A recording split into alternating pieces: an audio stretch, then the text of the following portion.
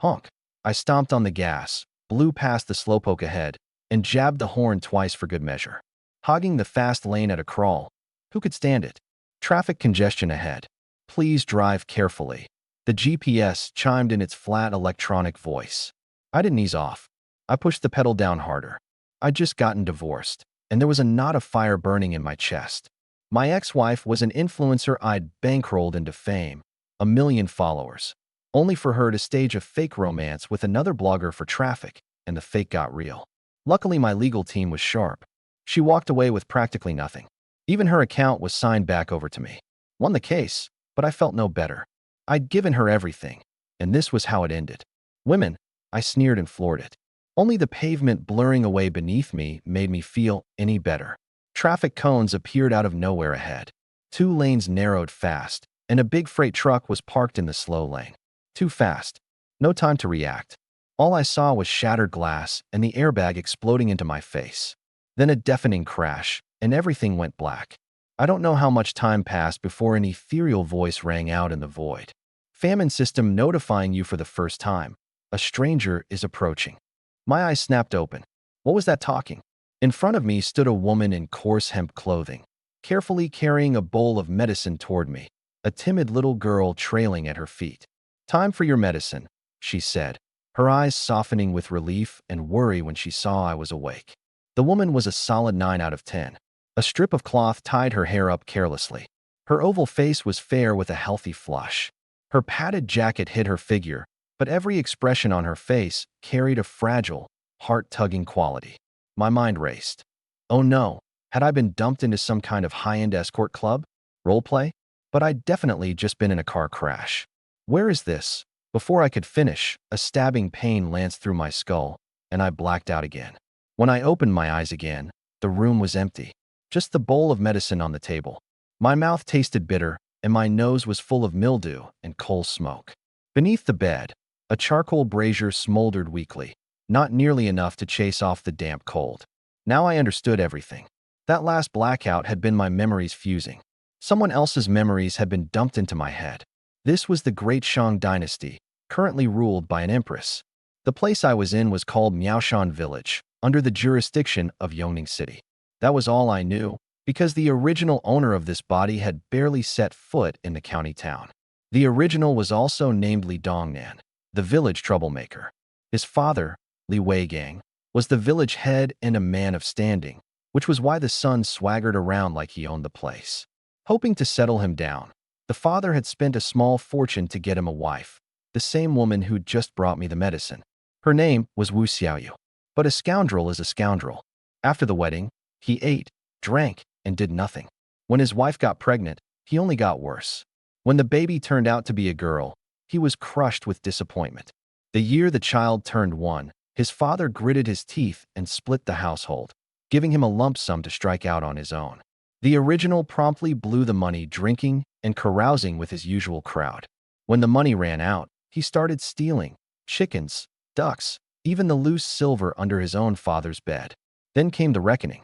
This winter he'd gone to peep over Widow Wang's wall at the far end of the village and fallen. No one found him in the freezing cold. By the time he was discovered the next day, he was stiff.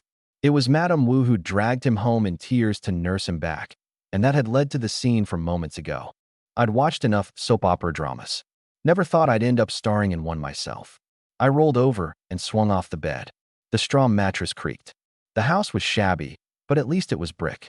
I was about to push aside the door curtain when I heard voices outside. "Father, why have you come? Xiaoyu, just let it go. It's better that little animal is dead. You and Nan Nan. Father will take care of you, I promise. Weather this cold. If the body sits too long, it'll start to stink. Let father haul him away. Father, Dongnan isn't dead. He woke up this morning. Xiaoyu, I know you can't bear to say goodbye." I couldn't listen anymore. I shoved aside the curtain and walked out. The courtyard was a sheet of white, powder-fine snow sifting down with a whispering rustle. By the old well, Madame Wu had her sleeves rolled up and her hands red as she scrubbed clothes, talking with an old man. That old man was Li Weigang, the original's father from my inherited memory. 40s, square-jawed, tall, and by all accounts an upright man. "You, why you?" Li Weigang's finger shook as he pointed at me. unable to string a sentence together.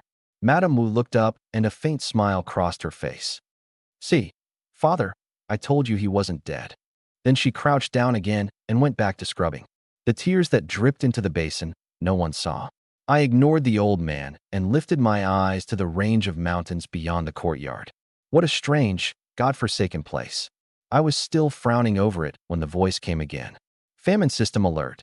Danger is approaching. Before I could even process it, smack. A ringing slap landed square on my face. So there really was danger. But I forgot about the pain, because a screen only I could see had appeared in front of my eyes. At the top were 4 characters, Famine navigation system. Below that was a map covering a 10-meter radius centered on me, but every single thing inside that 10 meters, houses, doorways, people, was crystal clear. A red dot on the map was moving toward me fast. That was my new dear old dad. The disappointment made flesh. The arrow was me. Did it hurt? Yeah, but I was ecstatic. I had a system too. With a danger warning, no less. Wasn't this the standard issue perk for anyone who got Ice Guide? I poked around and figured out 3 functions. 1. Danger warnings. If someone meant to hurt me, it would tip me off in advance, like just now. 2. Navigation. Every path within 10 meters mapped out clearly. 3. Detection of any living creature in that range. Even the daughter, Li Xiaonan next door, whom I couldn't see, showed up on the display. At the very bottom of the screen was a line of text. Reputation 3. What did that mean? I couldn't parse it right away. You worthless brat. You've got the nerve to still be breathing? Why didn't you just die? How can you face Xiaoyu? Li Weigang cursed, but his voice was trembling. Clearly, he couldn't quite believe it himself. I got it. That slap had been for Madame Wu's benefit. Father, I was just walking by. How was I supposed to know it was iced over? I said, glancing toward the well. Madame Wu kept her back to me, pounding the laundry with unhurried strokes. Get over there and explain. Li Weigang hissed under his breath, low enough that only I could hear. You worthless brat. If this wife I finally got you runs off, I'll break your legs. His mouth cursed me, but his hands were patting me up and down, checking me over. He couldn't hide the worry. The little girl toddled out of the room, bundled up thick, her jacket patched in several places. Her big eyes were clean as spring water. She glanced at me nervously and murmured, Grandpa. Li Weigang's face softened. He forced a smile. Nan Nan, come. Grandpa'll hold you. But little Nan Nan stepped back twice. Li Weigang rubbed his hands awkwardly and turned to me. Well, so long as you're all right. Come by later and pick up some millet. We don't have much either, but I'll split it with you. You bastard, if you hadn't stolen our money, you wouldn't be scrounging for millet now. He turned and left, muttering as he walked. Hope this time he learned something. Once the old man was gone, I got a good look at the little girl. Her chubby cheeks were adorable. You could tell Madame Wu had raised her well, even with nothing to spare. I crouched down and smiled as warmly as I could manage. Nan Nan, come here, let Daddy hold you. The little girl backed up 2 more steps. Confused, this Daddy had never called her by her nickname before. It was always worthless girl. I couldn't resist. I reached out and got my hand slapped away. She turned and toddled off on her wobbly little legs, running to Madame Wu and calling out in a bright voice, Mama, Nanan's hungry. I stood up, embarrassed, and rubbed my nose. Right. The original, poisoned by his father's preference for sons, had never shown this daughter any warmth. Thank God Madame Wu had shielded her and kept her fed. Nan Nan, be good. Mama will finish washing this and go make something to eat. Madame Wu pulled her into her arms. In the middle of that snowy cold, the picture was so beautiful it left me staring. This was what I dreamed about my whole last life, and never got, right up until I died. The original bastard didn't know what he had, chasing widows over walls when he had a wife and daughter like this. He deserved everything. To break the awkwardness, I spoke up. I'll go make Nan Nan some porridge. And under Madame Wu's astonished eyes, I walked into the kitchen shed. I watched the map as I went. Hey, it really did move with me. When I shifted right, the road past the courtyard came into view, but part of the house on the left dropped off. The radius was fixed, but it updated with me. Not bad. Enough experimenting. The kid was hungry. That came first. I found the millet jar and lifted the lid. My jaw dropped. There were fewer than 1,000 grains in there. You could count them. Pour didn't begin to cover it. Cooking porridge wasn't hard. I brought the charcoal brazier over. Firing up the stove for this little bit of rice would be a waste. The brazier was perfect. I set a clay pot on top, added the millet and water. I didn't know it, but from the moment I'd said I was going to cook, mother and daughter had been watching from the well in disbelief. "Mama, is Papa? Did he hit his head?" Madame Wu was wondering the same thing. Before, forget cooking. If the child so much as whimpered that she was hungry, he'd snap at her. This fall, and he was like a different person. The reason she hadn't taken the child and left wasn't that the original was any prize. It was that this scoundrel had a father who was the village head, and in a famine winter, there was nowhere else she could go with better conditions. Besides, loafer that he was, he actually hadn't treated her badly. He shared what food and clothing they had. Aside from being lazy, he was tolerable. "Nan Nan, go inside, it's cold out here." Madame Wu held her tighter. "Mama, Nanan doesn't want to. Papa's inside." Nanan's scared. Madame Wu sighed, set the child down beside her, and picked up the beating stick, pounding faster now. Little Nanan stood there, glancing back at the room every so often, a thin dusting of snow settling on her shoulders. There wasn't much millet, so before long the clay pot was bubbling merrily.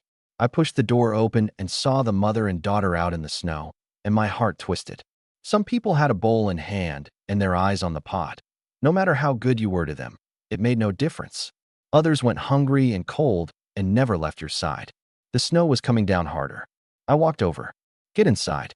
I'll finish this." Madame Wu's hands paused, but she didn't stop. "No need. You just woke up, you're weak, and last night was bitter cold. Go rest inside." I felt even more awkward. What right did a guy who'd been peeping at widows have to rest? And no self-respecting man could stand and watch a woman with a child work out in the snow. Talking wasn't going to fix it. I just reached out and grabbed her arm. Her skin was cold as a popsicle. Before she could react, I'd taken the beating stick and wooden basin and squatted down to work. "Get inside. Even if you're not cold, Nanan's out in the snow. You don't want her catching a chill." The stubborn set of Madame Wu's face finally softened. She stood, scooped up the child, and headed for the house. Back inside, she saw the porridge, perfectly cooked, and was struck all over again with amazement. When had that scoundrel learned to make porridge? "Mama, it smells so good." Nanan clapped her little hands. Outside, I was learning what cold to the bone really meant. The moment I stuck my hand in the basin, it stung like fire. How had this woman washed clothes for so long? I lifted the stick and pounded away. Thunk, thunk, thunk. When I was done, I carried the basin inside and hung the clothes on the bamboo pole like I'd done it 1,000 times. Little Nanan glanced at me and even softened the sound of her slurping. I rubbed my hands together and turned to the two of them. "I'm going to see if I can hunt us something. You two wait here." I lifted the bough from the wall, threw on the patched-up jacket, put on a bamboo rain hat, laced up my hide boots, and headed out. Madame Wu stood frozen for a moment before hurrying after me, but I was already gone. She thought, how would he know how to hunt? In this weather, even veteran hunters wouldn't dare go up there. But with the child inside, all she could do was go back in, worry etched all over her face. Outside, my mind was made up. I had to hunt. The last of the millet was almost gone. What were Madame Wu and I supposed to eat? According to the memories, mother and daughter hadn't touched meat in over a month. And Nanan was still growing. My freeloader father wasn't going to save us. He barely had enough himself. Miaoshan village lived off the mountains. In a famine year, half your food came from the fields, half from game up in the hills. The original couldn't hunt to save his life. Li Weigang was a good hand at it and had tried to teach him, but the original had never had the patience. The reason I dared head up the mountain was a mouse I'd glimpsed on the map earlier while cooking porridge. Fast little thing, but I hadn't imagined it. The system could detect creatures nearby, and I had a hunch that danger warning might tip me off if a wild animal meant me harm too. If that panned out, then in a famine year, this thing was pure cheat mode. Game would have nowhere to hide. Of course, I still had to test it. For now, food and warmth came first. I walked, refreshing the map as I went. A few hundred meters past our gate, off to the left, sat the original's family home from before the split. I glanced at it and didn't stop. I hadn't gone far when a few villagers heading out spotted me with the bow. Well, Li Erlang, going hunting." "Erlang, you were out cold in the frost all night and you're fine? Tough as an ox, aren't you?" "Erlang, did you get a good look at Widow Wang's place last night?" My face darkened. These three weren't strangers. They were the exact scoundrels the original used to roam the village with Zhang Shan, Li Si, and Wang Matzi. Hunched over, dog fur hats pulled down. Bad news at a glance. Get lost, don't bother me. I've got hunting to do. I waved them off, irritated. The original had been something of a ringleader among these idiots. Dumb, but with rank. Seeing me actually angry, the three swapped out the teasing for fake concern. Erlang, come by my place. You won't catch a thing on the mountain in weather like this. Right? I've still got a bit of millet at home. Let's get a meal together. It's brutal out there. Don't go. You might not come back. Old Li Dongnan would have trotted after them, thrilled. I ignored them and kept walking. I remembered clearly, Widow Wang's wall was exactly where these three had egged the original into climbing. When he fell, and there was a racket, they'd been afraid of being caught and left him to freeze. If I hadn't crossed over into this body, Madame Wu really would have been a widow now. I filed that debt away and headed up the mountain without looking back. Whether there was more to it, I couldn't say yet. Madame Wu's beauty was known throughout the village, and no doubt plenty of men had eyes on her. Whoever had put the widow-peeping idea in the original's head might have had darker motives. But the original had been an idiot with zero guard up, so I had nothing to go on. I'd take it slow. Food first. That Li Si, the one who kept insisting I come to his house, wasn't clean either. He'd been eyeing Widow Wang for a long time without ever daring to make a move. Asking me over was really just an angle to pump me for sordid details. I left the village behind. The road was empty. In this weather, who but a scoundrel would be outside? Looking back, the little village on the flats below the mountain was getting smaller and smaller. Word was there had once been a very sacred temple here, hence the name Yaoshan, Temple Mountain Village. 100-odd households, a few chimneys pushing white smoke into the gray sky. It really was a peaceful little corner of the world. The mountain I was headed to was called Yaya Mountain, towering, but not the tallest. Behind it rose the greater Dragon King Mountain, the truly treacherous one. Even the village's old hunters, working together, wouldn't dare go deep into it. Everyone hunted on Yaya. The system really did show game. On my way through the village, I'd seen old Uncle Wang's rooster crowing, clear as day. Snow and wind whipped down my collar and stung my face. Every breath in was like swallowing knives. I tightened the collar of my straw cloak. Wretched weather. Even with navigation, this wasn't going to be easy. Reaching the peak was out of the question. In this body, I'd struggle to make it to the middle slopes. I'd have to prowl the foothills and hope for luck.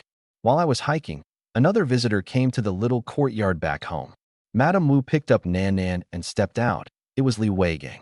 Father, what are you? We still have a little millet at home. I brought some over. Your sister-in-law doesn't know. Tell Erlang to stretch it. He held out a half sack of millet. He'd been planning to have me come pick it up, but on reflection, if I showed up, his eldest daughter-in-law Wang Ho Hot would surely start a row. Easier to bring it himself. The original was the second son, also known as Li Erlang. Above him was an older brother, Li Qingshan, who'd inherited Li Weigang's honest simplicity. Simple, but not stupid.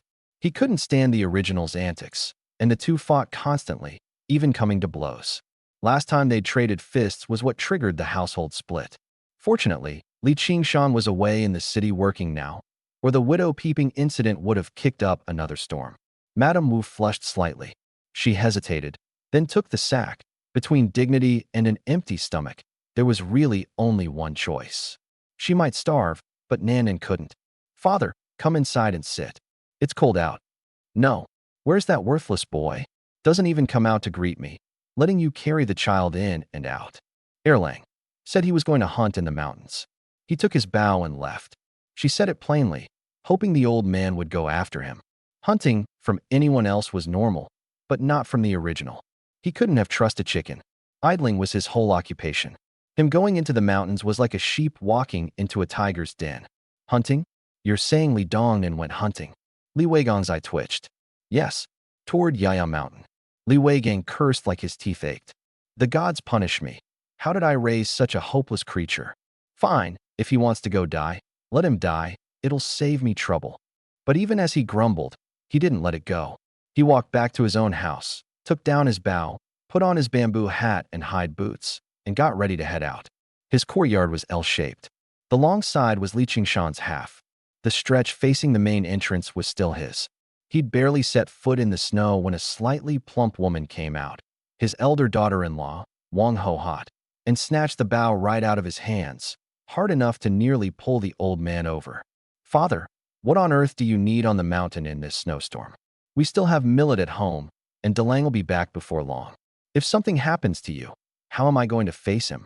Li Weigang didn't dare tell her the truth. That would just start another fight. "Ho-hot, I'm not going up. Just walking around at the foot of Yaya. It's freezing. The animals up there have nothing to eat. They might come down to sniff around the village. I want to see if I can pick one off easy. I'll be back in no time." Wang Ho-hot eyed him with suspicion. She knew perfectly well, for all that her father-in-law had cast out the second son, his heart still ached for him. If he went into those mountains and got himself hurt trying to bring the second son something to eat, who was going to suffer for it but her? But then again, in a famine, wild animals coming down wasn't unheard of. Just a while back, a wild boar had wandered out near the village. She relented. "All right, be careful. If there's nothing, come home soon." "I know." Li Weigang took the bow back and set off with firm strides. Meanwhile, I was slogging up the trail one heavy step at a time, testing the system as I went. The navigation showed only one path up the mountain, winding through the trees, refreshing section by section as I walked. It matched the memories pretty well. This route was familiar to others, not to me.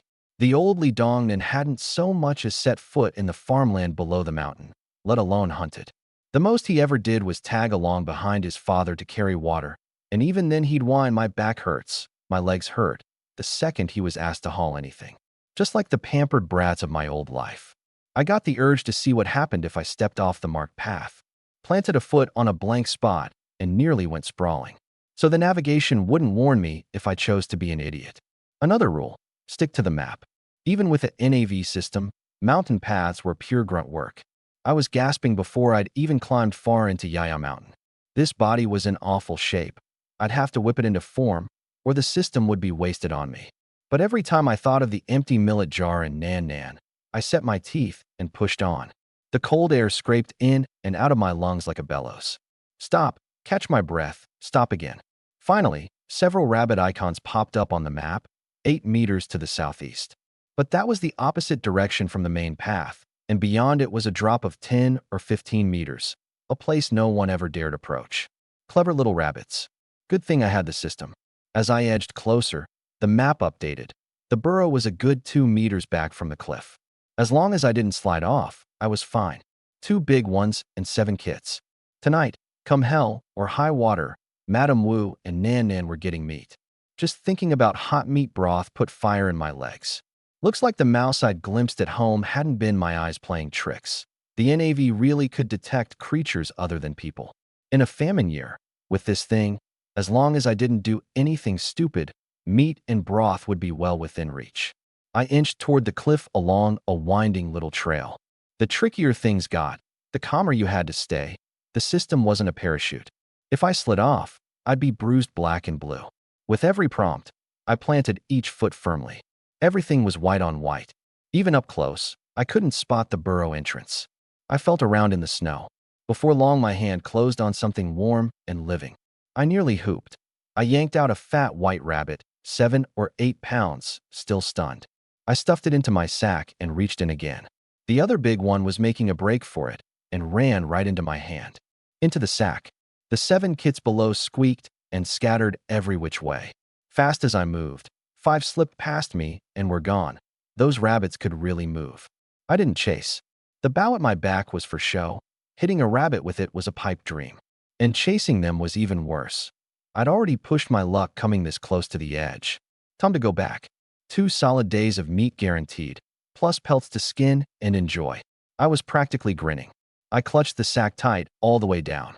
I hadn't gone far when a figure appeared on the trail ahead, my freeloader father. We met and stared at each other. Li Weigang spoke first. "You worthless brat, 1 mouse in your belt, and you think you're a hunter? Yaya Mountain isn't a place for the likes of you. Just woke up and already you can't sit still. You do better going home and being sweet to Xiaoyu, getting her pregnant again. That's a proper man's business." His words were pure disgust, but they were also pure worry. And he was already thinking about grandsons. Something warm stirred in my chest. Curse or no curse, in this strange world, This old man really cared about me. That reputation, 3, at the bottom of the NAV, he probably accounted for 1. The other 2, no need to ask, were Madame Wu and Nan Nan. So reputation was something like standing or popularity. Only 3 now. What good it did me once it climbed higher, I didn't know, but it clearly tied into the system. I didn't argue. I just held up the sack and gave it a proud little shake in front of him. Take a look at what I've got. Li Weigang saw the thing thrashing inside, and his eyes went round. Had this brat actually stepped in a pile of good luck? He grabbed it away from me. Don't shake it around. You lucked into this. You drop it and let it get away, you'll never live it down. He peeled the mouth of the sack open just enough to peer in, and his old face bloomed into a grin like a chrysanthemum. Huh, they really are rabbits. He hurriedly tied the sack shut and secured it at my waist. Sack goes tight, at the waist. That way even a fall won't lose them. If you'd been holding this in your hand and slipped, everything would have bolted. Hunting is about care. Never let your guard down, no matter what. He'd flipped into lecture mode. I listened obediently, and the walk back didn't feel lonely at all. He was mulling over it in his head too. The boy took one bad fall, and it's like he became a new person. Thinking about hunting, willing to hear his father out. Before, he wouldn't have dreamed of it. But like the honest man he was, he didn't dare look too pleased, afraid the son would slip back. He had no way of knowing. I really did want to learn how to hunt. Whining and cursing my fate wouldn't feed anyone. With the navigation, what I lacked was experience. Staying alive came first. The sky was darkening. The village was still and empty, not a soul moving. In a famine year, no one wandered. It burned calories and made staying warm harder. Crunch, crunch. Father and son crunched their way back to the L-shaped courtyard. He'd barely pushed the gate open when the door in the middle flew open and Wang Hohat's foghorn voice blasted out. Father, why is there so much millet missing? She stormed out, aggressive as a warhorse, a stocky little boy in tow. Before the old man could get a word in, she was pointing at the heavens and cursing. Father, you play favorites. The little bit of millet we have, and you take it to hand out to your younger son. You don't care whether your grandson lives or dies. How am I supposed to keep this house together? Then she turned her guns on me. You scoundrel, you have the nerve to show your face here? You stole every copper we had. Why didn't you die out at Widow Wang's? A pest lives 1,000 years. What did I do to deserve this life? My face darkened. This sister-in-law wasn't malicious, really. She was just a hoarder to the bone. Li Weigang had suffered for it. His wife had died young, leaving him 3 children. The eldest, honest. The second, a delinquent. The third, a daughter, Li Sanmei, married off to another village long ago. The wife he'd found for his eldest was sharp-tongued. In normal times she was fine, but come a lean winter, every good bite and useful thing went to her own husband and son. With Li Qingshan at home, she'd been held in check. The second he left, her true colors came out. She didn't dare openly grab, so she just siphoned off her father-in-law, calling him father every other breath, and hauling off anything that wasn't nailed down. Big things like game, little things like a bowl of rice. Right now she'd been digging around in the millet jar again. Li Weigong's cheek twitched. He glanced at his grandson standing in the doorway and forced himself not to backhand her. But I'd had enough.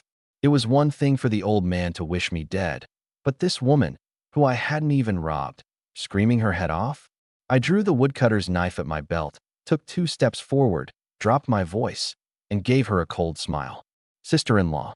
Normally I let it slide, for my brother's sake. But my brother isn't home. You want to bet I couldn't chop you up right here and nobody would ever know? I said it quietly on purpose. I didn't want my little nephew in the doorway to hear. I knew how to handle people like her. Trade shouts with her, and it'd drag on till nightfall. Pull half the village over to gawk, and I'd end up the village joke. The trick was to scare her.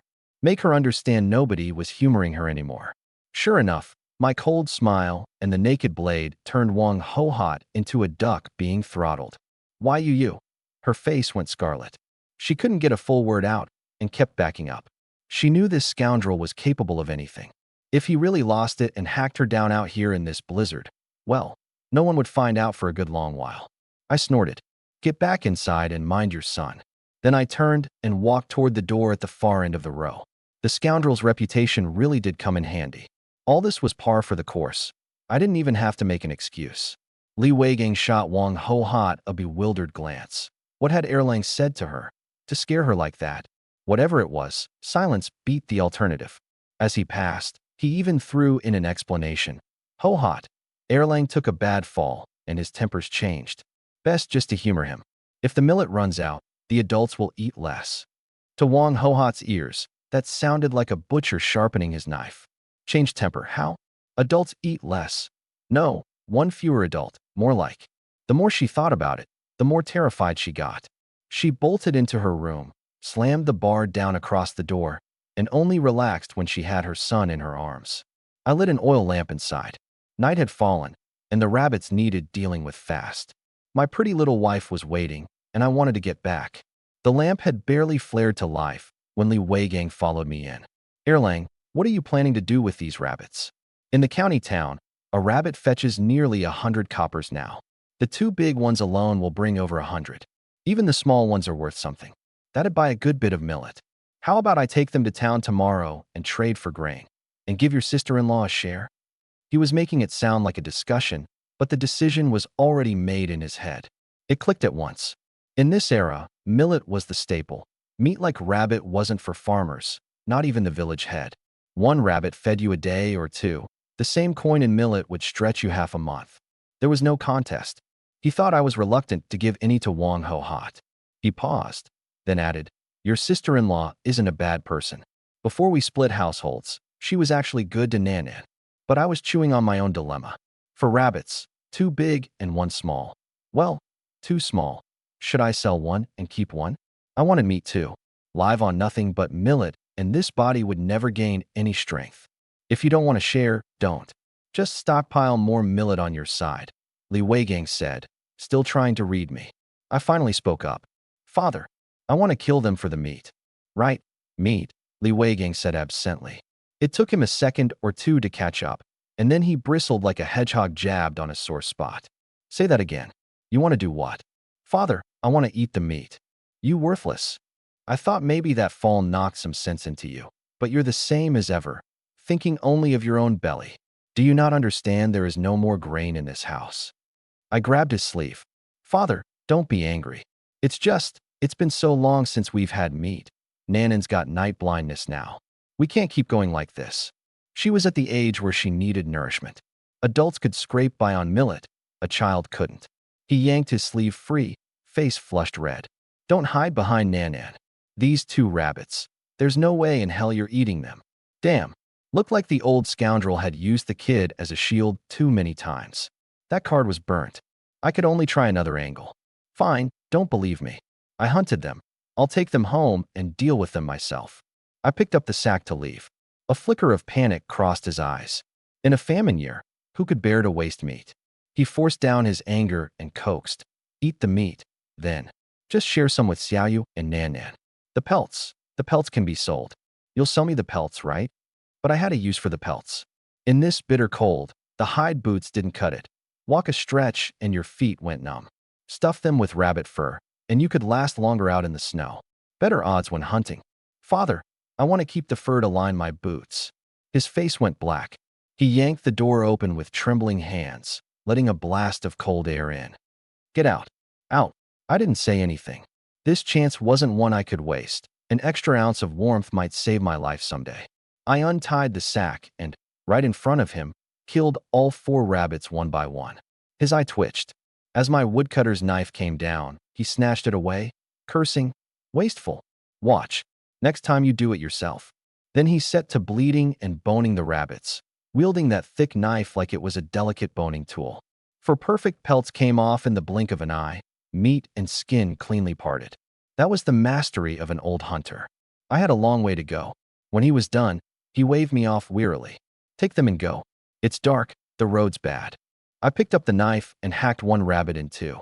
Father, this half is yours. The other half I'll take to sister-in-law. I stuffed the fur away, packed the meat, and turned to leave. I knocked on Wang Hohot's door. From inside came a wary voice. What do you want?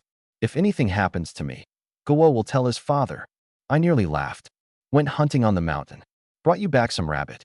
It's outside your door. Silence. I didn't wait for a reply. I just left. Reputation, 4. The number in my head had quietly changed. Probably Guo. Only a child would be won over by a bit of meat. This navigation system was ice cold. Unless someone was charging at me, it barely spoke, and that mechanical voice had no feeling in it. If it had a search function and maybe a new voice pack, I could really live comfortably in this famine year. Back outside my own yard, I hefted the sack. Meat, check. Radish, nope. Night had fallen. Where was I supposed to find one? I really wanted radish soup with the meat. Digging through the original's memories, I recalled a place, Widow Wong's house. She had strings of dried radish hanging under her eaves. The original had been egged into peeping over her wall once before. That was how I knew. Widow Wong got by peacefully in the village thanks entirely to her younger brother, Wong Hunter. The man stood over 2 meters tall, an iron tower of a person, working like a whole family. Nobody messed with him. But in the dead of winter there was no work for him, and he'd gone to the city with Li Qingshan. Otherwise, I wouldn't have dared go near that house if you'd given me 10 times the courage. With the navigation, though, this job could be done clean, no one the wiser. I don't hesitate. Last life I ran a business the same way. Through the snowfields, I watched the map carefully. The villagers were all buried in their quilts, motionless. Half an instant sticks time, and I was at Widow Wong's. Her marker wasn't moving either, asleep. I didn't climb over the wall the way the original had. That would be stupid. Her gate was propped shut with a wooden pole. I flicked it up with the flat of my knife and slipped in. The snow crunched. I slowed my steps. I reached up for the strings of radish under the eaves and lost my grip. Plop. One dropped, loud enough. I froze. Who's there? Widow Wong's voice trembled from inside. On the map, her marker moved. She'd taken up a position behind the door, a few meters away. No time to think. I dropped my voice low. Just passing through. Not here to rob. I'm starving. Borrowing a few radishes. Silence inside. I stopped bothering to be quiet, grabbed a few more, stuffed them in the sack, and turned to go. Glancing back on the way out, the snow was thick. My footprints would be covered in minutes. I didn't know it, but behind that door, Widow Wong had her woodcutter's knife gripped tight, the one she kept hidden under the bed. There wasn't a trace of fear on her face. She was ready to bring it down on the head of whoever pushed the door open. A woman surviving alone this long needed a bit of steel. Only, the voice she'd heard nagged at her. Familiar somehow, though she couldn't place it. Once things went quiet outside, she peered through the crack in the door. No one. This famine year was one damn thing after another. First someone climbing her wall, now someone stealing her radishes. She bolted the door, propped a few more sticks against it, and started planning how to get word to her brother. Back at my own place, I pushed the gate open. In the darkness, a shadow moved. Madame Wu, holding a kitchen cleaver, standing right behind the door. I sighed inwardly. Women in a time like this were sharp as tacks. I cleared my throat. It's me. On the map, the dot representing her rushed back to the tiny dot beside it. She'd gone to shield Nan Nan. I smiled but didn't say anything, pushed the door open, and shed my hat, cloak, and boots. Hungry all day, I couldn't wait, but I didn't want to waste anything either. I lit the fire.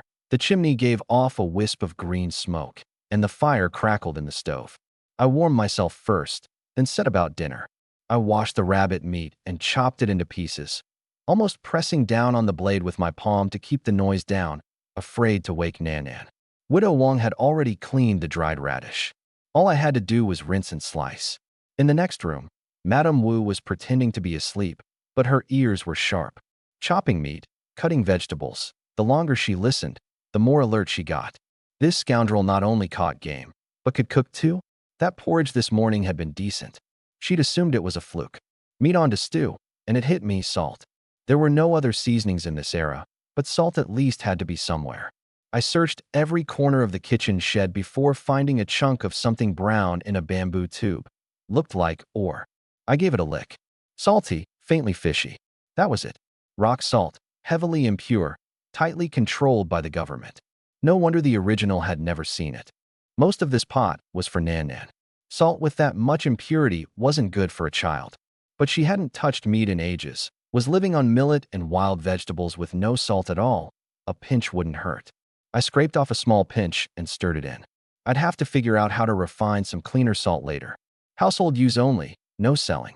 Nothing for the officials to catch me on. The meat's aroma thickened. Next door, Madame Wu was swallowing. Even Nan Nan stirred in her sleep and rubbed her eyes. Mama, Nan Nan had a dream.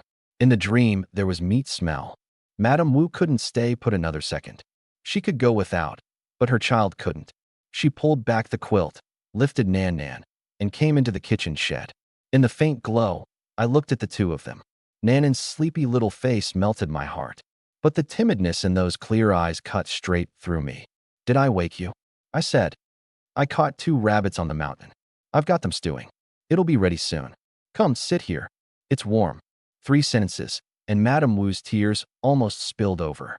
I honestly couldn't remember the original ever saying anything so warm. He'd taken it all for granted, had good food, and never left any for these two. Madame Wu stood there staring at me, at a loss. This kind of care, she probably had never received any. I stood, meaning to take the child from her arms. "Nan Nan, come, Daddy'll hold you." But Nan Nan clung to her mother's dress, not crying, but making her position perfectly clear. Awkward, I pulled my hand back. "You sit with her, don't let her get cold." Her voice was thin as a mosquito's. I fed 2 more sticks into the stove, and the fire roared up. The smell got richer. Nan Nan started drooling. I wiped it away with my sleeve. The stew was ready. I fished out chunks of rabbit with chopsticks, juices bubbling. The little one's eyes went round. "Nan Nan, come over to Daddy. Daddy will feed you." She glanced at her mother, then at the meat, hesitating. Madame Wu handed her over. My heart leapt. I took her quick, chubby and soft, and when I gathered her in, a feeling of solidness I'd never known before rose up in me. The rabbit had stewed to fall off the bone. I picked up a piece, blew on it, tucked it into her mouth. In the dim shed, my little girl chewed hungrily, eyes bright as stars. At my side, Madame Wu turned her face away, shoulders trembling faintly. I pretended not to see. All these years, because Nan Nan was a girl, the family had turned cold on them. It had all fallen on her. I could guess what she was feeling. "You eat too. Plenty of meat here, enough for the 3 of us for a few meals. When it's gone, I'll go hunt again." I filled a bowl for her. She nodded silently, picked up the bowl. Tears dripped into the soup, but she ate, mouthful after mouthful. Nan Nan chewed a few pieces, then lifted her big eyes. "Daddy, you eat too." "All right, Daddy will eat." The contentment I felt was beyond words. Money and fame in my last life, none of it compared to this moment. Father and daughter, bite for bite. Little by little the shyness peeled away, and when she was full she tugged on my sleeve to wipe her mouth. I burst out laughing. "Daddy, Nan Nan's full. Nan Nan's tummy can't fit anymore." Madame Wu tried to take her back, but she shrank away, refusing to leave my arms. Warmth flooded me. I kissed her little cheek, then turned to Madame Wu. "I brought back 3 rabbits, 1 big, 2 small. The big one's in the pot. Put the small ones away. When these are gone, we'll cook them." Madame Wu rose to see to it. Watching me and the child play, some of the famine gloom lifted from her face.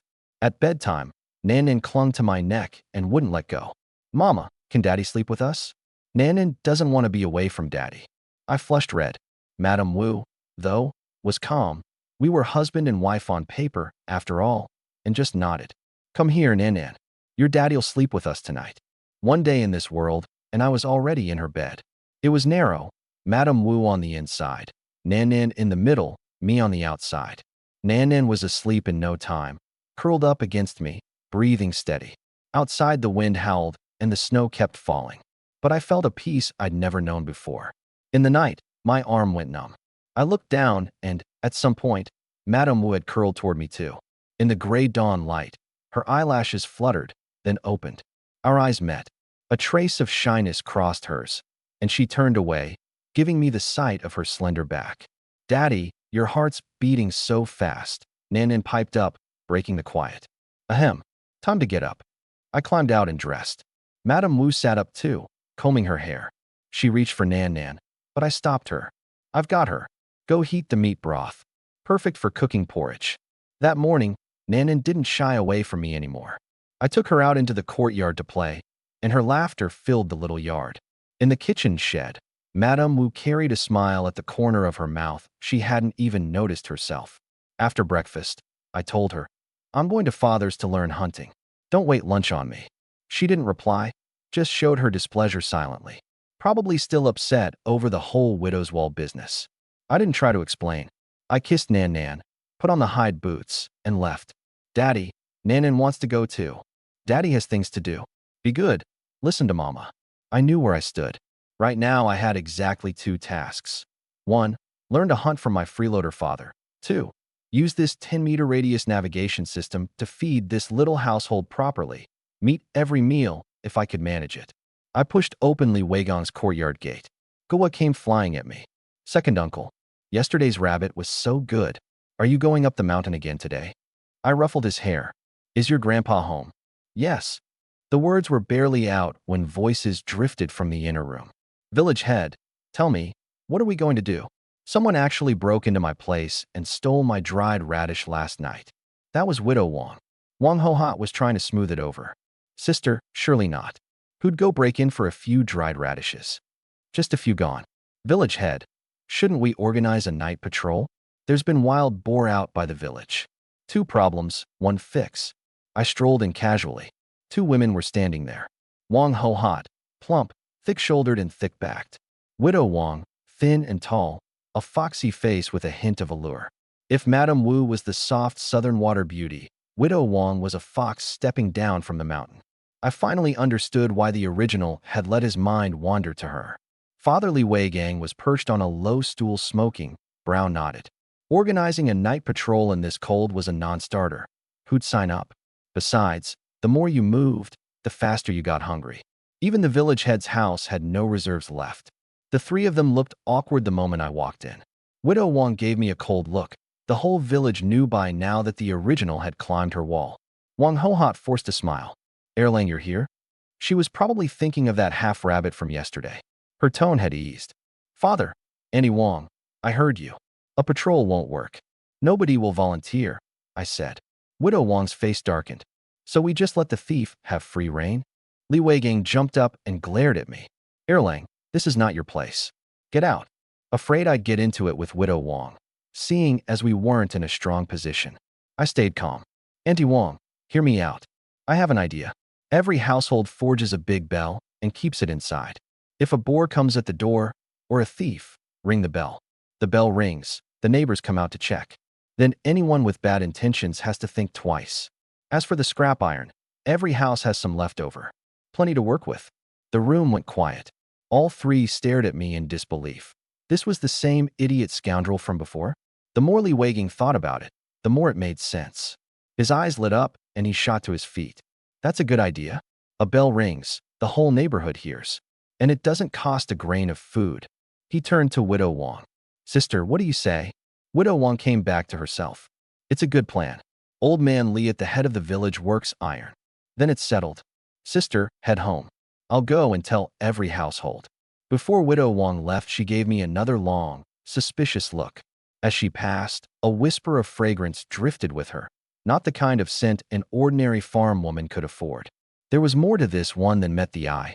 Wang Ho-hat, awkward, muttered a thanks for the rabbit meat, and all but fled. Just me and the old man left in the room. He looked me up and down like I was some rare curiosity. Erlang, how did you think of that? What I was actually thinking of were the alarm bells the tunnel fighters used. 1 touch, and they rang. More reliable than yelling. A person's mouth can be gagged, but a bell can't. That was not something I could explain. I got straight to the point. Father, I came today to have you teach me how to hunt. He was even more astonished. He reached out and felt my forehead. No fever. Nanan can't do without meat. I want to learn a real skill so I can bring some home for her. True enough. The memory of Nanan eating that meat last night was still fresh, and I needed to keep building that bond, father to daughter. All right, father will teach you, but you have to listen. He was worried I'd learn a few tricks and go bolting straight up the mountain. I nodded. He led me to the front courtyard and dug out an old two-sure bow that my elder brother had used for practice as a boy. Start with this one. He glanced at the bow on my back with a look that said clearly, You think you can even draw yours? I took the two-sure bow, both hands, all my strength, and I could barely get it back, my whole face turning red with the strain. I cursed inwardly. Is this made for a human? These 2 arms of mine had to have a good 100+ pounds of strength between them. How did it feel like this thing was pulling over 100 and change? Today, just practice the draw. When you can hold a full moon without shaking, I'll teach you the next step. He clapped my shoulder. Learning takes persistence. I'm going to make the rounds. Wild boar don't play when they're hungry. Once he was gone, I drew the bow again and again, resting when I couldn't hold it, then going again. Guo was hauled back inside by Wang Ho Hot and tried to slip out to me several times, only to be blocked. Guo, your second uncle isn't a good man. Stay away from him. Mama, would a bad man bring us rabbit meat? Nobody in this whole village is a good man. Wang Ho Hot had no comeback. She just stared out at the yard. Meanwhile, on the way home, Widow Wang was thinking about me. That voice, she knew she'd heard it somewhere. Back at her house, she looked up and saw the dried radish under the eaves, and something clicked. My voice and last night's radish thief's voice were identical. Her eyes went cold. Was it him? But if it was, why would he propose such a clever anti-theft measure? Because that way, I wouldn't be able to steal anymore? Or, if it wasn't me, then whoever it was had better watch out. Because I wasn't at all what the village rumors said, wasn't just a good-for-nothing. Him or not, first things first, get a bell made. She set the suspicion aside and started digging through her house for scrap iron. When she lifted the boards under her bed, 3 items lay beneath them, neatly arranged. A long spear, a bow with arrows, and a curved saber, gleaming coldly, clearly well-maintained. A flicker of memory crossed her face. She lowered the board again, sighed. Those couldn't be used, and went to hunt down old, worthless farm implements instead. Elsewhere, my father was going door to door pitching the bell idea, taking care to specify big ones, audible for 100 paces in any direction. Every villager thought it was brilliant. They kept praising the village head for his quick thinking. Li Weigang was grinning ear to ear, thinking of me back home, drawing a bow. He felt like there might be something to look forward to after all. And old man Li at the head of the village, blacksmithing in winter, suddenly had booming business. Back at his place, I was drenched in sweat. This bout was really not for beginners. My arms ached worse than after any weight session. By noon my arms wouldn't lift, and I had to stop. Back home, Nanan came pattering out on her wobbly little legs and grabbed onto my trouser cuff, wanting to be picked up. My arms had nothing left. I couldn't do it. Madame Wu's face fell. She probably thought yesterday's change had just been guilt. But I crouched and let Nanan climb onto my back, and that flash of disappointment blew away. 1 rabbit and 2 small ones would only feed us a few days. Very soon the house would be bare again. Before my next trip up the mountain, I had to be better prepared. I asked Madame Wu to sew 2 socks from the rabbit fur. The mountain was too cold, and the navigation depended on me walking. If my feet froze, the whole thing fell apart. Her hands were nimble. The socks she made out of the rabbit pelts wrapped my feet and even ran up my shins. She used the leftover kit fur to make Nanan a pair too. The little thing pulled them on and looked like 2 miniature sausages. Adorable. At first Madame Wu, like father, had wanted to sell the pelts. But she thought again, if I was actually changing for the better to trust my ideas. So she put the notion aside. The day I stopped practicing was the day the meat ran out. To get stronger fast, I needed meat. At first light, I kissed sleeping Nanan, glanced at Madame Wu, thought about kissing her too, and thought better of it. I dressed quietly, put on my gear, gnawed down a steamed bun, drank a bowl of broth twice boiled from the bones, and headed for the mountain. The moment the door shut behind me, Madame Wu opened her eyes and looked worriedly toward the direction I'd gone, hugging Nanan tighter. The village was dead quiet. Even experienced old hunters wouldn't head into the mountains in the dead of winter. I didn't meet a soul on the road. Past the village gate, Yaya Mountain rose in 3 bands of color. Black ice at the peak, crystalline glitter mid-slope, plain snow white at the base. Every breath turned to fog the second it left my mouth. Today my target wasn't the peak, it was mid-slope. In winter the summit was too cold. Game came down. Yaya didn't have much game to begin with. Autumn hunting had thinned it out. My hope was that some small animals were tucked in on the middle slopes. Half an hour later I started climbing. There wasn't a path to my eye. I was following the NAV step by step, every one deliberate. The whole mountain was silent enough to unnerve me. Not even bird calls. I started from the foot. Maybe another warren of rabbits? But the spot where I caught them last time was empty, nothing there. I grabbed a handful of snow, packed it into my mouth to tamp down my frustration. My legs were starting to burn. I looked back. The village was already out of sight. Just white desolation. I drew a breath and turned toward the middle slope. The trail on the NAV got narrower and narrower. I walked more carefully. Higher up, the wind grew stronger, and the snow came past my calves. Every step I had to pull one leg free, planted hard into fresh snow, another muffled crunch. All around, thick snowed hillocks. Not a single dead tree to break the wind. The NAV refreshed with every step. Not slow, not fast either. I didn't know how much time had passed, probably around noon. Breakfast had digested. I was starting to get hungry. Back in the village, Madame Wu was picking the last of the rabbit meat off the bones for Nan Nan. While she went on stewing the bones down, cooked soft, and then pounded, that was going to be her lunch. Better than millet porridge, at least. She looked toward Yaya Mountain through the window. A blanket of white mist. Nothing visible. She had no way of knowing that a few miles out in that white haze, I was slogging on. The NAV stayed empty. No surprises. Thankfully, that mechanical warning tone hadn't gone off either. Nothing scared me except boar. The NAV's range was only about 10 meters. If a real wild boar came charging, I wouldn't have time to dodge. Even with the system, I'd be finished right there. Thinking of Nan Nan and Madame Wu back home, I gritted my teeth and changed direction. Maybe heaven felt bad for me. Not long after, a red marker suddenly appeared at the edge of the map. Chickens. I counted. 6 of them, all looking sizable. I smacked my own forehead. How could I be so dumb? Even the stupidest game knows to find shelter from the wind. And I'd been searching every wind-exposed patch. Wasted effort. Next time, leeward slopes, gullies, sheltered nooks, that's where they nest and hunker down. My inexperience, plain and simple. That first warren had been at a cliff edge, and it had biased me. But that was down at the foot of the mountain where the temperature was mild enough that nesting location didn't matter. On the map, the pheasants were huddled beside a large natural boulder that blocked every gust of wind. Just thinking of chicken made me swallow. I inched closer under cover of the wind. The boulder jutted out like the brim of a cap, creating a natural shelter beneath. I peeked in, 6 colorful pheasants pressed together for warmth, heads tucked under their wings, sound asleep. 6 chickens. Even if I gave one each to Father and Wong Ho Hot, I'd have 4 left. A week's worth of meat. I quietly backed off 10 meters and started stripping. The only thing I had that could catch them all in one go was the long tunic under my cloak. As soon as the dog fur outer coat came off, the cold wind stabbed in and raised goosebumps all over me. I peeled off the tunic fast and threw the coat back on. I found 2 rocks, tied them to the hem of the tunic, and turned it into a bag net. Then, step by silent step, back to the boulder. The rock was chest high. Bent low, I crawled underneath. A warm, chicken dung-scented waft hit me. The birds were right there. I held my breath, gripped a sleeve in each hand, and pounced. A burst of cluck cluck cluck erupted under the fabric. I pinned it to the ground, sweeping and gathering until every rock-weighted corner was tucked in, then wrenched it tight and cinched it off. Not one escaped. Damn, I'm a genius. If only I'd caught the rabbits this way.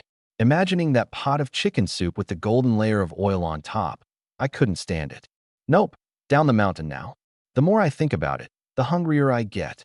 I hauled the bag tunic out, slung it over my shoulder, and started back through the deep snow, humming a song, off-key. What I didn't know was that not long after I left, a massive head crested the edge of that gully, capped with snow, breath streaming white as a dragon's. A full-grown wild boar, shoulder height over a meter, body over 2 meters long, a black-brown mane bristling from its neck like steel needles, 2 tusks the thickness of a child's arm curving out and gleaming cold. Short, stocky limbs packed with explosive power, small eyes glowing a chilling green. It nosed under the rock, found no pheasants, rubbed its bristles against the stone irritably, lifted its snout, and sniffed, and started off in the direction I'd gone. If a drone had been overhead, it would have shown a wild boar padding at a steady, unhurried pace a few hundred meters behind me, sniffing the air now and then, never off course. The snow had stopped at some point. Going downhill was much faster. Before long, I could see the village. The sky was dim under thick clouds. It had to be afternoon by now. The moment I got down, I saw villagers heading home. Some carried mice they'd trapped, some hauled bundles of scavenged firewood. In this famine, food wasn't the only shortage. Warmth was just as much a matter of survival. Hungry you could stand. Cold killed. The firewood at the foot of the mountain was almost gone. Villagers who spotted me didn't want anything to do with me. The one carrying the mice actually hid them behind his back, afraid I'd try to claim a share. I rolled my eyes. Finally, someone spoke up. Erlang, what's on your back? Looks like chickens. The old man with the mice widened his eyes. That cloth bundle was thrashing around and letting out clucking noises. Had to be pheasants, right? Nobody in the village kept chickens anymore. Not even the village head. One chicken ate enough grain in a day to feed a person. Not worth it. I owned up without hesitation. Yeah, pheasants. Lucky today. Bagged a few up the mountain. Erlang, that's a lot. Selling any? Sell one to your old uncle here. I shook my head. Not selling. Haven't touched meat all winter. This much'll only carry my liquor for 2 nights. The old man cursed silently. Yep, still a scoundrel. Prime meat to wash down 2 nights of booze. Give it to me. I'd stretch it a month. Someone else was skeptical. Where'd you catch them? Haven't seen so much as a chicken feather at the foot of this mountain. I smiled sweetly. Truth is, Dragon King Mountain. Went in this morning and ran right into a covey. Just lucky.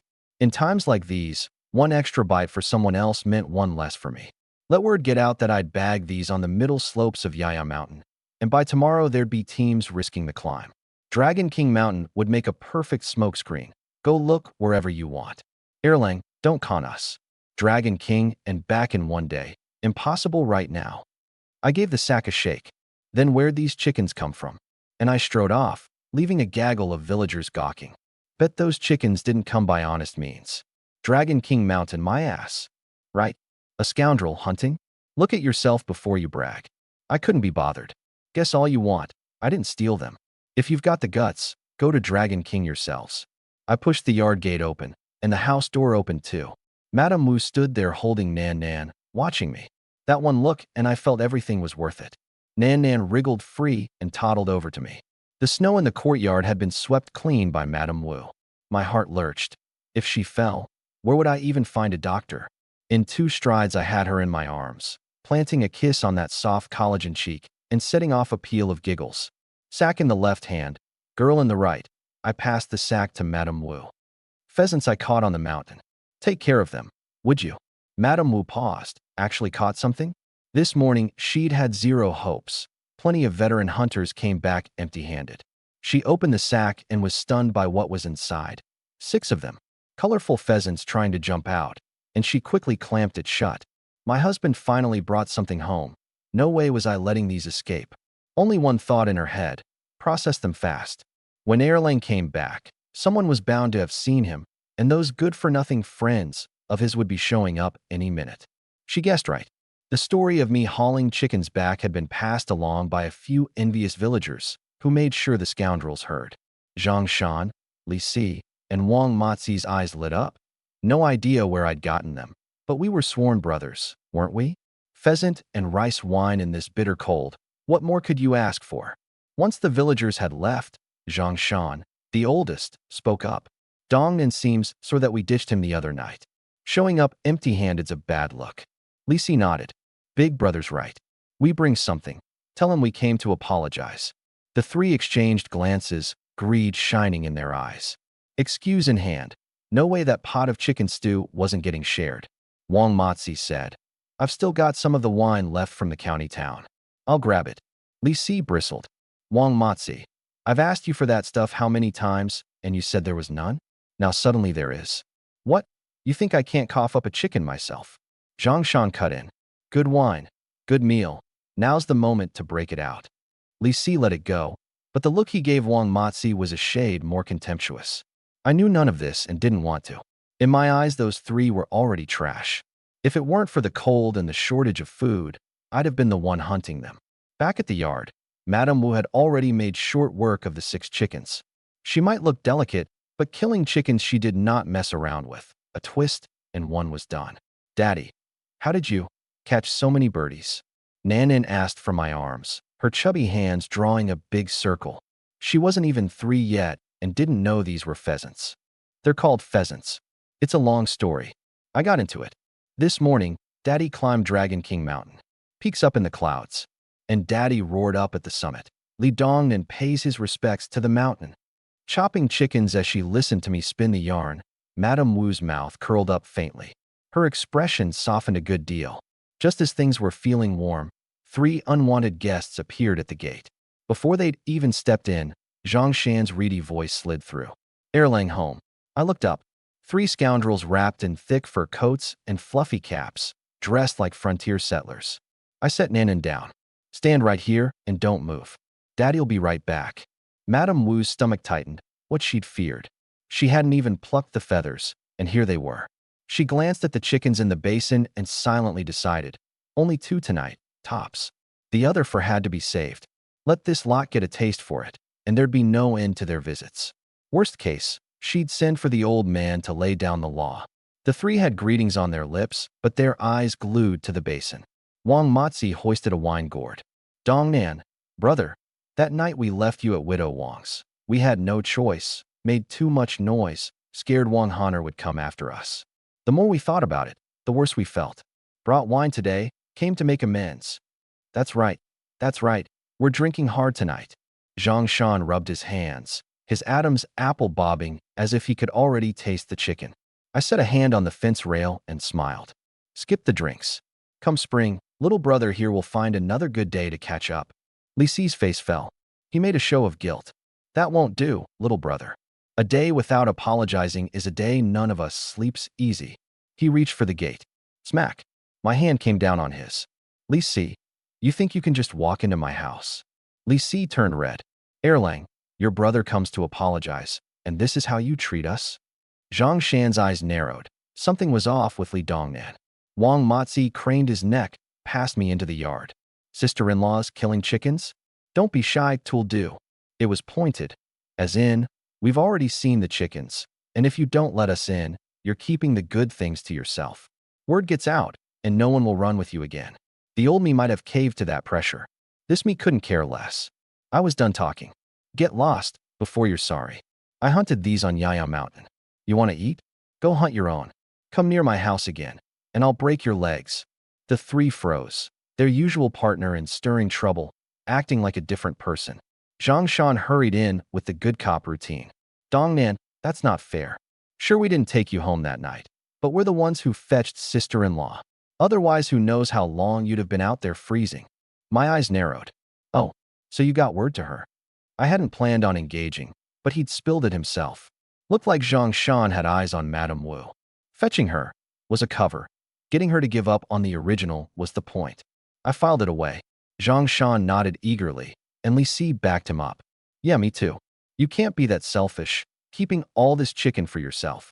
Still treating me like the old Li Dongnan, the one you could bullshit into a stupor. Selfish? Not getting a cut equals selfish? Fine, I'd be selfish, then.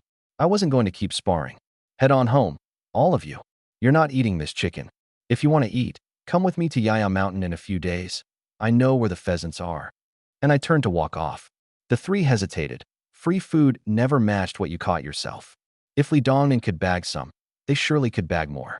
But watching a duck fly right out of your mouth, that stung. Meanwhile, what was running through my head was a case from my last life, where somebody had shoved a person off a cliff. Yaya Mountain, freezing over, wasn't that just? My mind was turning. Had to plan this properly. I went on.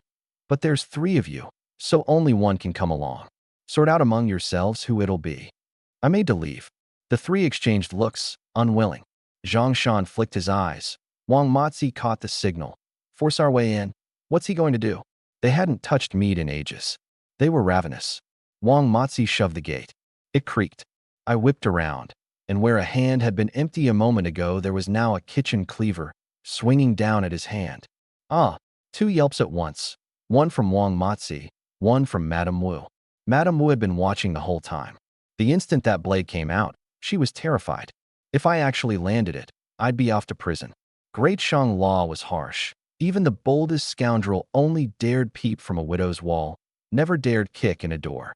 The edge of my blade missed Wang Matzi's hand by a hair. He yanked it back, cold sweat pouring, dread even a winter chill couldn't mask. Zhang Shan and Li Si's faces changed too.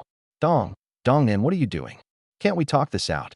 Wang Matzi retreated 2 steps. I raised the blade and blew across the edge.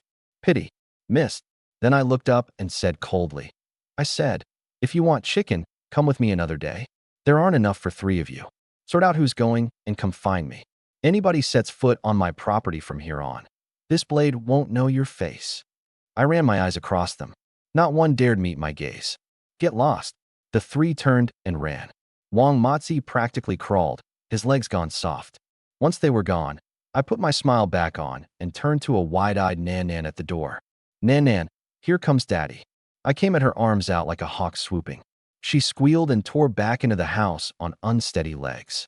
Father and daughter, chasing each other around the room in no time. Madame Wu finally let out the breath she'd been holding. My husband really had changed. The old Li Dongnan, scoundrel as he was, never would have drawn a blade on someone. He just leaned on his village head father and threw his weight around.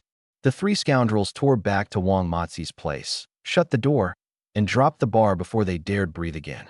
Wang Matzi's house was in worse shape than mine, patched holes all over the walls. The three were still shaken.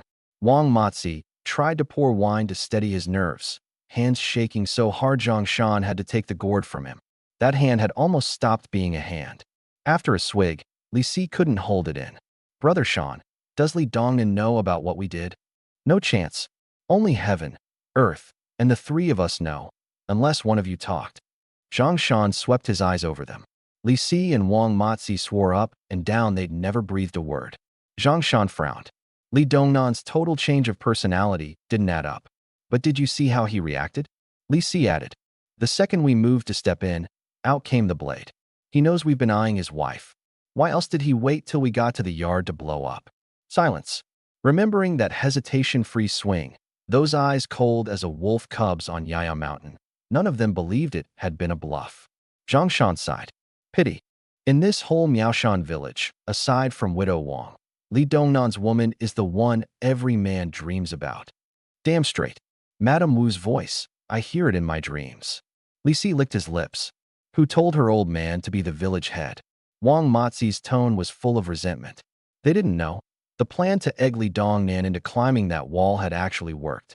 The original had been so easily prodded that he really did climb up onto Widow Wang's wall that night. Whether he saw something up there, or just slipped and fell, no one could say. All that was clear was that after the fall and a night in the cold, a different soul had moved into that body. The soul of a car crash victim who'd made his millions in the last life. The men eyeing Madame Wu weren't just one. They were these three. Zhang Shan leading, Li Si and Wang Matzi in on it. I'd been able to cross over to this world in part because of them. A few cups of yellow wine down, a dark glint entered Zhang Shan's eyes. He rubbed his hands. Cold. I'm heading back. Li Dongnan's not a big worry. Just leave his household alone and it's fine. As for the pheasants, easy. One of us goes up with him. We split the catch when he brings them back. He wrapped his ragged fur tight and left. Not long after, Zhang Shan appeared at the door of a house at the far end of the village. 5 or 6 rooms, a spacious yard, clearly a wealthy household. He plastered on a smile and called in, "Village magistrate home?" The man who came out was around my age, with a face that defied kindness. Bulging eyes, a nose and mouth caved in, and a chin that jutted out like a hook. One look at Zhang Shan and his face filled with disdain. Zhang Shan, huh? Come in. He turned and went back inside without waiting, like calling a lapdog in from the yard. But Zhang Shan didn't seem to mind at all, bobbing and nodding. He stepped in, stamping his feet on the threshold first to make sure he didn't track snow inside. It was warm. Besides that bug-eyed, sunken-nosed man, an old man lay on a raised bed smoking a dry pipe. He glanced at Zhang Shan and let his eyelids droop again. Sit. That old man was Zhang Qinglong, the village magistrate of Miaoshan village, in charge of taxes and household registers. My father Li Weigang, as village head, oversaw land allocation and public order. Split duties, mutual oversight, the great Shang court's way of keeping the balance. The moment Zhang Shan sat down, the bug-eyed man sneered. Zhang Shan, you didn't finish the job, and you've got the face to come here? Li Dongnan still walking around alive, and hearing he even lucked into a pile of pheasants. Zhang Shan looked pained. Brother Yukai, it isn't for lack of trying. That night Li Dongnan really did fall unconscious outside Widow Wang's. We waited till dawn to tell Madame Wu, who knew that bastard had a life like a cockroach and survived a whole night in the cold. On the bed, Zhang Qinglong opened his eyes, said nothing, kept puffing away. Humph. Should have stripped his clothes off him while he was down. Zhang Shan cursed inwardly. You go do it if you're so tough. Strip him, and that's murder, Zhang Yukai. Stop pretending you're a genius. The bug-eyed man's full name was Zhang Yukai, the village magistrate's son and Zhang Shan's clansman. He had money but couldn't get a wife. The whole village knew. Too ugly. The women said just marrying him would give them nightmares. And of all people, he'd fixed his eye on my Madame Wu. That was what all of this was about. Zhang Shan turned to the bed. Uncle Zhang, this really isn't on us. Speaking of next year's taxes, Zhang Yukai lost it. You still have the gall to bring up taxes. Li Dongnan's still breathing. Yukai, Zhang Qinglong barked, then said slowly to Zhang Shan. Little Shan, it's not that the taxes can't be waived. But you know, Li Weigan's a pain. So long as nothing happens over there, he's got his eyes fixed on me. I can't openly cut your taxes. Zhang Shan kept quiet, but he was clear-eyed about it. Li Weigang watching, my ass. It's your ugly son here who still can't land a wife. That's why you're circling my Madame Wu. Zhang Qinglong tapped his pipe. Speak. What brings you here today? Zhang Shan laid out the afternoon's events, step by step. Zhang Yukai went off first. So you're saying you're useless from here on out? And you still show your face here? Zhang Qinglong pondered a moment. So what you're telling me is, Li Dongnan is like a different man now, no longer easily led by you three. Zhang Shan nodded, defeated. He was truly afraid. That utterly emotionless gaze had made him want no more of this business. But he couldn't walk away from the village magistrate's line either. This year the household could barely eat. Next year's taxes couldn't be dodged, and his family was staring at a dead end. He also wanted a wife, but he had no bride price. What girl would have him? He'd end up like Zhang Yukai, a bachelor at 30 plus, who wanted to be a scoundrel. He just had no other option. Here's what, Zhang Qinglong said slowly. Didn't he say he'd take you up the mountain for pheasants? You go. Find your moment. See if you can leave him up there in the mountains. Yaya Mountain's a big place. A man frozen to death in it. No one'll think twice. The old thing said it flatly, as if discussing something trivial. A chill went straight through Zhang Shan. He was a scoundrel, sure, but he'd never killed a man. Father, brilliant. Zhang Yotsai's bulging eyes shone. In this cold, find a cliff and push him off. No body, no witness. Madame Wu becomes a widow. My chance. Zhang Qinglong finally lost patience and hurled his pipe at him. You worthless idiot. Nobody's stopping you from being mute. So try it. Me, Zhang Qinglong, a village magistrate, and I sire this fool. Who has to shout the soup recipe to strangers when he sips it? Doesn't he know some things are said in private? Get caught by someone, and how are we supposed to deal with it? Zhang Yukai clutched his head and tried to argue, but a look from his father shut him up. In his eyes, Zhang Shan was just an ant to be squashed. No harm in letting him hear. He had no idea Zhang Shan already thought of him as a lump of dog's hit, tolerated only because circumstance required it. Now, out. Since when did you get a voice in this? The village magistrate straightened.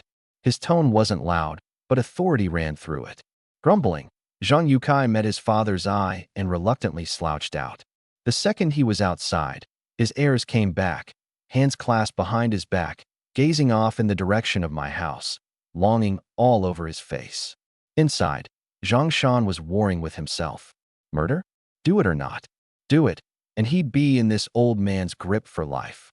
Zhang Qinglong didn't have Li Weigang's presence, but he was like a viper in a cave. One look and your blood froze. Truth was, Zhang Qinglong had wanted Li Weigang out of the way for a long time. Li Weigang was too upright, too fond of fair for all, always frustrating his little maneuvers. Fight him openly and Zhang Qinglong would lose. Find fault with his official work and there was none to find. Look at this business with the wild boar. Li Weigang immediately came up with the bell alarm system, praised wherever he went. So Zhang Qinglong turned his sights on the son, Li Dongnan, the scoundrel. The bride Li Weigang had paid dearly for was the very woman his own son was fixed on. Ruin Li Dongnan's marriage and his family, and Li Weigang would have no attention left to keep balance against him. 2 for 1. Hobble the rival and satisfy the son's filthy hopes. The plan had once looked to be exceeding expectations. Li Dongnan really had climbed the wall and fallen, spent the night in the freeze. Zhang Qinglong had been delighted when he heard. But that scoundrel refused to die, and now looked like a different person. Even his fellow scoundrels weren't welcome. In his view, Li Dongnan just hadn't gotten over being abandoned by the three of them yet. He watched Zhang Shan by the brazier and wasn't in any rush. Zhang Shan had no way out. Sick mother, no farming, Taxes each year like a wall he couldn't climb. Men like that made the best knives. Sure enough, after cycling through several expressions, Zhang Shan spoke. Uncle, it's no good. Doing something like that for 1 year of tax relief, not worth it. The magistrate smiled. Zhang Shan had made his decision. He just needed more on the table. Who said 1 year? So long as Li Dongnan goes missing on Yaya Mountain, your household's taxes are waived for good. Assuming, of course, I stay village magistrate. Zhang Shan pushed once more. Uncle, what about the strips of good land on Li Dongnan's plot? Little Shan, know your place. The magistrate's voice was level. You? Even with him dead, there's still the village head father, and the elder brother Li Qingshan built like a slab of meat. You think you get to eye that land? Zhang Shan understood tax exemption was the ceiling. He was just probing. All right, uncle. Wait for good news. At the doorway he turned back, rubbing his hands. Uncle, your nephew's really strapped, and my mother's caught a chill. Could I borrow a little more? The magistrate wanted to smack him, but reached into his robe and tossed over a fistful of copper coins. Last time. Botch this, and don't blame your uncle if the taxes go up. Zhang Shan caught them, grinning ear to ear. On his way out, he ran straight into Zhang Yukai. The bug-eyed man had his hands behind his back, all lordly airs. Zhang Shan. Nobody likes an incompetent. Once we can forgive. Twice, harder to explain. Yes, brother Yotsai's exactly right. Zhang Shan hunched and yes-sirred him. The instant he was off Zhang property, his face changed. He spat back at the magistrate's house. Bastards. Think you're something? Nothing but a lucky birth. The day your old man dies, I'll show you what for. Then, hunched against the cold, hand feeling the copper in his sleeve, he grinned. More liquor money. Meanwhile, at my house, Madame Wu had no idea that her husband climbing a wall and nearly dying outside Widow Wang's had been a scheme all along. Not just her, my father didn't know either. I only knew because I'd seen enough of human nature to guess, and had been piecing the fragments together bit by bit. She snapped every one of the 6 pheasants' necks, put water on to boil, and bustled in and out, refusing to let me lift a finger as long as I kept Nanan company. Men outside, women inside, was carved into her bones. Playing with Nanan, I was mulling over Zhang Shan's words. Most likely he'd been the ringleader. But he was a scoundrel. Why would he think he'd have a shot at Madame Wu? Even if the original had died, it certainly wouldn't be him getting her. Forget it. Couldn't figure it out. Truth always surfaced. Come what may, block it as it comes. With the system in hand, a handful of scoundrels wasn't going to keep me from protecting my wife and daughter. Before the water boiled, I carried Nanan over to Madame Wu and sat down beside her. I was thinking of sending 1 chicken each to father and sister-in-law. What do you think? I said it as if in passing. Madame Wu was surprised. The old Li Dongnan had never consulted her on anything. She nodded. Whatever you decide. She reached for Nanan, meaning, I'll take her, you go. I shook my head. You go? I'll watch Nanan. From my eyes, she read it. Go and reclaim the dignity you'd lost. The old Li Dongnan, when there was food, shared it with the 2 of them. When there wasn't, he ate his fill first, and everyone else was on their own. Aside from those few strips of land, she'd had to go begging to my father or Wang Hohat. Father was manageable, but Wang Hohat had a mouth like a blade when grain was tight. Even if what she was giving wasn't hers to begin with, Madame Wu got a scolding for it. Over the years, Madame Wu had swallowed a lot. Just kept swallowing. She understood, but she didn't stand up. She looked away instead. You go? You're the head of the household, and you've done a lot of things that weren't right. You should be the one to make them look at you differently. As for me, it's fine. Her voice was gentle but stubborn. That it's fine. So understanding it hurt to hear. I sighed. Honestly, from my end, I didn't care. People could think of me what they liked. The only opinion I wanted to change was hers. But watching her, I could see she'd made up her mind. Reclaimed face for me, her man, the head of the household. Getting a woman with a heart this fine, compared to the ingrate wife of my last life, this was more than fair. I didn't push. I handed Nanan back to her, picked out 2 of the smaller chickens from the pile, and headed out. The 2 houses weren't far apart. The sky was heavy, but no snow was falling. A few steps and I was there. Wang Hohat was drawing water in the yard, and Guo was hanging off the wall licking an icicle. He spotted the pheasant in my hand and came running to unlatch the gate. Second uncle, more good stuff? Is that for us? He was practically drooling. A 7 or 8-year-old boy could eat half a rabbit last time, and he'd polished it off in a day, even the share meant for his grandfather. I ruffled his hair and passed him a chicken. He nearly burst with joy. Some way off, Wang Hohat's face was complicated. Half a rabbit the other day, a whole chicken today. Neither was easy to catch, and even harder to come by. In the depths of winter, when it was a struggle just to walk on the mountain. If not for that, her own husband wouldn't be off in the city breaking his back. She wiped her hands, walked over awkwardly. Brother-in-law, take one back. Nanan's still small. One's enough for us. I shook my head. That's all I've got to spare. One's not enough for the three of you. I know Goa's appetite. Goa was already sprinting the chicken indoors, terrified any delay would cost him. Wang Hohat looked even more embarrassed. This child. Your brother will be back in a day or two, though who knows how the city work has gone. I carried the other chicken to my father's room. He was slurping straight from a clay pot, a few long-picked clean bones inside, the broth practically water. Father, if there's no meat, just toss it. What flavor's left in that? At my voice, he jumped and nearly dropped the pot. Once he saw it was me, he exhaled. Toss it. Boil these bones a while longer, and you can crush 'em up and eat them. Wasteful boy. Where were you today? Didn't come to practice? I lifted the pheasant. Went hunting. Got a few pheasants. Brought you one. Stop sucking on those bones. He didn't hear a word. His eyes were locked on the bird. In this weather, when even veteran hunters didn't dare go up, too dangerous, one wrong step and no one heard you cry, and with game so scarce up there. And here his do-nothing son, only days into practicing the bow, kept coming back with a haul. Rabbits last time, pheasants this time. Uncanny. Where'd you catch it? Keep it for yourselves. Your father here's fine. He pushed the chicken back at me, but inside he was overjoyed. The boy really had turned a corner. The rabbit that first day could still be chalked up to guilt. This chicken today, that was filial care. I set the bird straight down on his table. Relax. If it was just one, I wouldn't be delivering it. I caught 6 this time. Eat all you want. 6? You stumbled into a whole nest? No. Next time, I'm going with you. You alone up there. I can't rest easy. Father was upright, but not stupid. A ride on this run of luck wasn't something to pass up. I paused, then nodded. All right. Next time, together. Have you and Xiaoyu made up yet? He was back on that. Women need coddling. Climbing another woman's wall was wrong to begin with. Go home and apologize first. Xiaoyu's not like your sister-in-law, harping at everything. I flushed. This old man of mine had probably been henpecked in his day too. Got it. I'm heading back. At the door I turned. Father, that chicken's for you. Don't hand all the meat to Goa and gnaw the bones yourself. You break down.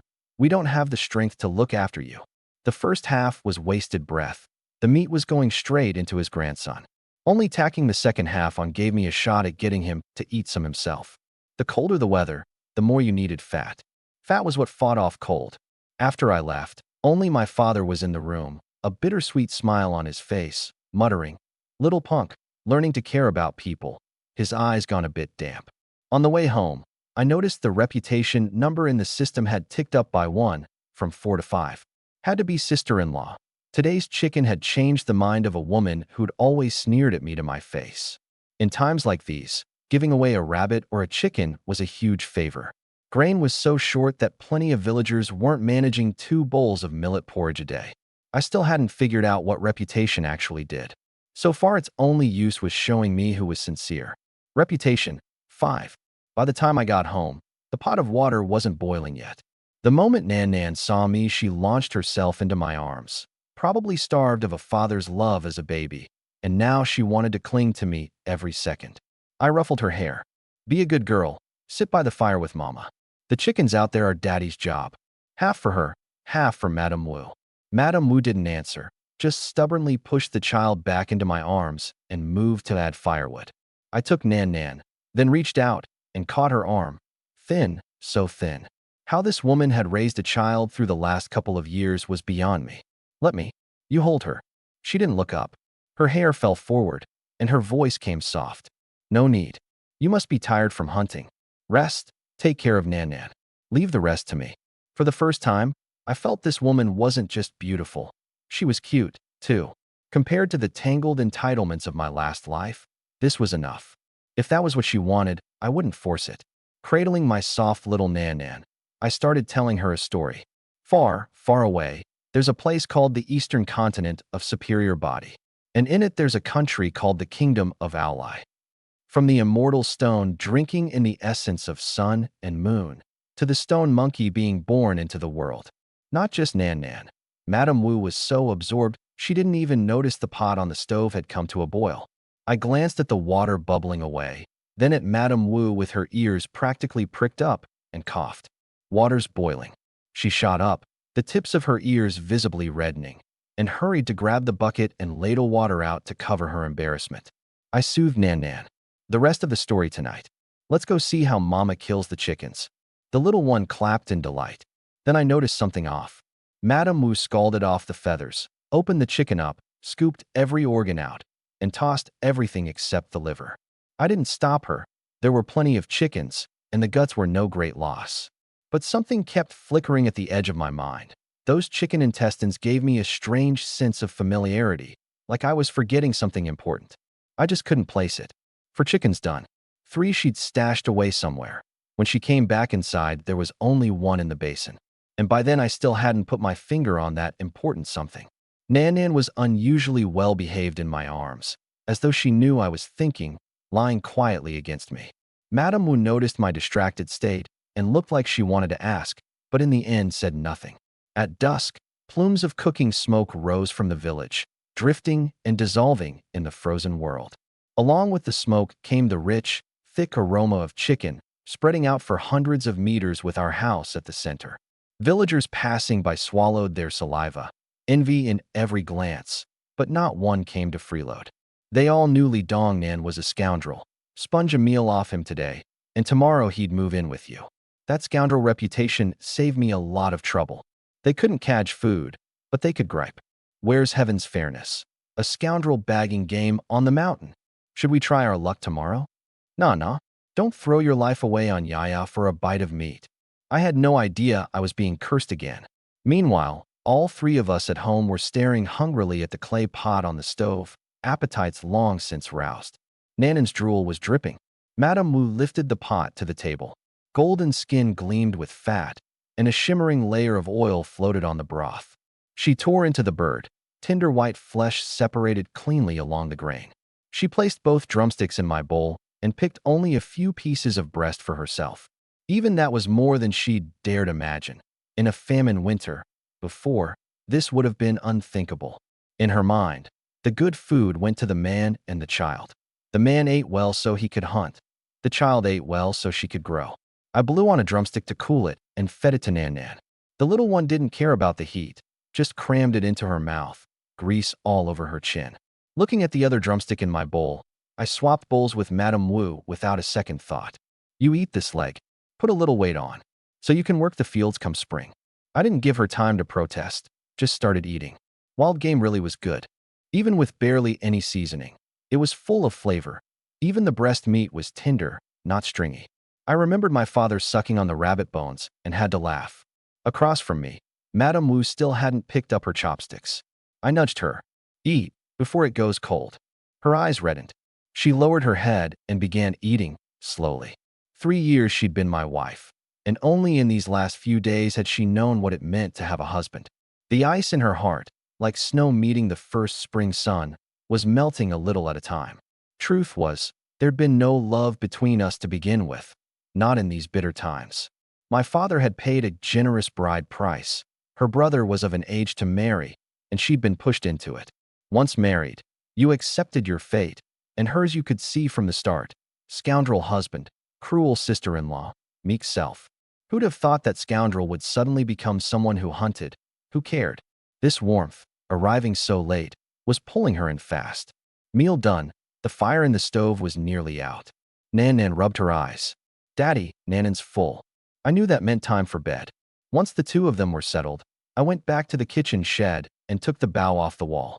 Eating that well and not practicing would be a waste. The bow wasn't something you mastered in a day. Draw, release, draw again. The fire in the stove died, and the shed grew colder, but I got warmer from the exertion. About an hour in, when I couldn't lift my arm anymore, I hung the bow back up. I lay down in the dark, but I woke Nan. Daddy, you're back? Nanan wants a story. Where were we? The stone monkey being born. I lay down in my clothes and picked up the tale. As I spoke, a soft little hand reached over and gently kneaded my sore arm. I paused, then went on as if nothing had happened. In the dark, Madame Wu listened and massaged my arm, and life felt a little less unbearable. Nanan drifted off inside the story. For the first time I reached out and touched Madame Wu's cheek. It was icy. I felt her body flinch, but she didn't pull away. Sleep. Stop rubbing. It's late. Her voice was soft. The wind howled outside. But my heart was quieter than it had ever been, and I slipped into sleep. I don't know what hour it was when a frantic ringing of bells woke the village, clear and sharp, ringing out in the black night. My eyes snapped open. Madame Wu woke too. Only Nanan slept through it all. You keep Nanan. I'm going out to look. I dressed. Be careful. Don't rush into anything. Outside the door, the cold wind hit me, and I shivered. With the NAV, I didn't need a torch to walk the icy road. I latched the fence behind me and headed toward my father's house. A few steps, and I saw a torch, lighting up the stern old face of my father. Father and son had thought of each other first. He glanced at the cleaver in my hand and nodded. Come on. The bells came from the south. Torches were flaring up one after another across the village, all converging on the south side. The village gate, closest to Yaya Mountain. At the source of the ringing, a woman was leaning out her window in terror, shouting, "A wild boar's in the village! A wild boar's in the village!" That was Aunt Zhang. Her son had gone to the city looking for work with my elder brother. She was alone. Where is it? My father called, frightened off by the bells. Her voice trembled. The old hunters had begun to arrive, some with blades, some with bows. My father turned. Anyone with a weapon, come with me. We follow the tracks and see if the boar is still in the village. If it is, we've got enough men to take it down. My father's word carried weight in the village. His call brought immediate response. He bent to examine the ground. Snow made the tracks clear. A line of prints ran into the yard, then thrashed around and back out. Each print was the size of an adult's foot, the two cloven toes driven deep. Only one, and a full-grown boar. 300 gene.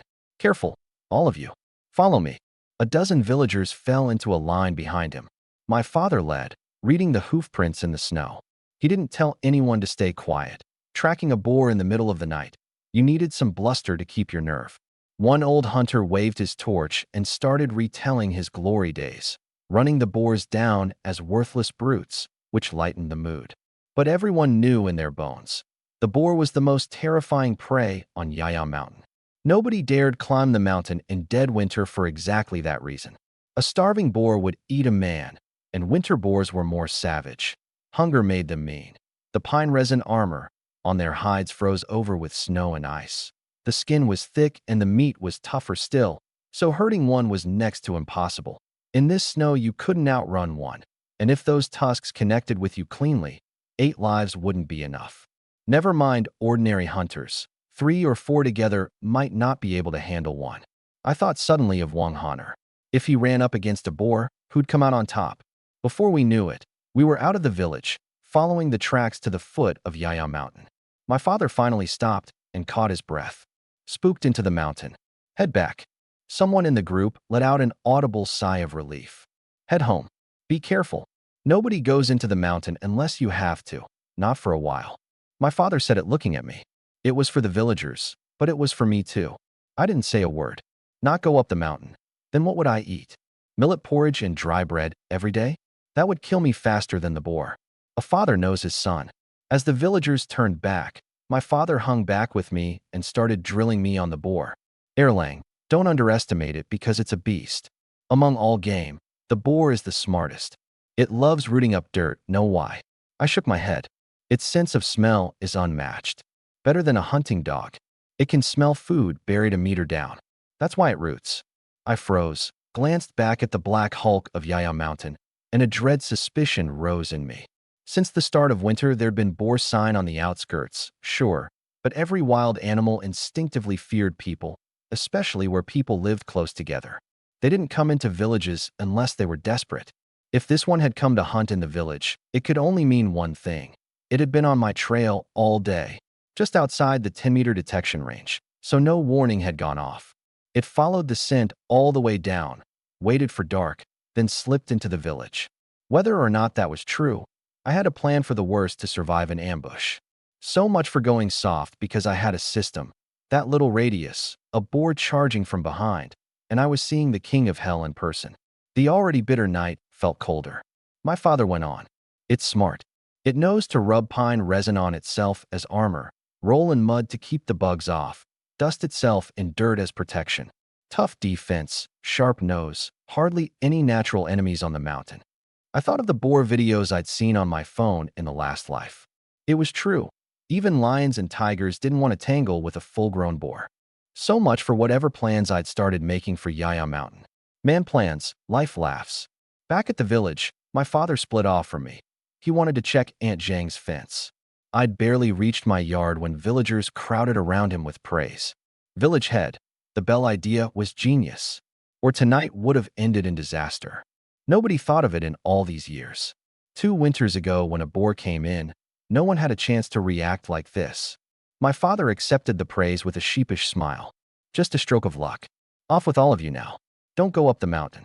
If someone's in trouble, everyone comes running. As the villagers were heading back, the village magistrate Zhang Qinglong finally showed up, trailing his ugly son Zhang Yukai. He asked immediately, what happened?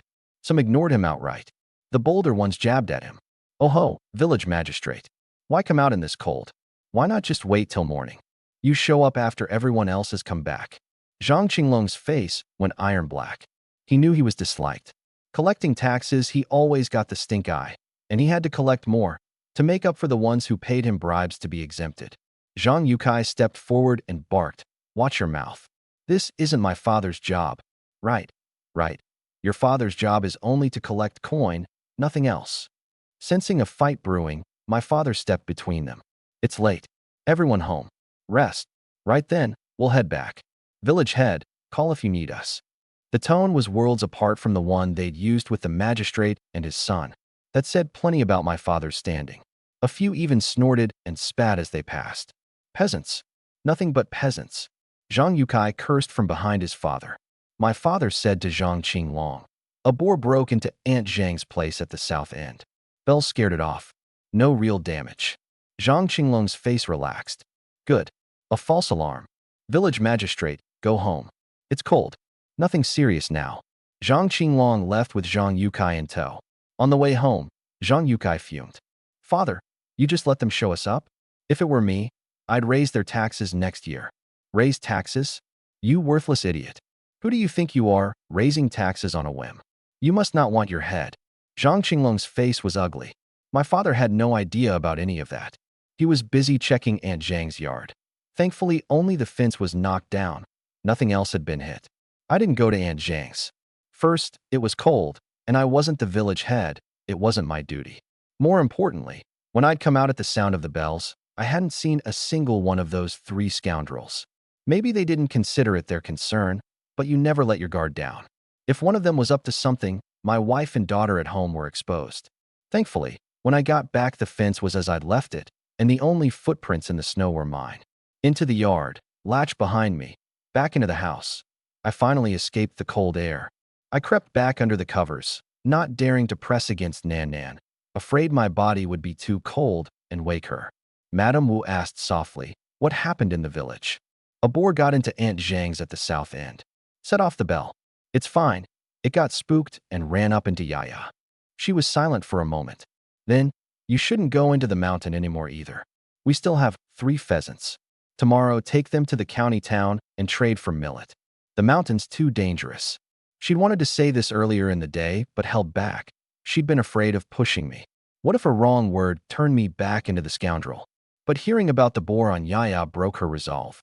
If I ran into it, she and Nan Nan would be widow and orphan. Better I turn back into a scoundrel than die on the mountain. Don't worry. Stay home and take good care of Nan Nan.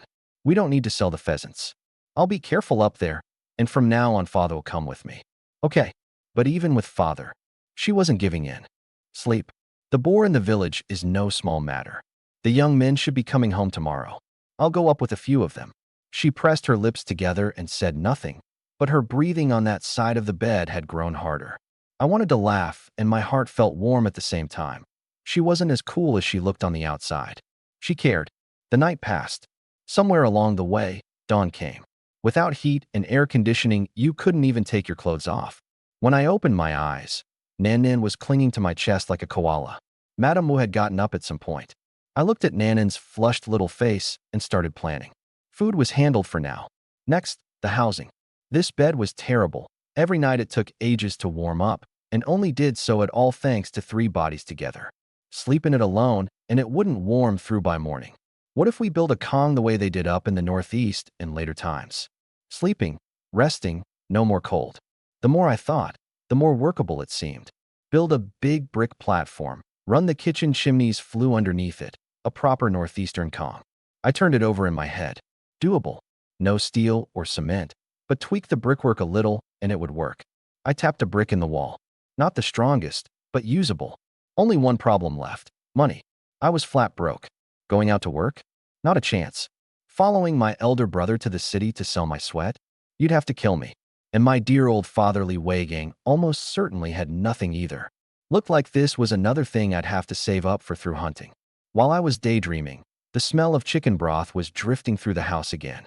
In my arms, little Nan opened her eyes and blinked at me sleepily. Madame Wu pulled aside the curtain. Up. Time to eat. Breakfast was more coarse-grained bread, hard and rough, but at least there was a bowl of chicken broth. Nan tucked in happily. Madame Wu tore off pieces of bread, soaked them soft, and fed them to her mouthful by mouthful. To me it tasted like sawdust. I was in the middle of my broth when the courtyard gate pushed open. In walked my elder brother, in this life, Li Qingshan. Tall and solid, a walking replica of Li Weigang. He had a bundle on his back and half a slab of pork neck in his hand. I pieced together his trip later. Once the cold set in, there'd been no work in the village, so he'd led a group of young men into the city to look for jobs. But Yongning County was only so big, and laborers were pouring in from every direction. 1 day's work, 2 days of rest, and he was spending faster than he earned. So they'd come home. He'd set off before dawn and walked over 10 kilometers to get back. He pushed the door open and saw his wife Wang Ho-hot and son Goa gathered around the fire gnawing chicken. He stopped cold. More than a month in the city without a scrap of meat, and he'd figured home was the same. Where'd you get chicken? Goa had a drumstick in his mouth. Daddy, you're back. Second uncle gave it to us. A few days ago he gave us half a rabbit, and yesterday a whole chicken. Wang Ho-hot hurried to take the pork. Really, it's from your brother-in-law.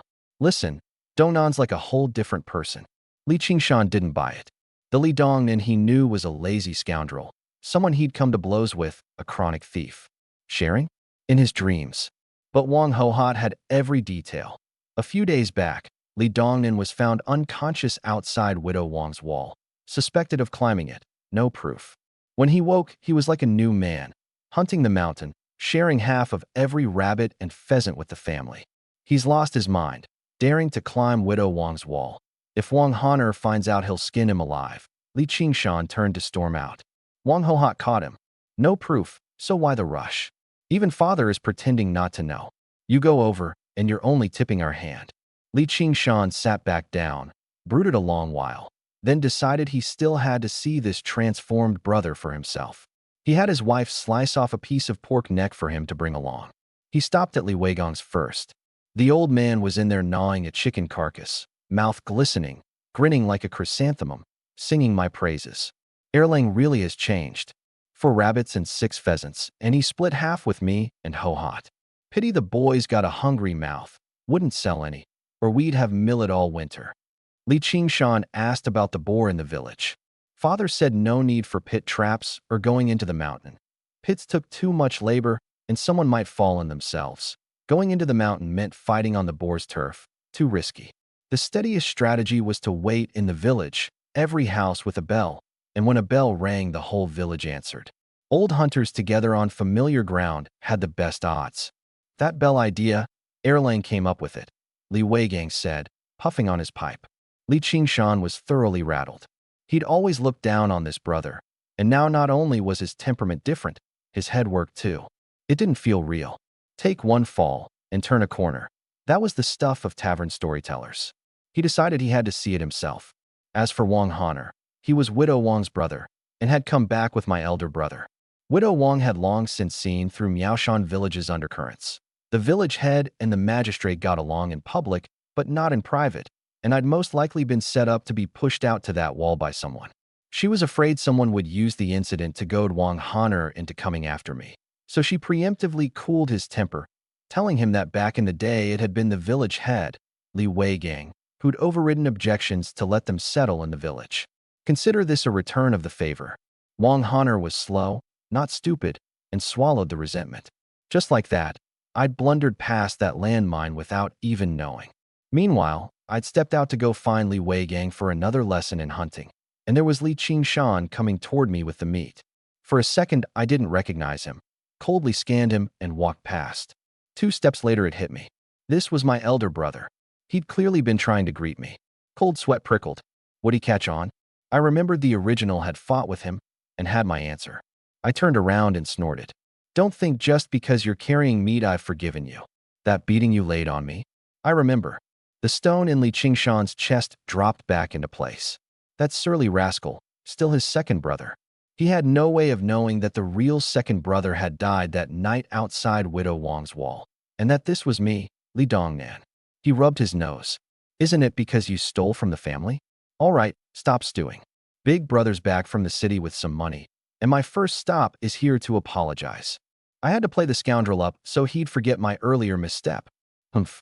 If you struck it rich, lend some to your little brother, and I'll forgive you. Right. He pulled half a string of copper coins out and handed them over, the hemp cord holding them nearly worn through. Buy her something nice. Nanan's growing. Don't waste it. I snatched it and made a show of appraising it like a money grubber. Blackened, rusted coppers. The 4 characters Tian Shou Tong Bao stamped across them, same as the coins from Empress Wu Zetian's ring. So this world had a woman on the throne too, and even the coinage matched, just under a different dynastic name. Li Qingshan pulled me along back toward my yard. Come on, let's see my niece, see if she's gotten too thin. If she is, I'm going to give someone a whipping. At the yard, he was already shouting, Nan, sister-in-law, like he was arriving home. Madame Wu came out with the child, and to my quiet surprise, there was a smile on her face. I felt a tiny prick of something, but I knew the truth. The one in this whole family who genuinely cared for Nan was this elder brother. Nan opened her arms to be held, and once she was set down, she toddled on her unsteady little legs straight to him. Li Qingshan swept her up, smiling wider than he had for Gua. Oh ho, heavier. Did you miss your big uncle? Yes. Did big uncle bring Nan something yummy? She piped in her little milk-sweet voice. Brought some pork. Li Qingshan teased her. But at the mention of food, her eyes flicked to me, and she squirmed to get to me. I finally recovered a bit of face and, grinning, took her from him. She wrapped her arms around my neck, though her tiny arms couldn't quite reach. Li Qingshan stared. As far as he knew, the only 2 the child had ever taken to were Madame Wu and himself. The original had despised his daughter, father and daughter never close, and the 2 brothers had traded plenty of blows over it. Now father and daughter were warm as could be, and the affection in my eyes couldn't be faked. Li Qingshan's mind was set. One look was all it took. He handed the pork over to Madame Wu. She pushed it back. Big brother, we still have pheasants at home. Take this back. Gua loves it too. Li Qingshan stiffened his face. Take it. It's for Nan. Madame Wu looked at me. I said, take it. It's from Big Brother. Then, Xiaoyu, bring out a chicken and stew it for Big Brother. No need. I ate in town. Li Qingshan turned to leave. Nobody in a famine year would waste meat like that. I stopped him. If you won't eat, I'll bring the pork right back to your place. Big brother brings meat to me. Little brother has to reciprocate, or people say Li Dongnan is a scoundrel who only eats other people's food. Half true, half not. Li Qingshan chalked it up to me showing off my hunt, a man's pride flaring, and stopped protesting. He stayed. Chatting over the meal, I quietly pumped him for information about Yongning County, what people sold, what goods moved, how daily life ran, looking for ways to make money. Li Qingshan poured it all out, and when he mentioned the county magistrate, he did so with real admiration. I asked about his own work in the city and learned they'd all been on odd jobs, not earning enough to eat. The reason he could bring back pork at all was that on the no-work days they simply starved through it. Grim to hear. When the chicken was ready, Li Qingshan didn't touch the drumsticks, only the neck and rump, and had a good deal of the broth. It was the best meal he'd had in months. Nan Nan chewed her way through another drumstick, and Madame Wu and I didn't eat much. Reputation, 6. Up from 5 to 6. I was curious whether at some threshold new features would unlock. A cheat's a cheat, more never hurts. After the meal, I walked with Li Qingshan back to Li Weigong's. On the way, he warned me. If Wang Han'er ever came looking for trouble, don't take him head on. Run first, come find him. He had some face with Wang Han'er. I nodded seriously, which let all the rehearsed excuses in his belly go unused. The point of my trip was to learn to shoot. I'd already been drawing the 3-sure bow, 7 or 8 arrows no problem. Li Weigang watched me draw steadily and nodded, satisfied. You've got the foundation, he began. Bow hand steady, don't grip too hard. Draw with the crook of your thumb and the base of your fingers, not the tips, otherwise the string will slice you. Feet shoulder width, side on to the target. Arrowhead, target, 3 points in a line. I adjusted, and it looked half decent. Guwa came over trying to join in. Wang Hohat hauled him back inside. Wailing followed. In her heart, nothing was more important than me learning to hunt. If her man couldn't earn in the city, they were going to be leaning on my occasional gifts of meat. That woman could size up a person in a glance and pick out the thick thigh to hug. Try the red cloth on the fence. See if you've got any talent. Li Weigang pointed to a palm-sized scrap of red cloth 20 meters out. 3 points in a line. Aim. Release. The arrow hissed by, grazing the corner of the cloth, and thudded into the ground. I sighed. Long road ahead. But Li Weigong's eyes lit up. He clapped me on the shoulder. Erlang, you've got better talent than your brother. Nicked the cloth on your first try. Not bad at all. Li Qingshan came back with the arrow and nodded. Really? Took me 7 or 8 days to touch the cloth. Li Weigang went on. When you release, let the fingers slip evenly. No sudden jerk. No fumble that throws the arrow. Then he ran inside and came back out with a quiver. Practice. Shoot. Retrieve. Shoot again. Practice till you can't lift your arm. I knew about muscle memory. Repeat enough and it becomes instinct. So in an emergency you can still release cleanly. I practiced all morning. Shoot till sore. Rest. Shoot again. It was hungry work, so I went home to practice. Hungry, I could eat right away. From a distance, Li Qingshan watched, muttering. He really has changed. Really has. Days passed. My shooting sharpened, but the meat at home ran out again. Boar on Yaya meant I couldn't go up. That thing had no counter, and a wrong move meant my life. Zhang Shan, that scoundrel, probably knew there was a boar up there too, which was why he hadn't come around. A day of millet and pickles and my mouth was empty as a stripped bone. Madame Wu, though, was content. I'd stopped drifting around the village and stayed home to practice, and she kept house and cooked hot meals. She was satisfied, but I couldn't stand it. I pushed open the door and stared at the endless snow, brooding. Yaya was off limits. Where else could I go? The strange thing was, after I'd climbed his sister's wall, Wang Han'er, that guy built like a mountain boar, hadn't stirred at all. I'd even prepped a whole scoundrel's speech to weasel out of it. Never had to use it. What I didn't know was that Widow Wang had already tamped the whole thing down. Madame Wu could see I was restless. Erlang, something on your mind? No meat in the house. Life's got no flavor. I told her straight. A flicker of disappointment crossed her face. The scoundrel's temper might have changed, but the mouth still hadn't. There's millet. Nobody eats meat every day. Wait for spring, then go up the mountain. Bear it a little longer. Spring? A month till New Year, and it'd be another 2 months before the ice on Yaya Mountain melted. 2 months of vegetarian fare. How was that any different from being a monk? Madame Wu bit her lip like she'd made up her mind. There's a smoked fish left. I was saving it for New Year, but let's eat it tonight. I paused. Smoked fish? I'd combed the whole house and never seen one. She'd hidden it well, from the original, obviously. But her words snapped something loose in my head. Those chicken guts I'd tossed the other day, I could use those to fish. I really was a lump of pork. Besides the mountain, there was also water. Yaya was off limits, but the river was always an option. North of Yaya Mountain flowed the Qishui River, never dry, fed year-round by spring water from Dragon King Mountain. The fish were prized for their flavor. In ordinary times, several villages came here to fish and net, a rare source of protein. But once winter set in, the Qishui got more dangerous than Yaya. You couldn't tell which patches of ice were solid. One wrong step, and you were meeting the king of hell. It killed people every winter. But I wasn't afraid. I had the system to guide me, working like radar. Just the thought of fresh fish had me drooling. Madame Wu fetched the smoked fish, a black slab a couple pounds heavy. I got so excited I stepped forward, wrapped an arm around her, and kissed her. That's my good wife. I would have forgotten if you hadn't mentioned it. And I bolted for the door, looking a lot more excited than someone going to eat fish should.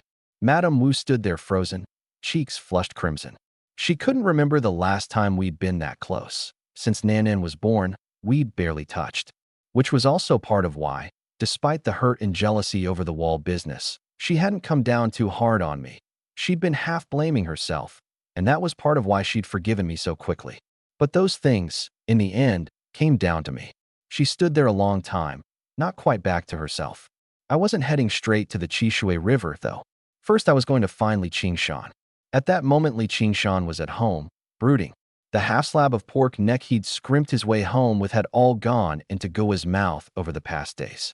He and Wang Hohot hadn't taken a bite, and even then, it hadn't lasted long. Winter was long, the city was closed off, the mountain was closed off, snowing every day, and starvation was looking real. I pushed the door open, and he set his worries aside the moment he saw me. Erlang, no bow practice today? What brings you? Wang Hohot chimed in. Dongnan, have you eaten? If not, I'll cook something. I waved her off.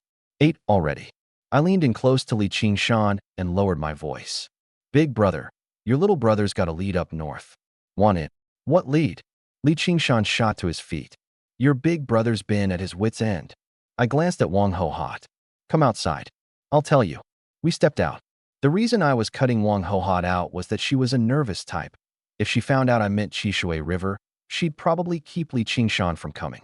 Once we reached the edge of the yard, I checked both ways, no one around. Chishui River. Li Qingshan's face fell. That's your lead. Yeah. Yai is off limits. The city has no work. Chishui's the best play. Erlang. He drew a long breath. You know what the Chishui is? You think that's a place we can just go? Sneak off there, and father will break your legs. See if he doesn't.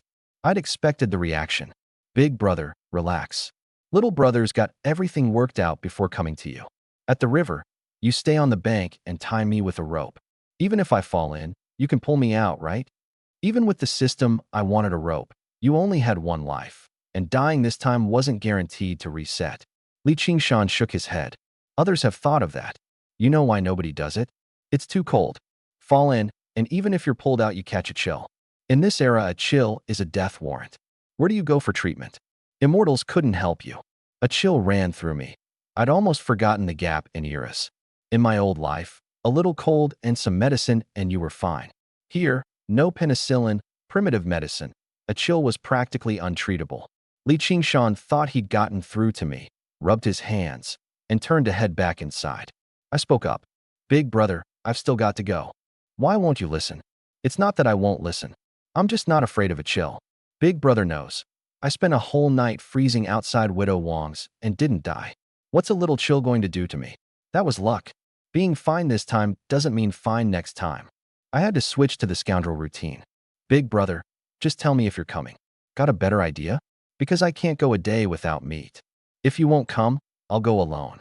Worst case, there's no one holding the rope. Li Qingshan's face darkened. This scoundrel, just when he'd thought I'd turned a corner. A leopard doesn't change its spots. With the original's scoundrel temperament, storming the Chishui alone was well within the realm of what he'd do. Li Qingshan, cornered, played his last card. You going to the river? Does your wife know? I put on my most contemptuous face. When a man's on business, when does a woman get a say? A gust of cold wind, and Li Qingshan felt a lurch of dismay. It was over. The old scoundrel little brother was back. Truth was, I had no choice. The prepared speech was useless, and to move him I had to play it this way. Others might fear the chill. I didn't. The system's NAV and warnings could keep me from going in, and with a rope on top of that, it was airtight. Fine. Big brother'll go with you. He gritted his teeth. I broke into a grin. Big brother, relax. Little brother handles the risk. You just hold the rope tight. We started prepping. Rope, ice pick, fishing gear. Li Weigong's house had it all. In an era like this, if you wanted to live decently, you kept everything on hand. The old man wasn't home, probably out on his village rounds. We were packed up in no time. To fool Wang Ho hot, I even yanked a door curtain down to wrap the gear, which had Li Qingshan's mouth twitching. Sure enough, Wang Ho hot was waiting in the yard. Seeing us loaded up, she asked where we were going. Li Qingshan mumbled, "Got a few things to take care of." I smiled and said we'd be right back. She grumbled inside, but wouldn't press in front of me. She just told us to hurry home. Outside the yard, I told Li Qingshan to wait. The most important thing, the bait, I still didn't have. I went home and dug out the chicken guts Madame Wu had tossed. All still there. In this cold, no smell at all, just needed a light thaw. Madame Wu came out to ask what I was doing. I brushed her off and left. Back at where Li Qingshan was waiting, I paused. Next to him stood a hulking, broad-backed giant of a man, radiating a scary kind of strength that made the already solid Li Qingshan look like a border collie beside an ox. It was none other than Wang Honor, the man I'd been most wary of, Miaoshan village's fiercest. Erlang, I was afraid I couldn't hold you by myself, so I called Honor in, Li Qingshan said. Wang Honor said nothing, his small eyes fixed on me. I felt like a beast had me in its sights. The system flashed red frantically, though thankfully no audible warning, meaning he already knew about the wall, and he was probably weighing how to end me. Do it out there on the Qishui, and nobody would ever know. If I didn't have the system, no way would I have gone along with him. But it was too late now. He didn't bring it up, so I pretended I didn't care. It's fine. More hands, more safety. Better with Brother Honor along. Good then. See, Dongnan doesn't mind. Li Qingshan exhaled. He brought Wang Honor with another motive too, hoping to smooth things over. Having a beast like that with a grudge on your back was no way to live long. The Qishui River was north of Yaya Mountain. From the village you had to go around half the mountain. When villagers we passed asked where we were headed, Li Qingshan made excuses. Once we'd tramped past them and out of sight, wind howling, small snowflakes starting to drift down, he tried to make conversation. Honor, you don't know, Dongnan bagged rabbits and pheasants on Yaya just a few days back. In this weather, even the veteran hunters come up empty. His luck's really something. What he was really trying to do was get Wang Honor to drop the grudge. Wang Honor answered flatly.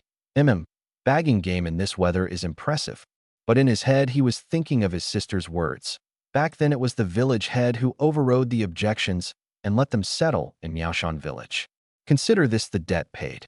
Li Qingshan struck while the iron was warm. Sure is. We can't find work in the city, but Dongnan has meat every meal in the village. Just goes to show, so long as you don't do anything wicked, heaven still looks after you. The message was clear. Dongnan's a scoundrel, but he hasn't done anything truly evil. Honor, don't hold it against him. Sometimes heaven's blind. One line, and Wang Honor had him cornered. At the front, I nearly laughed out loud. Big Brother wasn't smooth-tongued, and this roundabout speech was probably days in the making. It warmed me. To spare him the awkwardness, I cut in. Big Brother, stop flattering me. Let's keep moving. Sooner there, sooner done. By the time snow was piling on our shoulders, the Qishui appeared before us. The whole river had frozen into one long slab, snow burying everything. If not for the difference in height between the two eroded banks, you couldn't tell river from shore. Dongnan, let's go back. Who knows if this ice will hold a person, Li Qingshan fretted. Looking at the skating rink of a river, I wasn't fazed. Big Brother, a true man goes where the fortune is. If it weren't dangerous, it wouldn't be our turn. Even Wang Honor looked at me with a bit more respect.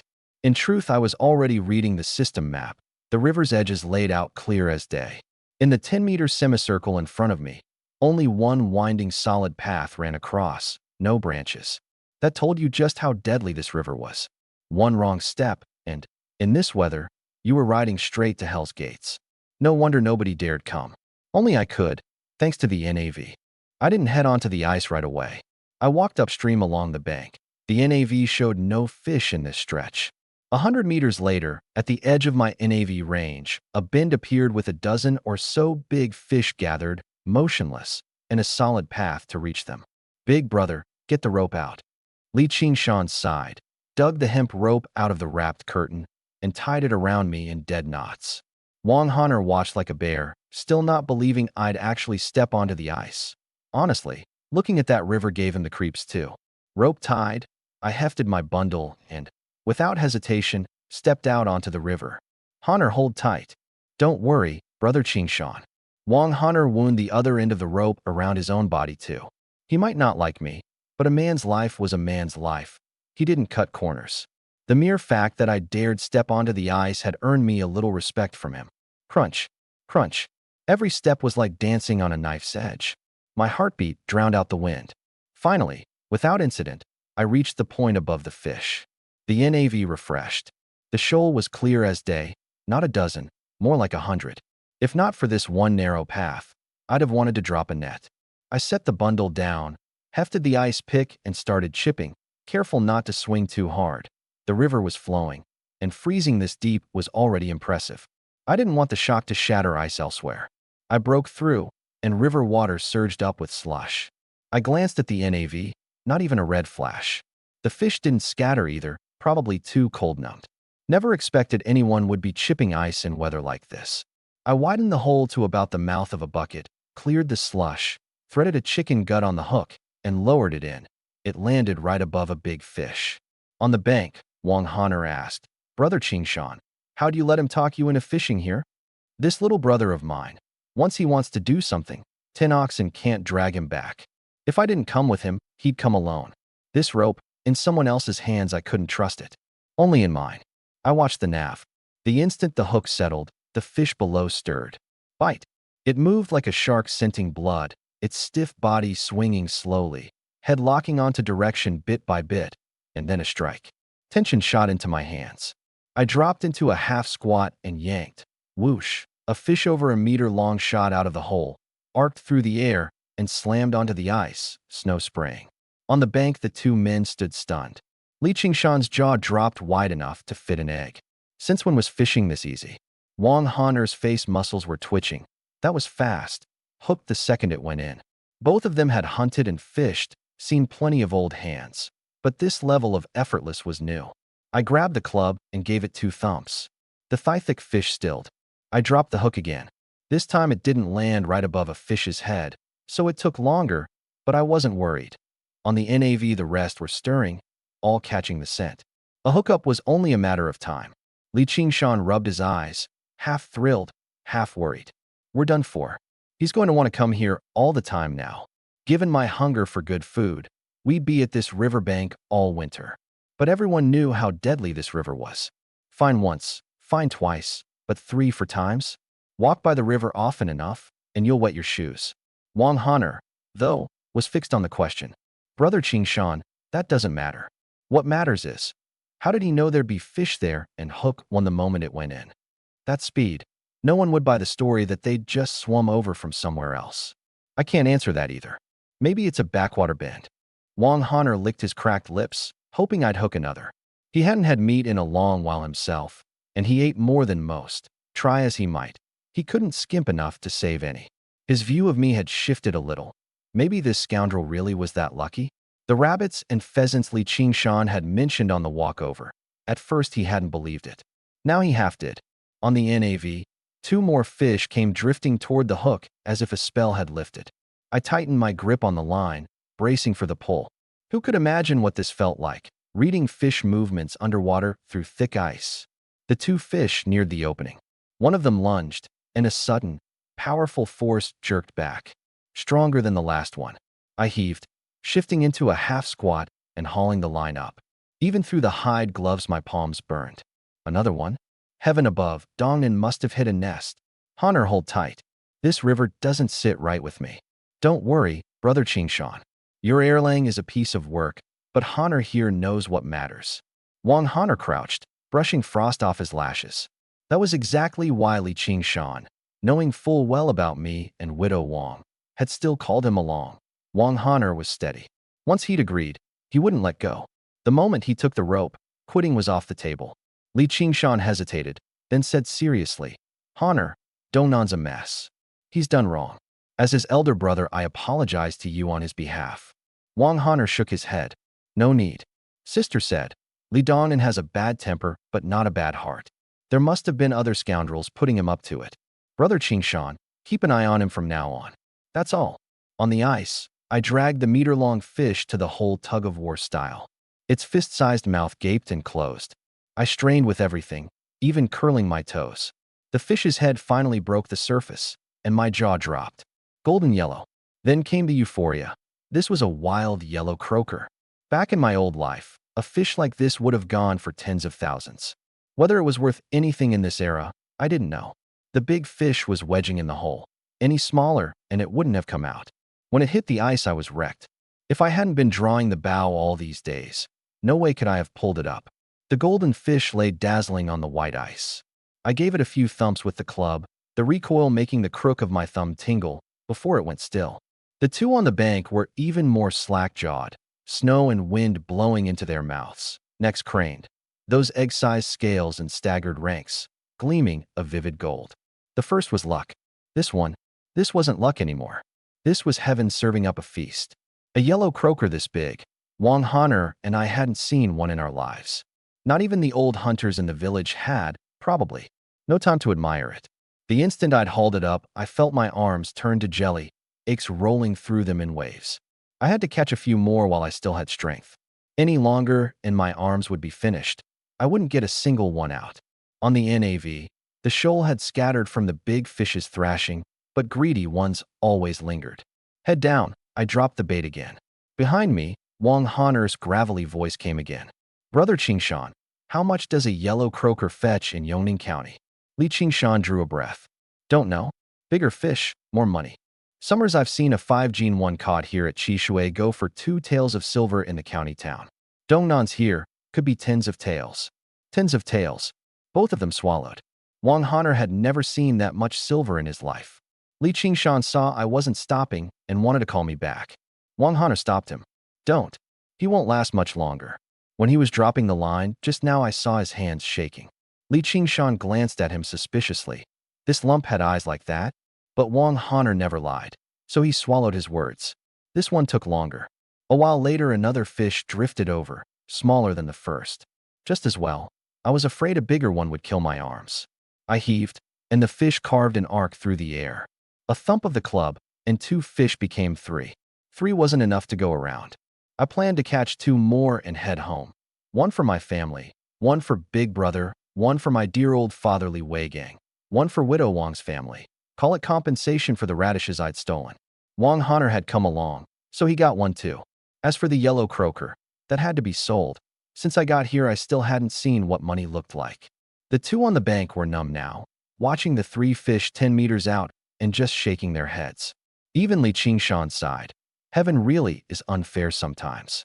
Wang Han'er shot him a glance. Isn't that supposed to be my line? But out loud he said, Brother Qingshan, stop sighing.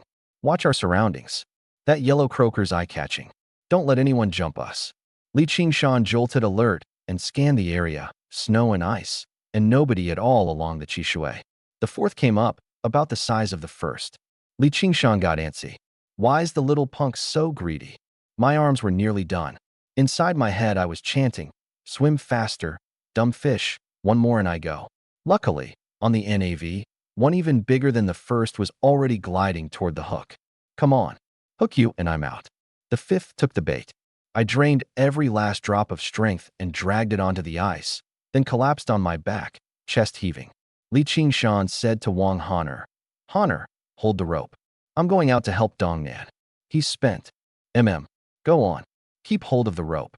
Li Qingshan had barely stepped on the ice when, crack, he retreated fast to the bank. He'd stood a little off from the line I'd walked, and the ice there was thin. Brother Qingshan, better not. Wait on the bank, Wang Han'er advised. Li Qingshan lost his nerve too, and found himself a way out. Right?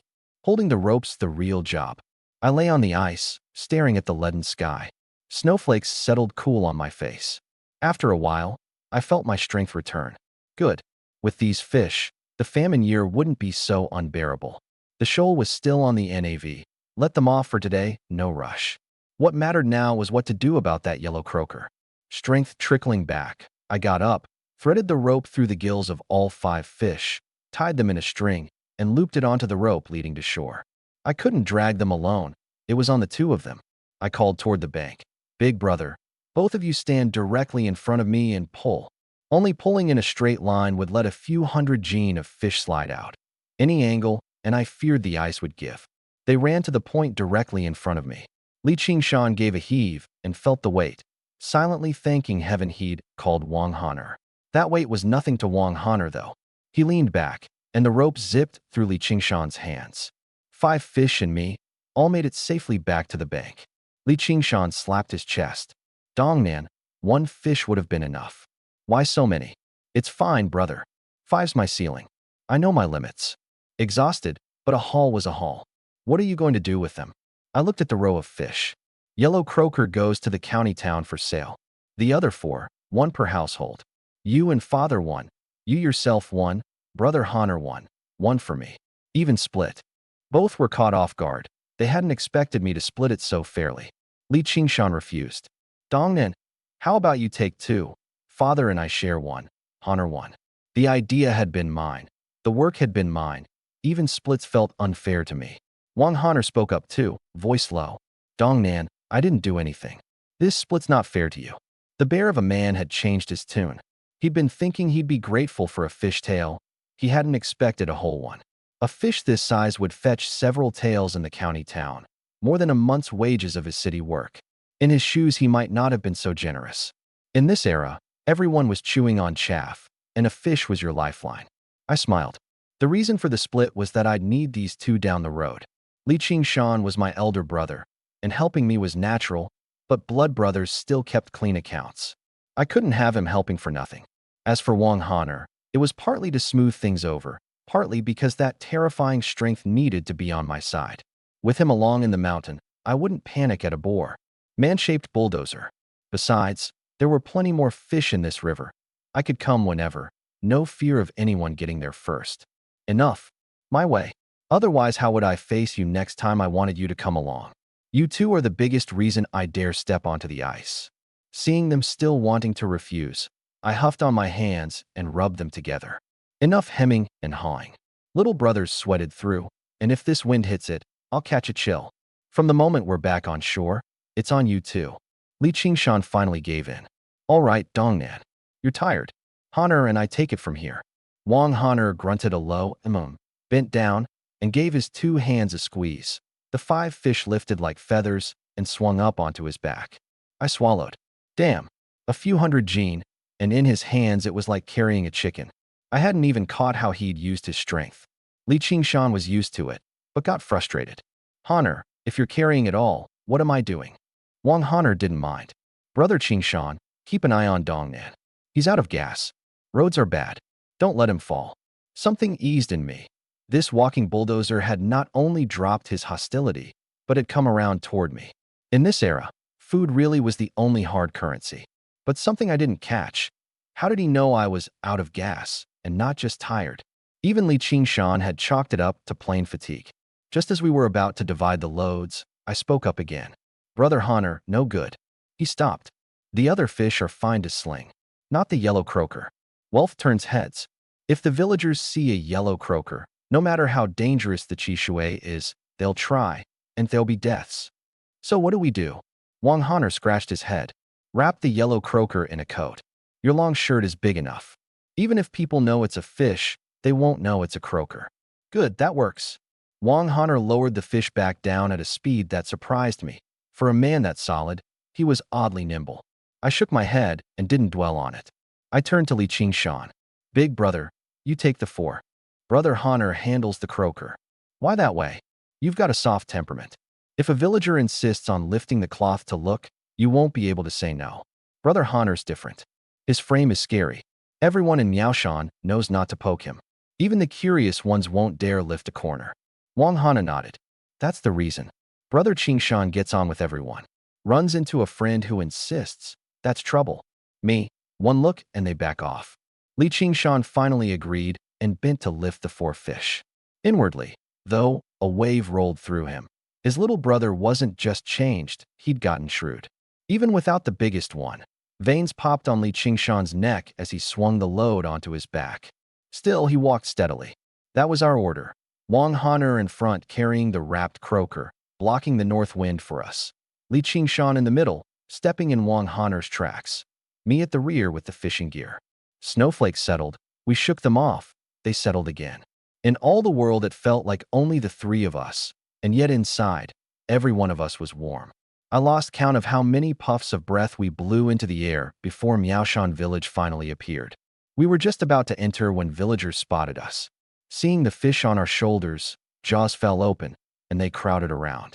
Heavens, Qingshan, are those fish? What else would they be? Sweet Lord, that thing's almost as tall as Qingshan. The biggest one on Li Qingshan's back hung from his head to his knees. Villagers reached out to touch it with envy. He didn't dodge, just grinned. Haha, got lucky. Wang Honor ducked deftly to the side. Nobody crowded him. I took advantage of the commotion to shoot Wang Honor a look and murmured, Brother Honor, head back. Drop it at your house. Big brother, and I will come find you in a bit. He caught on, pushed past the crowd, and jogged into the village with the croaker on his back. Only then did the villagers notice him disappearing, and they laughed. What a lump. Thinks nobody knows it's a fish just because he wraps it in his shirt. Who's going to steal Qingshan's for? Running like that, hurrying home to earn some credit with Widow Wang. They had no idea what was inside. That shirt was no ordinary fish. It was a yellow croaker. White, shining silver. Attention swung back to Li Qingshan. Someone offered to buy. He turned them down. In these times, money didn't always get you fish. We had millet at home. Only the croaker was for sale. The rest kept for winter fish soup. But some were desperate to try, hanging on him. Qingshan, sell a couple. Nobody's had meat in ages. We're all from the same village. The moment one shouted, the others joined in, ringing him and blocking the way. Sweat beaded on Li Qingshan's forehead. I was about to step in and bail him out when I caught sight of two familiar figures not far off. Hunched shoulders, hands stuffed together, dog fur hats pulled low, shifty-eyed and sleazy. Zhang Shan and Li Si. They hadn't come around to bother me lately, probably spooked by that boar up on Yaya Mountain. If Yaya was off limits, though, Qishui River still wasn't. A thought crossed my mind. Maybe Qishui was a better place to bury these three scoundrels after all. Scoundrels can't resist a crowd. Sure enough, the two picked up their pace and pushed in, then froze at the sight of the fish on Li Qingshan's back. Sweet mother of, that's a huge fish. Brother Qingshan, you're the man. Zhang Shan's eyes were practically bulging out. Li Si was sucking his drool back beside him, reaching out to touch it. I moved. Any longer, and my brother wouldn't hold up. Everyone back off. My brother said he's not selling. What? You want to force him? I dialed up the scoundrel act. All bluster, shoving through the shameless villagers. The moment I stepped forward, the ones blocking my brother silently retreated a couple of paces. My brother Li Qingshan was easygoing. He wouldn't do anything to them. Me, I was different. Ugly mouth, and if pushed, I'd throw hands. One of them still wouldn't let it go. Dongnan, we're bargaining with your brother. This isn't your business. Even your father wouldn't be this rude. I cracked my neck side to side and gave a cold smile. Not my business. I caught the fish. You tell me if it's my business or not. My brother's not selling because it's my fish. Got it. Zhang Shan and Li Si immediately chimed in. Li Si even went hands-on, shooing people away. Move, move, move. Clear a path for Brother Qingshan. Seeing my brother stay quiet, the villagers sulked off. My brother exhaled and told me, be civil. I'm going ahead. Go on, brother. I'll be right behind. The fish on his back was too heavy. Whatever else he wanted to say, he swallowed, turned, and headed home. Once the villagers had scattered, I tilted my head at the two who hadn't left. Zhang Shan wore a fawning smile. Dongnan, that fish, you really caught it? Obviously. Qishui's nothing. I put in a little effort and had them in hand. I laid the boasting on thick. Inside, they had to be cursing me. This guy's scared to even look at water. No way he caught them. Must have been Qingshan. But given the situation, they couldn't not butter me up. Zhang Shan showed his true colors. Dongnan, your brother's got a lot on his back. Any chance we could get some? Not for free. We'll owe you. Pay you back come spring. Li Si backed him. Right, we'll pay. I sneered inwardly. Ever seen a scoundrel actually pay a debt back? Only in hell. I dropped the door curtain bundle in my hands to the ground. Pay. Really got the nerve to say that. No fish for you. You've got no money now. You'll have no money next year either. Their faces darkened. Zhang Shan huffed. Dongnan, don't say it like that. We used to run together. Used to run together? Running together includes leaving me in a snowbank. That one I'd never forget. Zhang Shan's face changed instantly, filled with remorse. Brother was wrong. Shouldn't have run. We were afraid the noise would bring Wang Honor down on us. Brother swears. Won't leave you behind again. Li Si hurried to apologize too. Passable acting. I softened. You're not getting anything for free. See the gear on the ground? Get yourselves ready. Next fishing trip, I'll bring you along. Zhang Shan pushed a bit more. Dongnan, how about a little fish now? I got annoyed, picked up the tools, and stood. Get lost. The fish aren't mine to hand out. I shouldered past them and hurried after my brother. No point wasting more breath on those two useless bastards. Next trip to Chishui, I was getting them into the water, one way or another. This wasn't over. Meanwhile, over at Wang Honor's place, he'd trudged home with the big bundle, face lit up like he'd found money on the road. His sister Widow Wang was washing rice. Seeing him grinning like that, she followed him inside, curious. Honor, what V you got there? Sis. Good stuff. Shut the door first. Widow Wang was thrown. This lump had never been this careful in his life. Door shut. She recognized the bundle as Honor's long shirt. But the shirt and the fish were frozen together, unpeelable. Honor scooped water to thaw them, peeled the shirt open, and out came a gleaming golden yellow croaker head. Widow Wang's eyes went round, but there wasn't a trace of "we're rich" in her face. Only worry. Where'd this come from? Chishui River. You worthless. Her willow leaf brows shot up, and she turned to grab something to teach him a lesson. What have I always told you? You dare go near Chishui River. Sis, wasn't me, it was Dongnan. I don't care East Nan or West Nan. She stopped mid-sentence. Dongnan. Li Dongnan. Wang Honor laid the whole trip out for her. Widow Wang listened with a knot tightening in her chest. Sis, Li Dongnan really is different now. Ballsier. And smarter.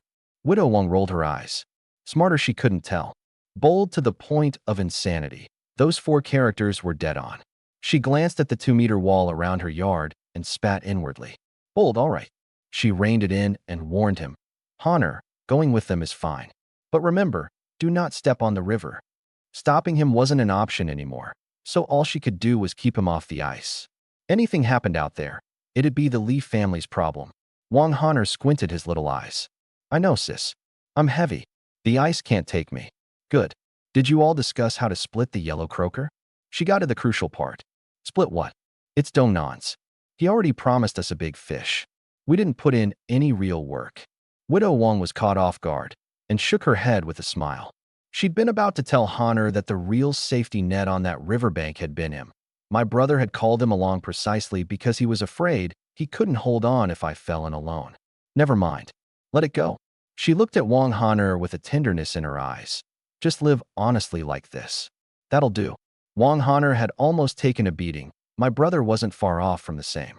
I got home, pushed the yard gate open, and something felt wrong. Gowa, who would have been the most excited at this hour, was nowhere to be seen.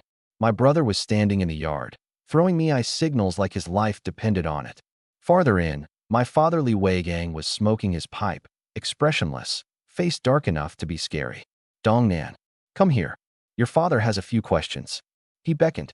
The moment I got close, he whipped out a thumb-thick bamboo pole from behind his back and swung at me without a word. I'd seen it coming and dodged. You worthless brat, still dodging. I'll beat you to death today. Father, listen first. I've got a way to tell which ice you can step on and which you can't. I dodged around the little yard. You've got jack squat. Last time you didn't freeze to death, and you're right back at it. He didn't believe a word. The yard was too small. Sooner or later he'd catch me. I saw an opening and shot out of the yard. He was hot on my heels. Hunting-wise I was outclassed, but running I was more agile. He couldn't catch me. Head to tail of the village we ran, and the villagers all pitied the old man. Village heads this age and stuck with a son like that. What a curse. That scoundrel didn't freeze to death last time. He falls into Chishui, though no such luck. Village magistrate Zhang Qinglong watched it all with real satisfaction.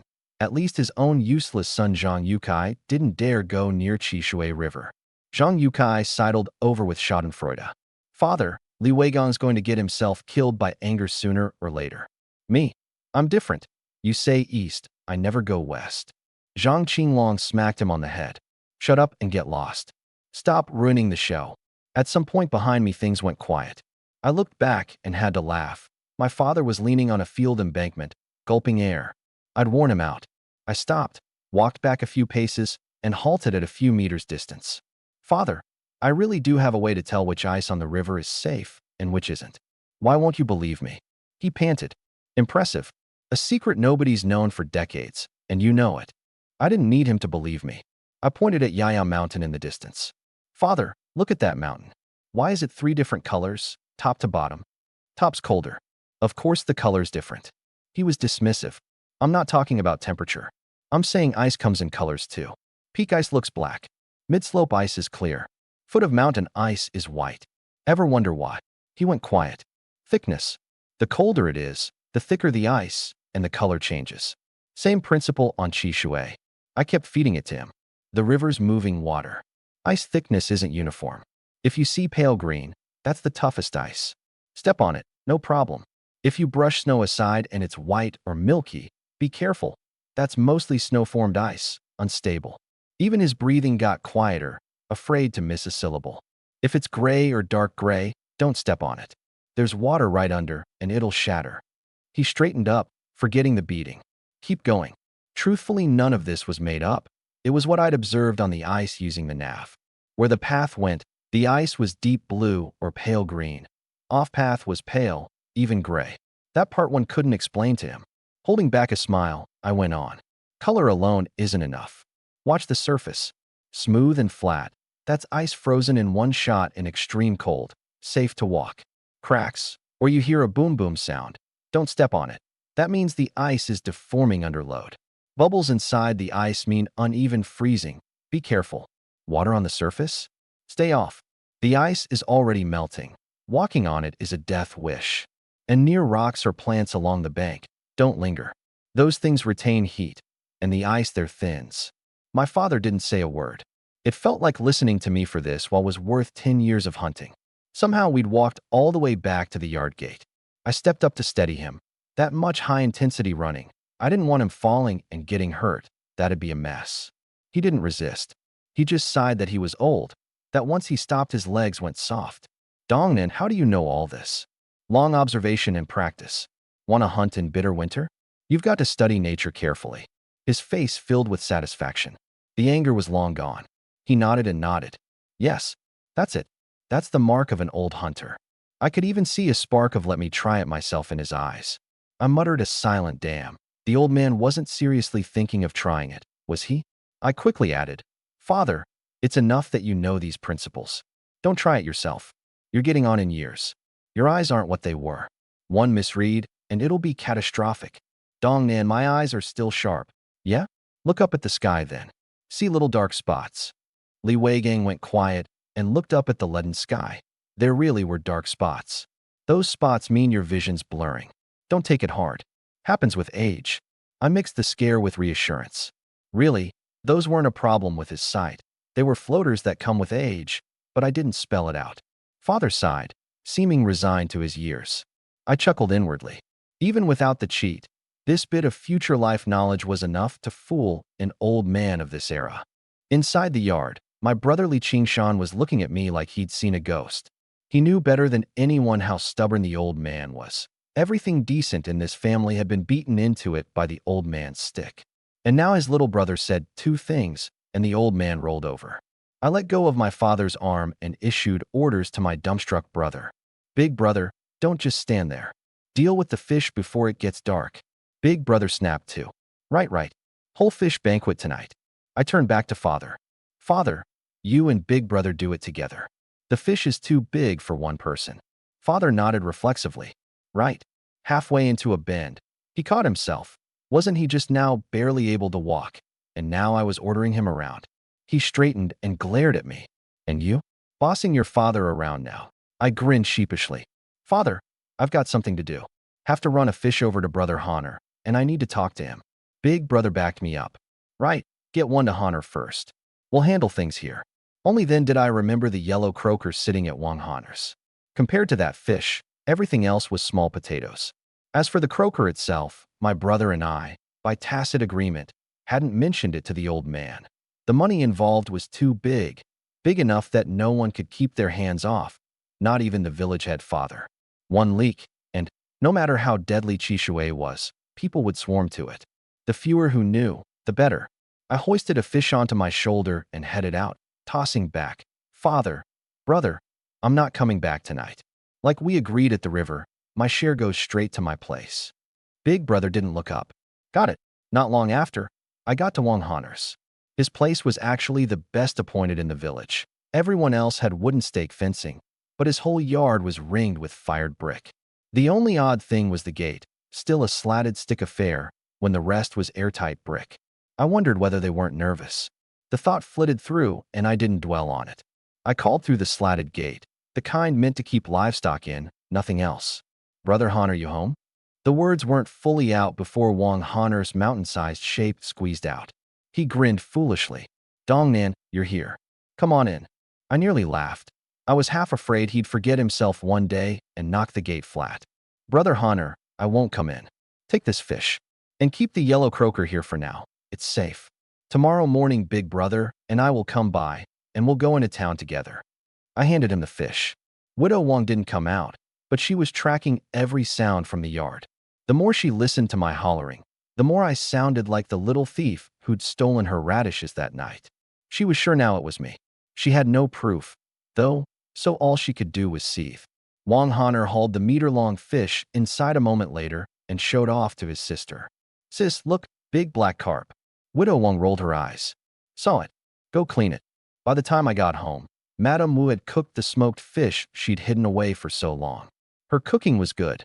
The moment I stepped in, the smell had the worm in my belly writhing.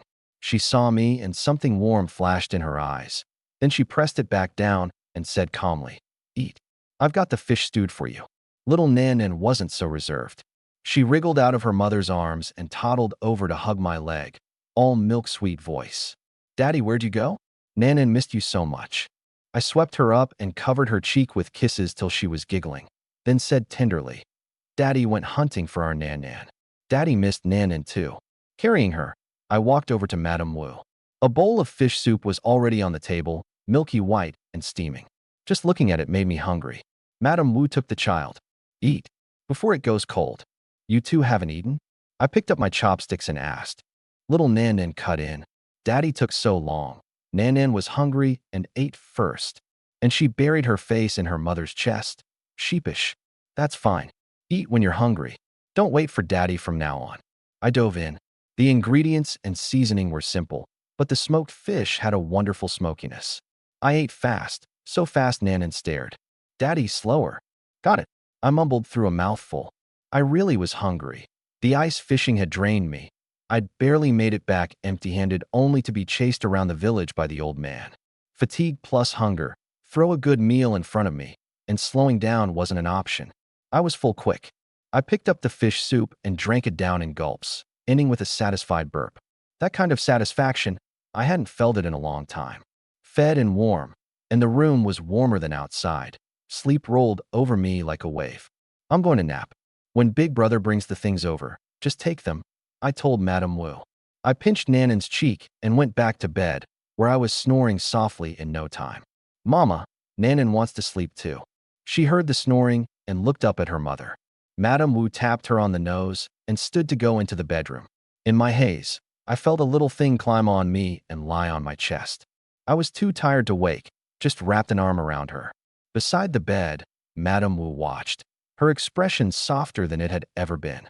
She looked at this once good-for-nothing man now asleep, and somehow got lost in the sight.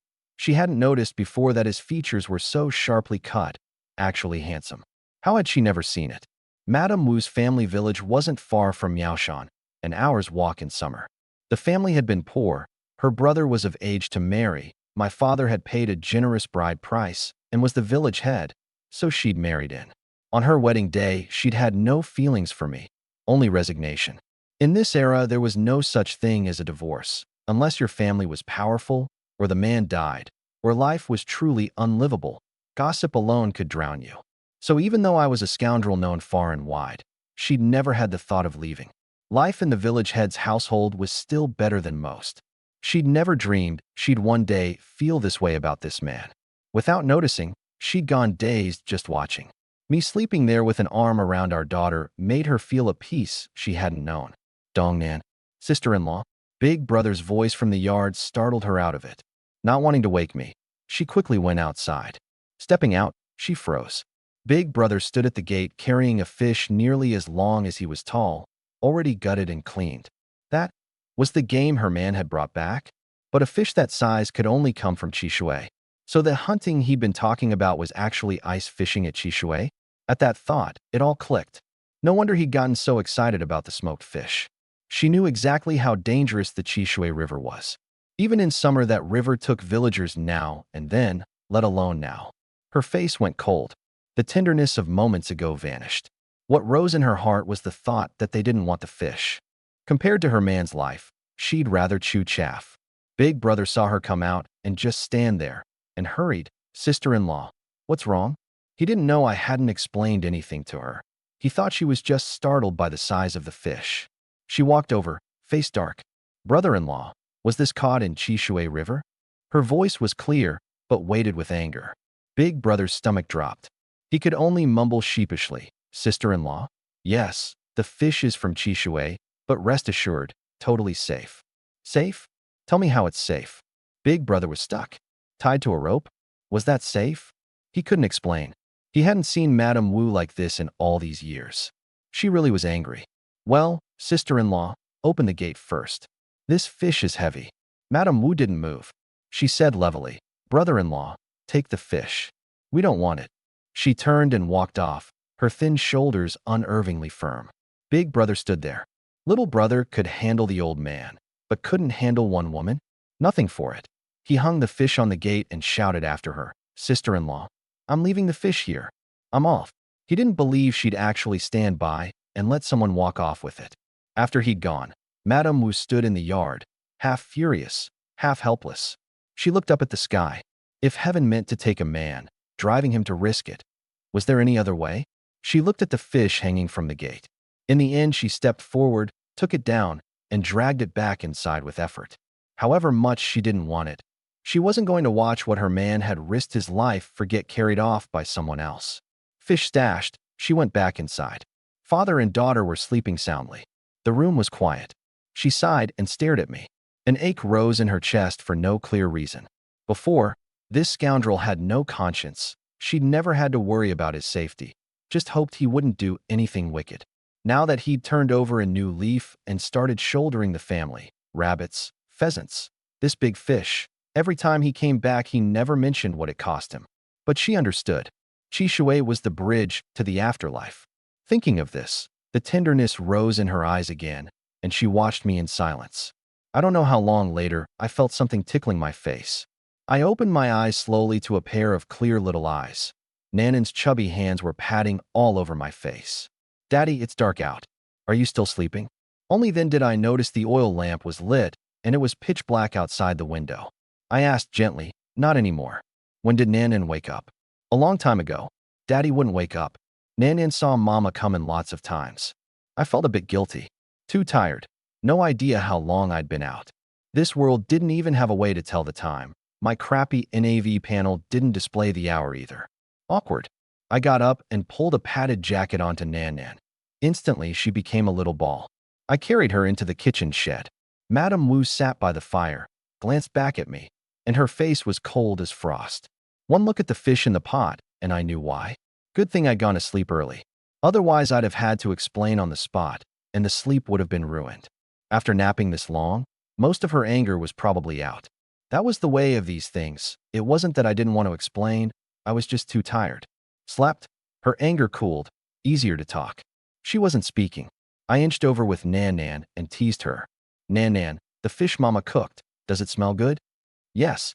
Everything Mama makes smells good." I blinked. This little one knew how to smooth talk.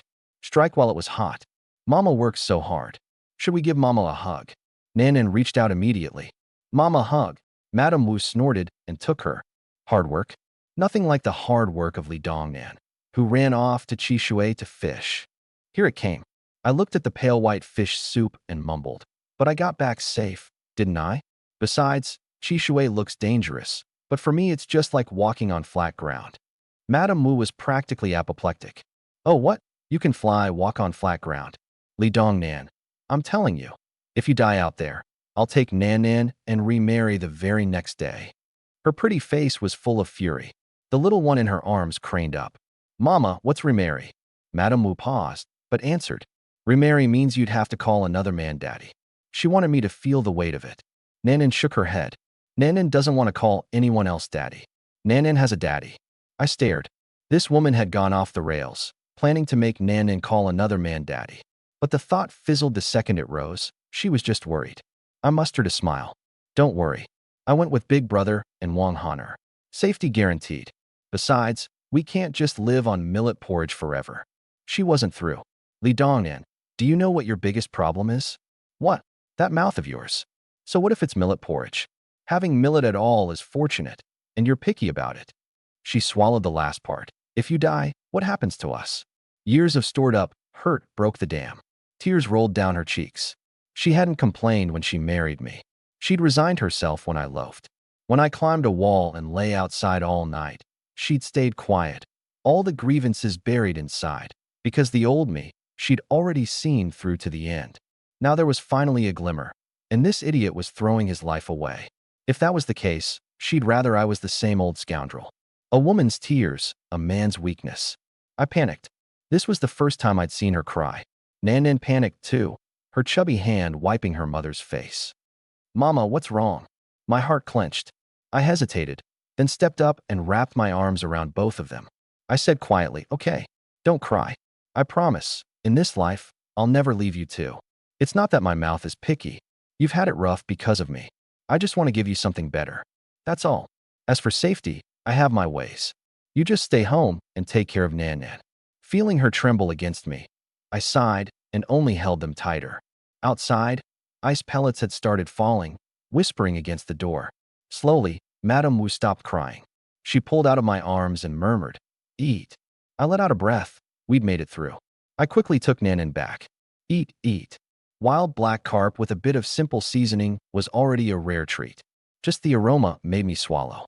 Chopsticks caught a big chunk of flesh. I blew on it, and, instead of eating it myself, fed it to Nanan. Her eyes lit up. Daddy, this is even better than the smoked fish at lunch. Good. Eat more. I picked a big piece for Madame Wu too. You eat plenty too. Caught it to be eaten, not saved. Madame Wu didn't speak, but she didn't refuse. She ate quietly. Once the little one was full, I finally picked up my own bowl. Millet went in like the cornmeal of my old life. Dry, hard to swallow. But another bite of fish, and the fresh flavor bloomed on the tongue, and all my worries evaporated. Another sip of that thick milky soup, and life felt like it had a direction again. In that moment, I wouldn't have traded places with an immortal. It was fresher than any restaurant fish from my old life, by miles. A spoon of the broth poured over the millet, and even the millet went down a lot easier. Wife and child beside me, belly full. Coming to this strange world didn't feel so unbearable anymore. Under the oil lamp, I tipped the last drop of fish soup down my throat and smiled, content. That night, I slept the calmest sleep I'd had in ages, the howling wind a lullaby. Big brother Li Qingshan had a full meal of fish soup too. Gowa, the growing boy, all but tried to shove the fish down his own throat. Late at night, once Gowa was asleep, Wang Hohat murmured, "His father, is Dongnan really changed? When that man goes bad, he goes bad, but when he turns good, it happens in a heartbeat too." Without Dongnan's help these past days, this winter would have been unbearable. The way we were living now, we'd hold up even in Yongning County. Facing away from her, Big Brother was thinking about the day too. From catching to splitting the fish, that scoundrel really had changed, and had even taken on a leader's air. He answered, Dongnan's different. I knew Wheelie Min couldn't stay bad forever. Wang Hohat was speechless. So what? The ancestors are watching over him from below. In the dark, Big Brother nodded seriously. Must be. Otherwise it doesn't add up. That moment on the ice he couldn't shake. Dongnan walked out like it was flat ground, and the second he'd stepped on, it cracked. If it wasn't the ancestors, what was it? Just, these ancestors played favorites. They looked after Dongnan, but not him. Wang Hohat couldn't listen to any more. If the ancestors were going to bless them, they'd have done it by now. Why wait till today? She couldn't be bothered, and closed her eyes to sleep. Big Brother's voice came again. Hohat, Dongnan's different now. Watch how you talk to sister-in-law from here on. No answer for a long moment. He got anxious and raised his voice. You hear me? Heard you. She grunted. Truth was, Big Brother had long disliked his wife's ways. Only, in the old days, Dongnin was such a disgrace that Madame Wu caught the sneers by extension, and if he tried to speak up for her, he'd only get chewed out himself. Now that his little brother had earned some face for him, he finally had the nerve to be firm. Only then did the room fall silent. Early the next morning, I woke from a dream to find Nanan curled up on my chest and Madame Wu, at some point, using my arm as a pillow again. Looking at my sweet wife right there, something stirred in me, but I didn't dare move. I carefully slid my arm free, tucked the little one in, and slipped out of bed quietly. Dressed and bundled, fur hat on, I stepped outside, grabbed a handful of snow to rinse my mouth and rub my face, shivered, and that was my morning wash. I closed the gate and headed to Big Brother's place. Before I could call out, he came out swaddled to the point where only his eyes showed. He came over rubbing his hands. I figured you'd be later. I've been watching from the window. I shook my head. Big day? Can't be late. The two of us headed to Widow Wang's. This early, Miaoshan village was silent. Nobody out, everyone huddled in blankets. Halfway there, Big Brother remembered Madame Wu's dark look yesterday and told me she'd refused the fish. Sister-in-law didn't say anything, did she? I laughed awkwardly. I was so beat, I passed out the second I got home. She'd cried. Not the sort of thing you spelled out, even to a brother. Big Brother pushed. And after you woke up? I gave him a look. Grown man, why so nosy? She didn't say anything then either. A woman, what's she going to say about a man's business? I turned it around on him. Big Brother, at home you don't act like the man of the house. Sister-in-law's not a bad person, but the second the grain runs low, her mouth's poison-tipped. It's only father's temper that keeps things smooth. Wanting to laugh at my expense, he got lectured instead. Stuck. He hunted for a comeback and couldn't find one, breathing hard white puffs through his nose. That felt better. Want to gossip first thing in the morning, did you? Not that easy. Widow Wang's wasn't far. We got there mid-conversation, and the sight in her yard stopped us dead. Wang Han'er, like a giant clumsy bear, was hoisting an enormous millstone up and down with both hands. I stared, I twitching. How in the world had this lump trained up such terrifying strength? Since coming to this world, what upended me most wasn't the wide expanse of sky and earth, nor the shabby huts. It was Wang Han'er's superhuman strength. Even Big Brother, who'd seen it before, marveled. With strength like that in the army, Han'er would be a one-man holds the pass, 10,000 can't pass sort. I didn't answer. The overlord lifting the cauldron made flesh right in front of me. All I felt was awe. Even Xiang, you couldn't have been more than this. Wang Han'er spotted us, set down the millstone, and came thudding over, snow flying with every step. Brother Qingshan, Dongnan, come in. I've been waiting. Big Brother waved him off. We're not coming in. Get the yellow croaker, road's long. Sooner we go, sooner back. Got it. Wang Han'er set the millstone on the base with almost no sound. A moment later, he came out with the croaker on his shoulder, Widow Wang behind him. She stuffed a big cloth bundle into his hands, shot us a glance, and went back inside. This was the second time I'd seen her. I looked away after just a glance. Pretty scenery, or no, that millstone tumbling through the air was still fresh in my mind, and I did not want a beast like that having thoughts about me. The relations had barely thought. I wasn't going to wreck them for a moment's ogling. Let's go, Wang Han'er urged. That croaker looked a whole lot smaller on him. Big Brother led. Wang Han'er in the middle. I brought up the rear. The three of us set off for town. Miaoshan village fell behind us and disappeared.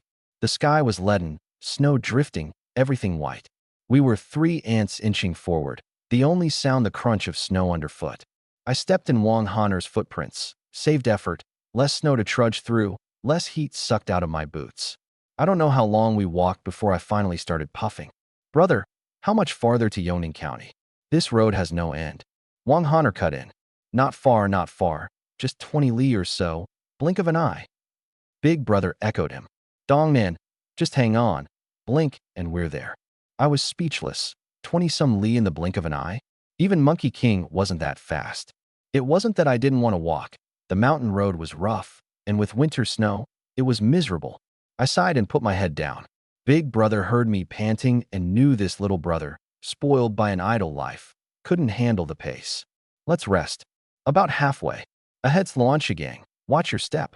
I nearly wept with relief. Another minute, and I'd have caved. If I hadn't been trying not to look soft in front of them, I'd have called it long ago. Snow all around, no place to sit.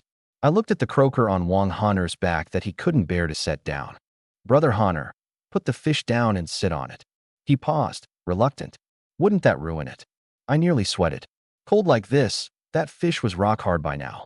Feel how hard it is. Only then did he give a foolish smile. The fish was too precious. He'd guarded it through the whole night. I plopped down on it. Much better. Ahead of us, the countless stones with their white caps stood tall. That was One Kang. Wang Haner opened the cloth bundle and passed each of us a flatbread. My sister baked them real good. I didn't care about anything else. Took it and bit. A bit tough, chewy, with a good malty wheat smell. Whether it was hunger or the novelty, I found it exceptionally good. Didn't know Widow Wang had this hand either. Whoever married her wouldn't have to worry about food on the table. Good, right? Wang Haner asked, smiling, and pulled me back from my wandering thoughts. I cursed myself inwardly. The man was feeding me, and I was daydreaming about his sister. Famine had killed off distractions, and a full belly was making me foolish. I shook my head. Yeah, your sister's got real skill. Big Brother was beaming through his mouthful too. Haner, where's your family's hometown? These flatbreads are rare here. Yongning County has them sometimes. I pricked up my ears too. The Wang family weren't locals. They were famine refugees who'd settled in Miaoshan. But no one had ever figured out where they'd come from. Wang Haner scratched his head. Something distant flickered in his eyes, and his mood dropped. I don't remember. Just followed Sis and Pa around, wandering, and ended up here. Big Brother let it drop and patted him. It's okay. You've been in Miaoshan all these years. That counts as hometown too. Rested, the three of us set off again. Luanshigang lived up to its name. Winding turns, snow covering everything, chaotic stones blocking sight lines. Yet Big Brother and Wang Haner knew every twist. I had to admire it. My NAV confirmed the route was right and safe. 20-some li, and the flatbread had long since digested, stomach growling. Just as I was about to speak, Big Brother's excited voice came from ahead. Dongnan, we're here. Look, I looked up. A gray outline had appeared in the distance, figures of garrison soldiers moving along the wall, like a lone city in the whirling snow. Hope in sight, my hunger dulled. We picked up our pace, and the path widened into a broad road. The county town came into focus, blue brick walls pocked with the wear of time. 3 characters, Yongning County, fading on the gate tower. The drawbridge was down. Soldiers with spears stood at the gate, rubbing hands, stamping feet in the winter cold. Below the bridge, the moat was iced over and blanketed in snow, but you could tell it ran deep. This was my first time actually seeing a gate tower of this vintage. People were thickening around us, all moving with purpose. No one went out in weather like this without reason. The 3 of us crossed the drawbridge to the gate. The soldiers came up to inspect the croaker on Wang Haner's back, envy in their eyes, and waved us through. That surprised me. Famine winter, everyone starving, and yet these garrison men held discipline. Faced with something as valuable as a big croaker, they had envy but no greed. Any less disciplined garrison, and this gate would have been the first shakedown. More importantly, in them I saw the word peace. From my previous life historical instincts, when chaos was near, the most obvious tell was how a county town gate garrison behaved. They'd never be this well-behaved. Yongning had a magistrate running a tight ship. I didn't know who the current commanding general was, but he was clearly somebody. Inside the city, rows of low buildings were a bit of a letdown, but I let it go. Miaoshan itself was a remote village. Whatever county was over it wasn't going to be splendor. Wang Haner spoke up. Brother Qingshan, Dongnan, East Market or West Market? Big Brother thought about it. East Market. More merchants. Better prices. He looked at me. Dongnan, what do you think? I shook my head. Brothers, do you think there's anyone among the ordinary people in Yongning County who can drop the kind of money this fish deserves? They both went silent. This croaker was tens of caddies at least, easily worth tens of taels. That was the problem. In a small county town, few could produce that kind of silver. Wang Haner finally offered. Buy a knife, split it up and sell in pieces? Big Brother didn't reply. Cut up like that, we'd lose 10 plus taels at least, and the offal would just have to be thrown away. He clenched his jaw. Let's try our luck first. Maybe some rich house takes an interest. I shook my head. Odds are too low. Here's the plan. Brother Haner, uncover the croaker. We'll parade through the town. Buyers will come to us. Big Brother frowned. Why would anyone come to us? Wang Honor was lost too. This was an angler's showboating move. Hard to explain on the fly. I just said, Big Brother, trust me. Brother Honor, expose the fish. Wang Honor didn't get it, but the fish was mine and my call was law. Big Brother grabbed his hand, worried. Wealth stirs hearts. If we flash it around and someone marks us, then what? I shot back. And going to the market stalls means no one marks us? Not selling, dragging it out. What's the difference? Big Brother had no reply. I peeled his hand off. Let's go, Brother Honor. The cloth came off, and the croaker's golden scales shimmered in the winter light. Passers-by stopped in their tracks. Look, that's a big yellow croaker. Big croaker in the dead of winter. Unbelievable. Where'd that giant get it? Exclamations rolled up on all sides. The three of us became the focus of the entire street. As we walked, word of a big fellow with a monster croaker parading through town spread wider and wider. Some were envious. Some ran to tell their masters. Some tagged along to catch a bit of the luck. Big Brother wore a wary face. I wasn't worried. This was a cold weapons age, and any envious would-be robber had to reckon with Wang Honor. With this bear on our side, 3 to 5 men couldn't get near. One look from him, and they'd back off. Plus Big Brother and me. It'd take 5 or 6 to handle us. Unless the constables or garrison got involved, and I'd seen the discipline there. There was a strict magistrate behind them, so I dismissed that last worry. So we were safe, which meant maximizing this trip was the least we could do. Step 1 was the parade. In my old life, we called it hype. Even a lump of dung, hyped right, could fetch sky-high prices, let alone a wild yellow croaker. Yongning wasn't big. In 2 sticks of incense, we'd walk the main streets. In the West Market, someone came up asking if he could just buy the head for the fish stone inside. Refused. In the East Market, someone offered 20 taels for the whole fish. Also refused. 20 taels for a croaker this size. Dream on. By the end, hardly anyone was bidding. People were just watching, some even urging us to sell already, saying no one in Yongning could eat a fish this big. Even Big Brother was getting antsy. We'd toured all this time. More people knew of us, but nobody was paying up. Wang Honor's heart was racing too. Hauling this fish through town was one thing, but if we couldn't turn it into money, eating it would be sacrilege. Dongnan, what now? We've been through almost all of Yongning. How about we go back to the East Market? At least someone offered 20 there. Wang Hane looked at me. 20 wasn't what we'd hoped, but it was a year or 2 of income for an ordinary family. I just chuckled. Don't rush. Wait a bit longer. I gave a sidelong glance at someone tailing us. A servant boy who'd been following the whole time. Almost certainly a scout. Amateur, though. Hadn't even changed out of his tea house runner outfit. They were both baffled. At a time like this, still telling us not to rush. What they didn't know was that during the whole parade, I'd been watching the NAV. As we passed each tavern, I could see the number of patrons inside, which had the most people, which did the best business, and thus could pay top price. My target from the beginning had never been ordinary folk or peddlers, but taverns. Only taverns could afford a luxury ingredient like a big croaker, and only taverns could turn it around fast at high margins on well-heeled diners. I'd set this plan the moment we'd hooked the croaker. The 2 with the most patrons were the Zuatian Tower and the Shirlai Inn, both packed on the nav. When we walked past their doorways, plenty of diners had come outside for a look. I didn't believe the proprietors were fools. They wouldn't miss business like this. Sure enough, the Zuatian Tower's proprietor was from the capital, 30s, lean and shrewd, sporting a small mustache. As we passed, the tavern was already buzzing. That croaker on his back, stewed up for soup, would be a proper tonic. First time I've seen one this big, 30 years old at least, maybe 50. Real nourishing stuff. Shame we've no coin. Take one home. We'd have a fat new year. The whole hall laughed. The proprietor understood. He saw through what these 3 big fellows were doing at a glance. Make it known, sell it high. He stood behind his counter, eyes flicking to the door. Not long after, a middle-aged man in fine clothes appeared at the entrance. The proprietor's eyes lit up when he saw who it was, and he beckoned discreetly. The middle-aged man went to the counter and lowered his voice. They're not asking small. 20 taels wouldn't move them. He was the wealthy merchant from the East Market who'd offered 20 taels for the fish. He'd gone east first to sound them out, see if he could get it on the cheap. The proprietor nodded. So they want more? No rush.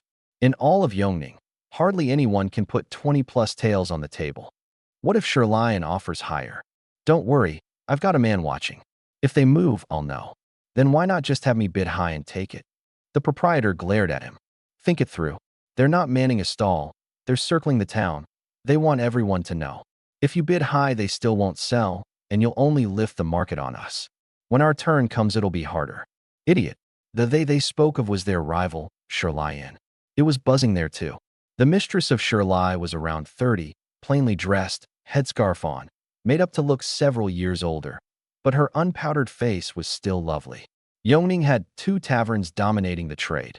Sherlion was the quieter, more understated one, a perfect contrast to Zuatian Tower's opulence and flash. That big fellow at the door earlier, in weather like this, no telling where he pulled up a croaker like that. That golden color, auspicious meaning. Pity it's dead. If it were alive, we could keep it for show. That size is truly rare. Even dead, a taste's a taste. Pass on this one, and it's gone. The mistress listened in silence, glancing at the door, weighing whether to buy. Only, Zuatian would surely move on it too. They wouldn't let a luxury ingredient like that pass.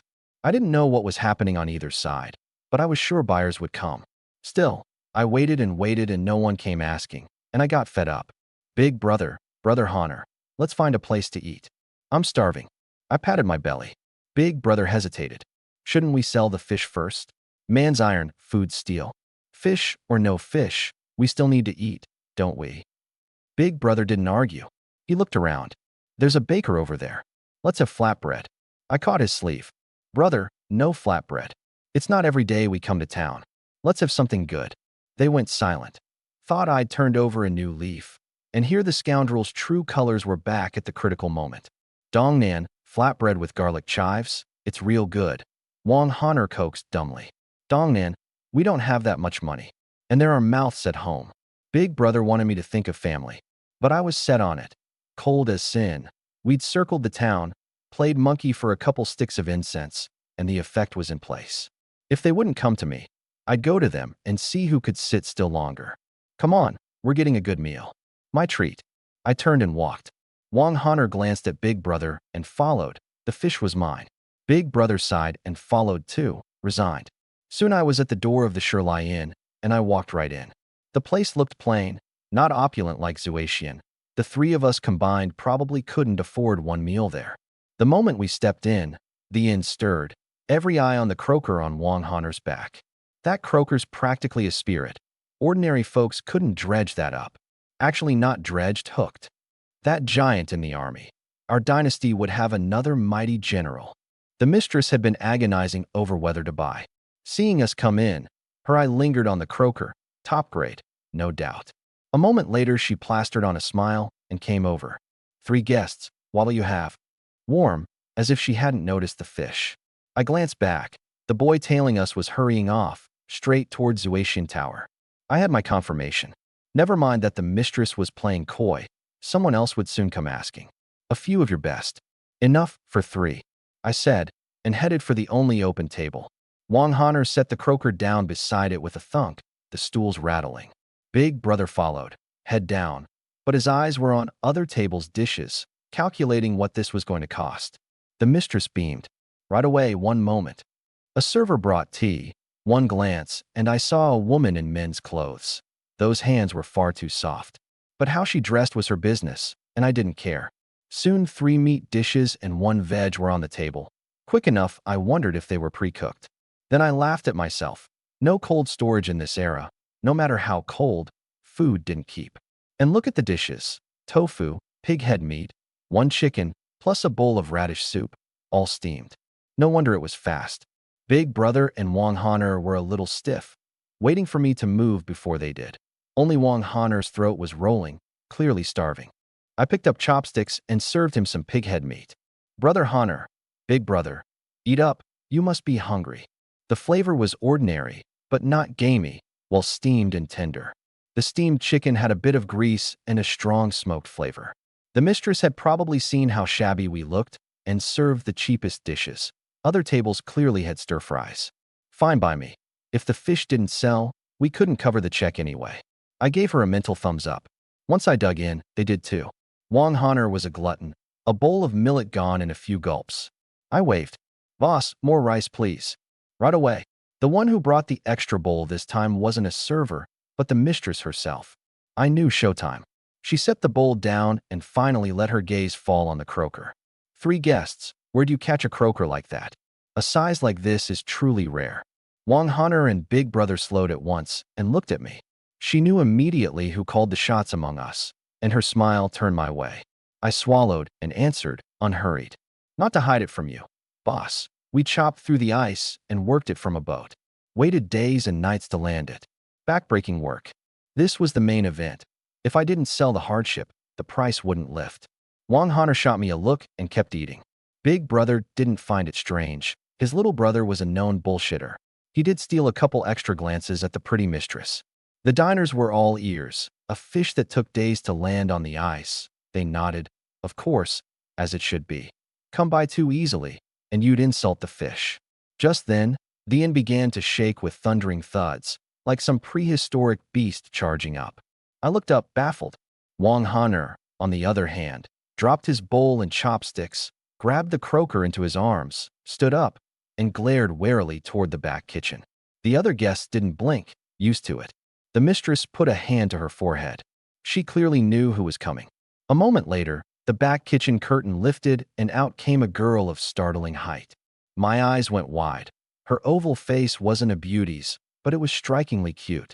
And below such a cute face was a build that was terrifyingly sturdy. In the cold, she had her sleeves rolled up high, showing thick, powerful arms. The bone cleaver in her hand looked like a toy in her grip. Every step of hers rattled the stool I sat on. Same mold as Wang Honor, just with a delicate face on top. Diners ducked, afraid of being bumped. Before she arrived, a crisp voice called out, "Sis, I heard there's a big croaker." "Where?" Her eyes fell on the fish in Wang Honor's arms, and she looked it over. Golden scales in order, head and belly curved, tail like a fan, top grade. "Sis, this kind of fish comes once in a lifetime. What are we asking?" The mistress's face went awkward. I hadn't even decided to buy, and here you are? Back kitchen not busy. I laughed. All my setup was superfluous. Heaven itself was on my side. Wang Honor relaxed and set the fish down, picking his bowl back up, though his eyes kept flicking to the girl, not daring to hold the look. "Sis, what are we waiting for? That copper-stinking old rat is bound to come," the girl said urgently, then turned to Wang Honor. "Strong, sir, is this fish for sale? What's the price?" Under her stare, Wang Honor's big face went red. "Someone at the East Market offered 20 taels," he mumbled. Her brow furrowed and she said briskly, "That's low. We at Shirlion offer 30. Deal." I was stunned. First time I'd seen a buyer voluntarily raise the price. My opinion of this girl shot up. That kind of not fleecing common folk character. She'd be a good person anywhere. Big Brother's eyes lit up too. The mistress couldn't hold it in anymore. She pulled her sister back and turned to me with an apologetic look. "Forgive us, guest. My sister doesn't know better. 30 taels, we'll take it." Words were out. She couldn't retract, so she rolled with her sister's price. The two side by side made quite a picture. The mistress slim, dwarfed next to her sister. I was about to speak when a voice came from the door. "We at Zuatian Tower offer 40 taels." A hunched, shrewd old man with a small mustache walked in. The mistress's eyes filled with even more resignation. The girl's brows shot up. "Who let you into our Shirlion?" His momentum dropped half a notch. He stopped and forced a smile. "What? Does Shirlion not welcome outsiders?" "Outsiders welcome. Dogs and rats not welcome." She didn't hold back. His face darkened, but he couldn't afford to explode. He snorted. "Little miss, watch your mouth. This old man won't take issue today." He walked straight to me. "Young sir, this old man is the proprietor of Zuatian Tower. We offer 40 taels for this fish. Will you part with it?" 40 taels. The hall drew a collective breath. Wang Honor and Big Brother forgot about eating and stared at me. That was several years of hard labor for a common man. The girl was shaking the mistress's arm, urging her to speak. The mistress patted her hand and watched me quietly. I was a little stunned myself. Everything was going to plan, but even better than I'd imagined. After a pause, I spoke. "Boss, that's a good offer. But this fish is rare, and we've also just spent a while advertising for you around town.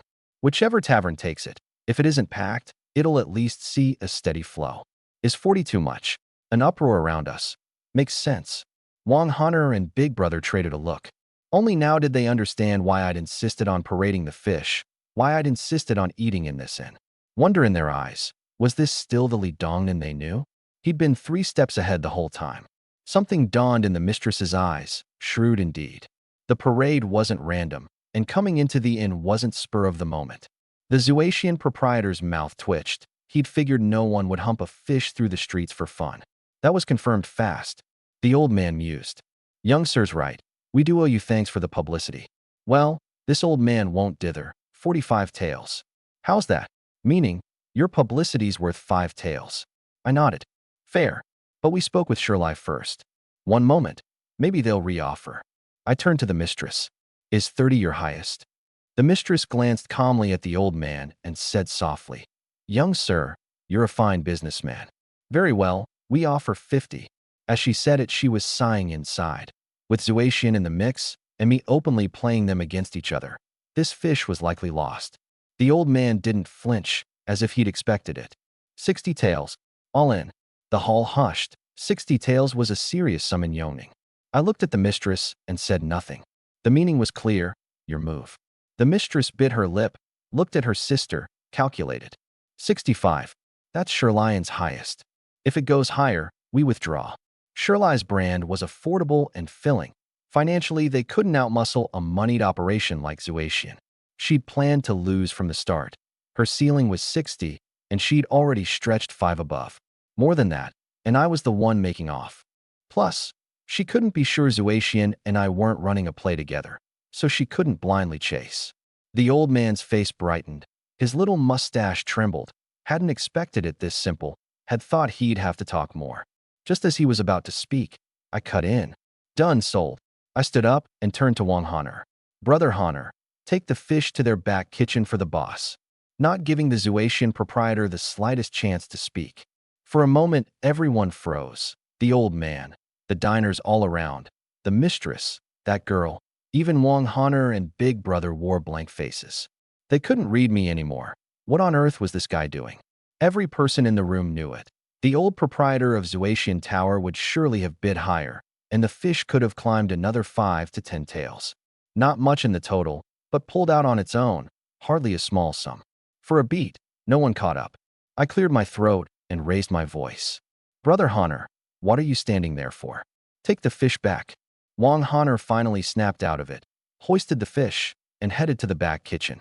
The girl who'd been at the mistress's side didn't get why I'd suddenly agreed either, but she followed him back happily, chattering along the way.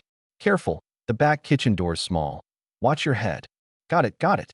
2 big bears, one after the other, tromped into the back kitchen, the floorboards trembling harder than ever, leaving a room full of people staring at each other. The first to lose composure was the old proprietor of Zuatian Tower. After a stunned moment, his face filled with fury, he couldn't hold on to his earlier poise. Young sir, are you playing this old man? I blinked and asked back, the boss meant to bid higher? I put on a look of regret. I thought you were done. Why didn't you name a number just now? The volley of questions turned his face beet red. He forced the anger down. No point lingering, his face was gone as it was. He said coldly, Young sir has a fine sense of humor. This old man walked into it. Until we meet again. With a sweep of his cloak, he stalked out without a backward glance. No one knew what he was thinking, only that beneath that calm lay a boundless rage. The moment he was gone, the inn came alive. Does this young fellow have some old grudge with Zuatian Tower? Did you see Proprietor Jin's face? Awful. First time I've seen the old man Jin taken for a ride. Eyes turned to me repeatedly, the way one looks at a warrior. Zuatian had some pull in Yongning. Between hired muscle, wait staff, and porters they had 7 or 8 men on payroll, and wherever they went people wore polite smiles. The mistress had come back to herself too. Hadn't expected her final bid to actually close the deal, which meant her earlier read had been wrong. This fish seller had just wanted to push the price. As for why he'd sold to her, she couldn't say. Still, deal was a deal, and she offered kindly. Young sir, what should I call you? A word of caution, the Jin proprietor of Zuatian is no easy man. Watch yourself. I didn't mind. Fish sold at a good price, enemies made. So what? Anyone who wanted trouble would have to get through Wang Hunter first. I'd seen the picture clearly. In all of Yongning, only Shirlian could stand against Zuaxian Tower, and it stood on the strength of that girl's deterrent. Li Dongnan, at your service. Thanks for the warning, boss. I'll be careful. Seeing I wasn't some wide-eyed hothead, she nodded. Young Master Li, follow me, please. I knew. Time to settle the payment. Too many eyes downstairs, couldn't do it here. I signaled Big Brother with a look and followed her upstairs. Taking in the place. Aside from the materials, the layout wasn't so different from a modern one. A few private rooms on the second floor, a third floor at the end of the corridor. Upstairs, she went into a room, and I waited outside. A moment later, she came out with the silver. Young Master Li, 65 taels. Count it. Hand it off, and that concludes our business. I'd never seen silver of this era. It just felt weighty. I hefted it and tucked it into my robe. No need. I trust you, mistress. Better to count than to leave a generous impression, especially at a place branded on modest prices. They wouldn't stoop to shortchanging. The mistress smiled and asked the question on her mind. Young Master Li, may I ask why you chose to sell to us? I answered plainly. Because of the one in your back kitchen. Her name is Meng Meng. I paused. That sturdy a build, named Meng Meng, cute. Well, it fit, actually. Because Meng Meng heard someone had offered 20 taels and voluntarily raised it. First time I've seen a buyer bid up on their own. That alone told me the boss is straight. Plus your place is people-friendly. That was enough. I clapped my head. Right? I still haven't asked your name. Feels awkward calling you boss. We're hardly strangers now. Only then did she really smile. This Li Dongnan was an interesting one. Sold the fish high, but by fair means, and knew right from wrong. Her opinion of me lifted. My surname's Xia. Since I'm a few years your senior, call me Sister Xia or Proprietor Xia, whichever you like. Her real name was Xia Wanning, but we were still buyer and seller, not on first-name terms yet. I asked easily, Sister Xia, is Shirlian short on ingredients? She paused, then smiled. Young Master Li has other ingredients? Yes, that's actually why I picked Shirlai. Doing business with you, Sister Xia, sits well with me. Call this fish a foot in the door. That was my real purpose in choosing this inn. With all the fish in Chishui River, no sense in a one-shot deal. And we couldn't eat fish every meal at home. Better than gouging Zuaxian for one big price was finding an honest long-term buyer. Then I wouldn't have to make the trip myself every time, and I wouldn't have to worry about Big Brother and Wang Hunter getting cheated by that old fox. Now Xia Wanning got it. The voluntary raise talk was cover. Without Zuaxian stirring the pot, he might not even have sold at 30. His real aim wasn't this single fish. It was a long-term buyer. She let out a quiet breath. May I ask what sorts of ingredients young Master Li has? To be honest, in this cold, it's not just us. All of Yongning is starved for ingredients. That's why I only served you 3 dishes. My heart thumped. Just as I'd figured. Miaoshan village was a small window on a bigger picture. The snow wouldn't blanket only us. Ordinarily hunters supplied Yongning, but with weather like this Yaya Mountain had no game left, and even the hunters wouldn't set foot on it. How could Yongning be doing well? That was exactly why. The moment Madame Wu mentioned smoked fish, I'd gotten excited enough to drag Big Brother out fishing. So long as there were fish, this winter would have both food and money. Sister Xia, you saw it. We can catch big croaker, so we can catch other fish too. If you want them, we'll deal with you directly from now on. I looked at her with open eagerness. That direct look made her a touch self-conscious. She smoothed her fringe and cleared her throat. Fine. From now on, whatever you catch, bring it. However much, we'll take it all. My eyes lit up. Say that, and Chishui River's in trouble. She was quietly pleased too. Since the ice set in, fish had grown scarcer and scarcer. The inn was leaning on stored smoked fish. If I could really supply fresh fish, this winter she could get one up on Zuaxian Tower. With Sister Xia's word, I'm at ease. Wait for good news. Deal done. No need to linger. I turned to go. Her voice followed me. Young Master Li, again, watch out for Proprietor Jean at Zuaxian. He hasn't held the #1 spot all these years without weathering rivals. She'd tangled with that old man for years. She knew exactly how dirty his hands could get. Don't worry, Sister Xia. Just wait for the fish. Coming down, many diners looked at me. I didn't know how many harbored bad thoughts, or whether we'd been marked. What I did know, I had money now and plenty of it. Wang Han'er and Big Brother had long finished eating and were waiting. They both looked relieved when I came down. Sister Xia, how much for the meal? On the house. My treat this time. I nodded. If the boss said so, no need to argue. I was already 5 or 10 taels lighter today anyway. The three of us walked out. Big Brother asked, Dongnan, straight back or shop first? I glanced at the sky. Only afternoon, still early. Let's shop. We've got coin now.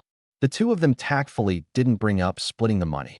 Big Brother didn't want to talk numbers in front of Wang Han'er. He planned to hand over a share once we were home. The man had put in the work. And Wang Han'er didn't have that thought at all. He knew he'd basically been extra weight this trip. Without me, the fish would never have come out of the ice, and I'd already given his family one big fish. That was enough. I didn't much care about any of that. I'd noticed the reputation counter at the bottom of the NAV had somehow gone up to 9, probably from the mistress and Meng Meng. I still didn't know what it was good for. All I could do was watch it climb, no manual provided. Reaching the market stalls, the crowd thickened. The call and smell of roast chicken drifted over, and I remembered Goa loved it. Big Brother, buy him one. Big Brother was tempted. He hadn't paid for the meal, still had coin on him. He hurried over, but came back a moment later, his face rueful. Never mind. Let's look at something else. Come on, Big Brother, Goa would love it. Don't be stingy. Not buying. Come spring I'll bag something up on the mountain and roast it for him. Same thing. The awkwardness on his face told me. Too expensive, not enough coin. Only then did I remember I'd been fixated on the reputation number. The 65 taels hadn't been split yet. No wonder he was embarrassed. I checked around. No one within earshot, and lowered my voice. Big Brother, Brother Han'er. 65 taels, this is how we split it. 20 each for you two, 25 for me. Sound good. I took the extra 5 because once you set equal at the start, you're locked into equal forever. Everyone was easygoing now. First time out, all thinking clearly, but over time if I wanted more it would rub people wrong. Better to take a bit more up front and, by the way, quietly plant the leader's authority in this little crew. Big Brother's face went complicated. Second brother, you don't have to. This fish is basically all you're doing. That big fish for the family was already generous. He'd meant for me to slip a share to Wang Han'er, and here I'd handed over 20. Now he felt I was coming out short. Wang Han'er caught up too, a new respect in his eyes. He scratched his head. Dongnan, I don't need it. My family's got a big fish too. You hooked it. You sold it. No reason I take 20 taels. I was pleased with the effect. See, Wang Han'er was already calling me Dongnan, the closest he'd ever sounded. Real silver has that effect, goodwill included. Seeing them try to push it away, I lowered my voice. Even 20 taels isn't easy to carry. We sold a big croaker, we're marked for sure. From here on, eyes up. Buy what we need, then out. Understand? I'll pay for the goods. Buy anything you want. We settle the rest back home. That's final. If you keep refusing, how am I supposed to call on you next time? I struck the pose that if they said no, we'd part ways. Big Brother mumbled, not knowing what to say. Blood brother or not, these past 2 days at my side had made him feel like decades of his life had been wasted. My head worked faster, my nerve was bigger, and he'd never before made money this easily. 20 taels. He didn't know how many years of hardship it'd take him to save that. Wang Han'er thumped his chest. Dongnan, we weren't close before, but from now on, you say it, I do it. 2 days had trained him to take my lead. And since I was being this generous, he wasn't the petty type. He tossed away all the old rumors and grievances. I smiled satisfied. That's it. We're together in this. No sense my getting paid and leaving you two hanging. Come on, buy whatever you want. The three of us plunged into the stalls. The roast chicken Big Brother hadn't been able to afford now sat oil-papered in his hand. We hit the cloth shop, picked up a few bolts of good cloth. I said it was for the wives.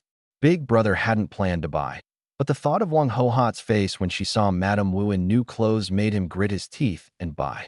Wang Han'er kept saying, I've got no wife, I'm getting some for my sister. We spent 6 taels at the cloth shop. The new bolts went into the bamboo basket on Wang Han'er's back. We picked up snacks and finally wandered to the meat market. Looking at the palm-thick slabs of fat pork, all 3 of us swallowed. The butcher recognized Big Brother at a glance. Young man, you finished off that pork neck? Today's is from a 2-year hog, real fat. Won't you cut some?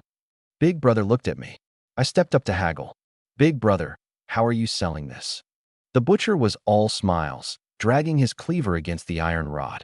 Depends which cut. I pointed at an entire trotter. This whole trotter, how much? Big brother and Wang Han are startled. Dongnan, that's too much. That's a lot. When we finish it. Wang Han swallowed drool. Just this one. It's mine. Pick your own cuts. The butcher's cleaver flew, afraid I'd change my mind. Chopping, he said. Young sir's decisive. Old phone won't dither. Hind legs usually 110 when a caddy. I'll do 100 flat for you. Deal. Cut it. 40 caddies of hind leg, for tails of silver. The trotter went in Wang Han's basket. Big brother picked a foreleg, a bit over 2 tails. Wang Han, following me, took a hind leg too. Hands full, basket stuffed to bursting, snowflakes drifting, smiles all round. The sight stopped plenty of eyes in the market. Famine winter. Most households couldn't put food on the fire, half-year husks and half-year grain. Who'd dare spend like this? Either tavern staff or a landlord throwing a wedding. The smile on my face wasn't only for the shopping. Just then, the reputation counter had ticked from 9 to 10. The instant it hit 10, the system changed, and a chime sounded. Famine navigation system notice. Reputation has surpassed double digits for the first time. Navigation range beginning to expand. The map rumbled outward in every direction, extending like countless tentacles woven together, then settled. I looked, now roughly 50 meters around me, about the size of a football field. Even the paths and figures behind the market were clear as day. Chicken seller, mutton seller, laid out before me. Pity nothing else changed besides the range. Still, this was enough. Before, the range was so small that a Yaya mountain boar would have charged me flat before I could dodge. 50 meters gave me time to run or defend. I even started to think about trying Yaya again.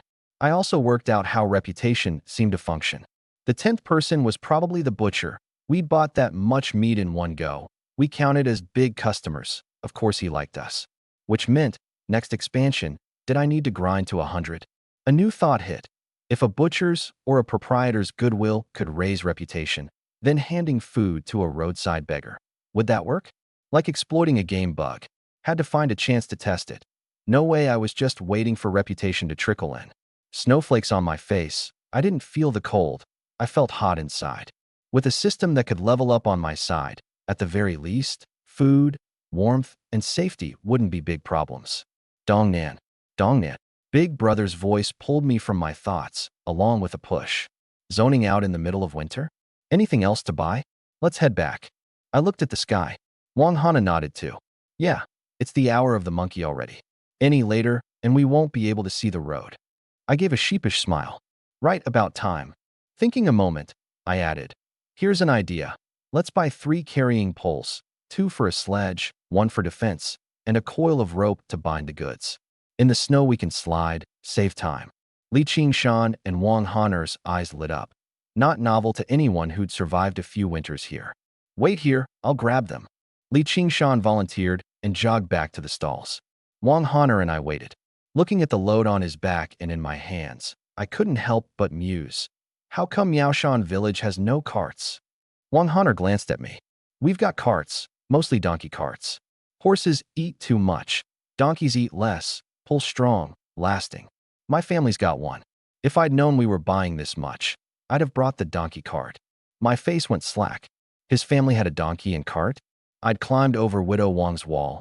I'd swiped her pickled radishes, and I'd never seen a donkey?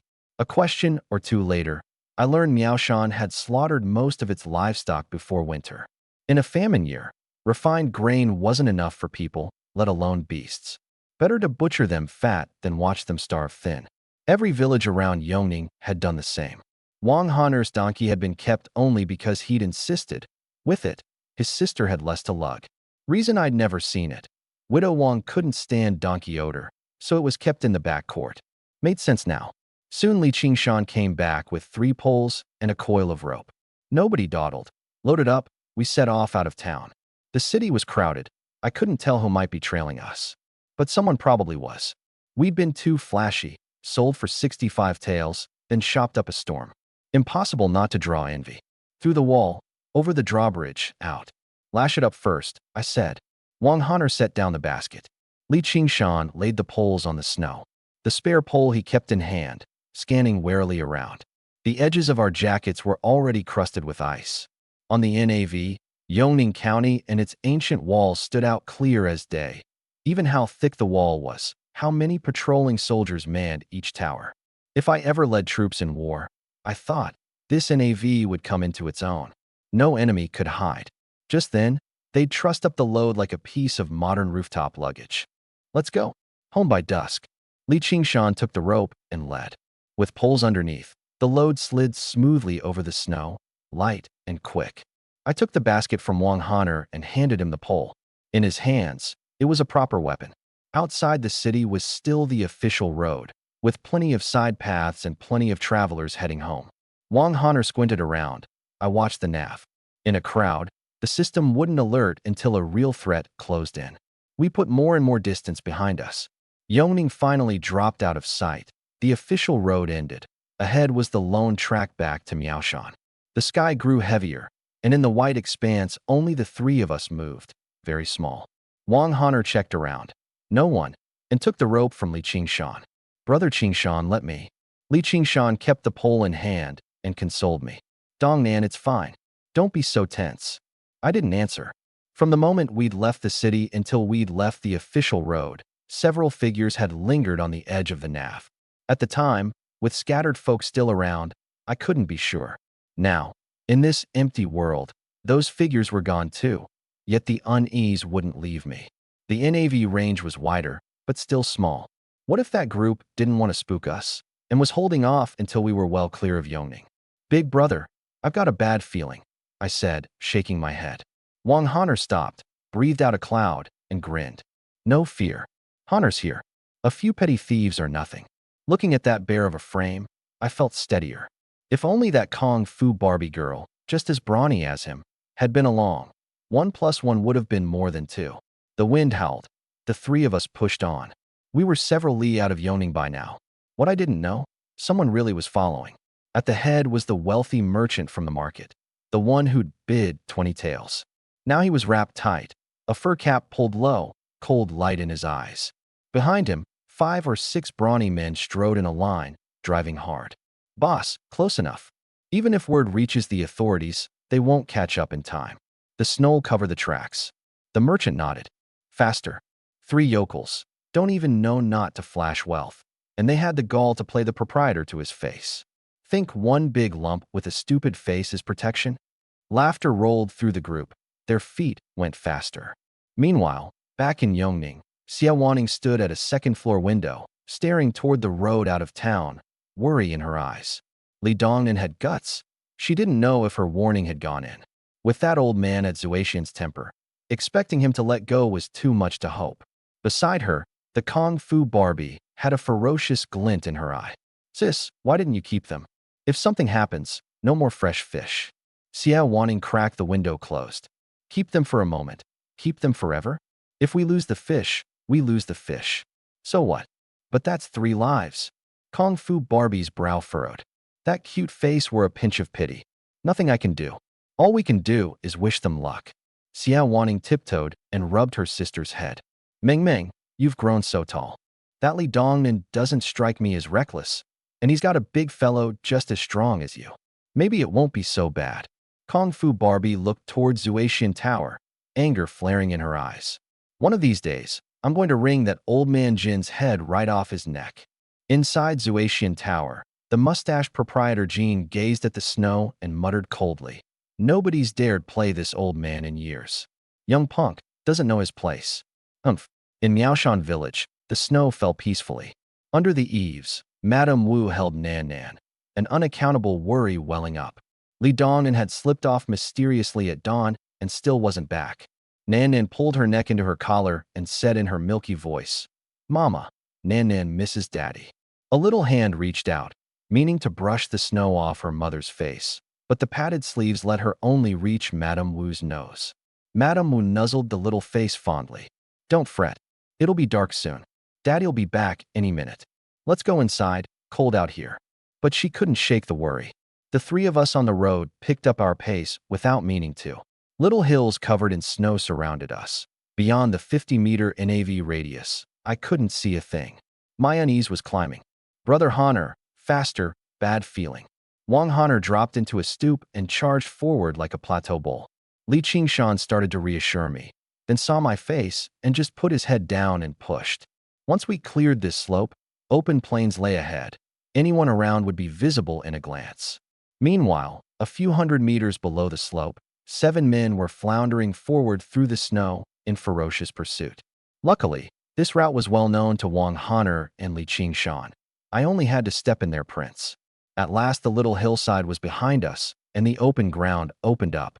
I checked the NAV, no one. Flat as far as the eye could see. The knot in my chest eased. From here, we were roughly halfway. If bandits were coming, they'd have hit us already. What I didn't know, if I hadn't just pushed the pace, those 7 behind would already have entered my NAV range. That burst of speed had opened the gap. The bandits in the rear were cursing. How the hell have we not caught these 3 farmer bastards yet? Easy. Their tracks are right ahead. The leader kept them steady. In this ice and snow, no one would have come out unless the proprietor had ordered it. Dongnan, relaxed now? Flat as this. If anyone's behind, one look and you see them. Li Qingshan turned and ribbed me. In his view, I was over-worrying. Out of the city, who could know which road we'd taken? Only option was to trail behind. And we were half home with no shadow to speak of. Yeah, probably me overthinking. I nodded. In this weather, even bandits might not want to leave the fire. Wang Honor was panting. Li Qingshan stepped up to take the rope from him. They'd switched several times on the road, and neither had asked me. Both knew this puny frame of mine was doing well, just keeping up. Past the plain lay Luanshigang. Nothing but stones, stone peaks stabbing up, teeth of rock interlocking, twisting into narrow lanes and winding paths, like walking into a labyrinth. Gray-black peaks, some like swords stabbing at the sky, some like ancient castles rising. I'd rather have called it a stone forest. The ground was rubble, a wrong step and your foot wedged in a crack. No hurrying through this. The wind cutting through howled with a strange, mournful edge. Careful, Luanshigang ahead, slow down. Li Qingshan warned, leading the way cautiously. I watched the winding paths blossom on the NAV and glanced back. My face changed instantly. Out on the flat, 7 figures were closing fast, and they'd clearly seen us. The worst had come to pass. In a famine year, flashing what we'd flashed, of course we'd been marked. Never mind these bandits. If I saw a few fat sheep wandering by, I'd be tempted myself. Times were bitter enough that people were chewing on dirt just to have something in their mouths. Brother, Honor, 7 behind us, move.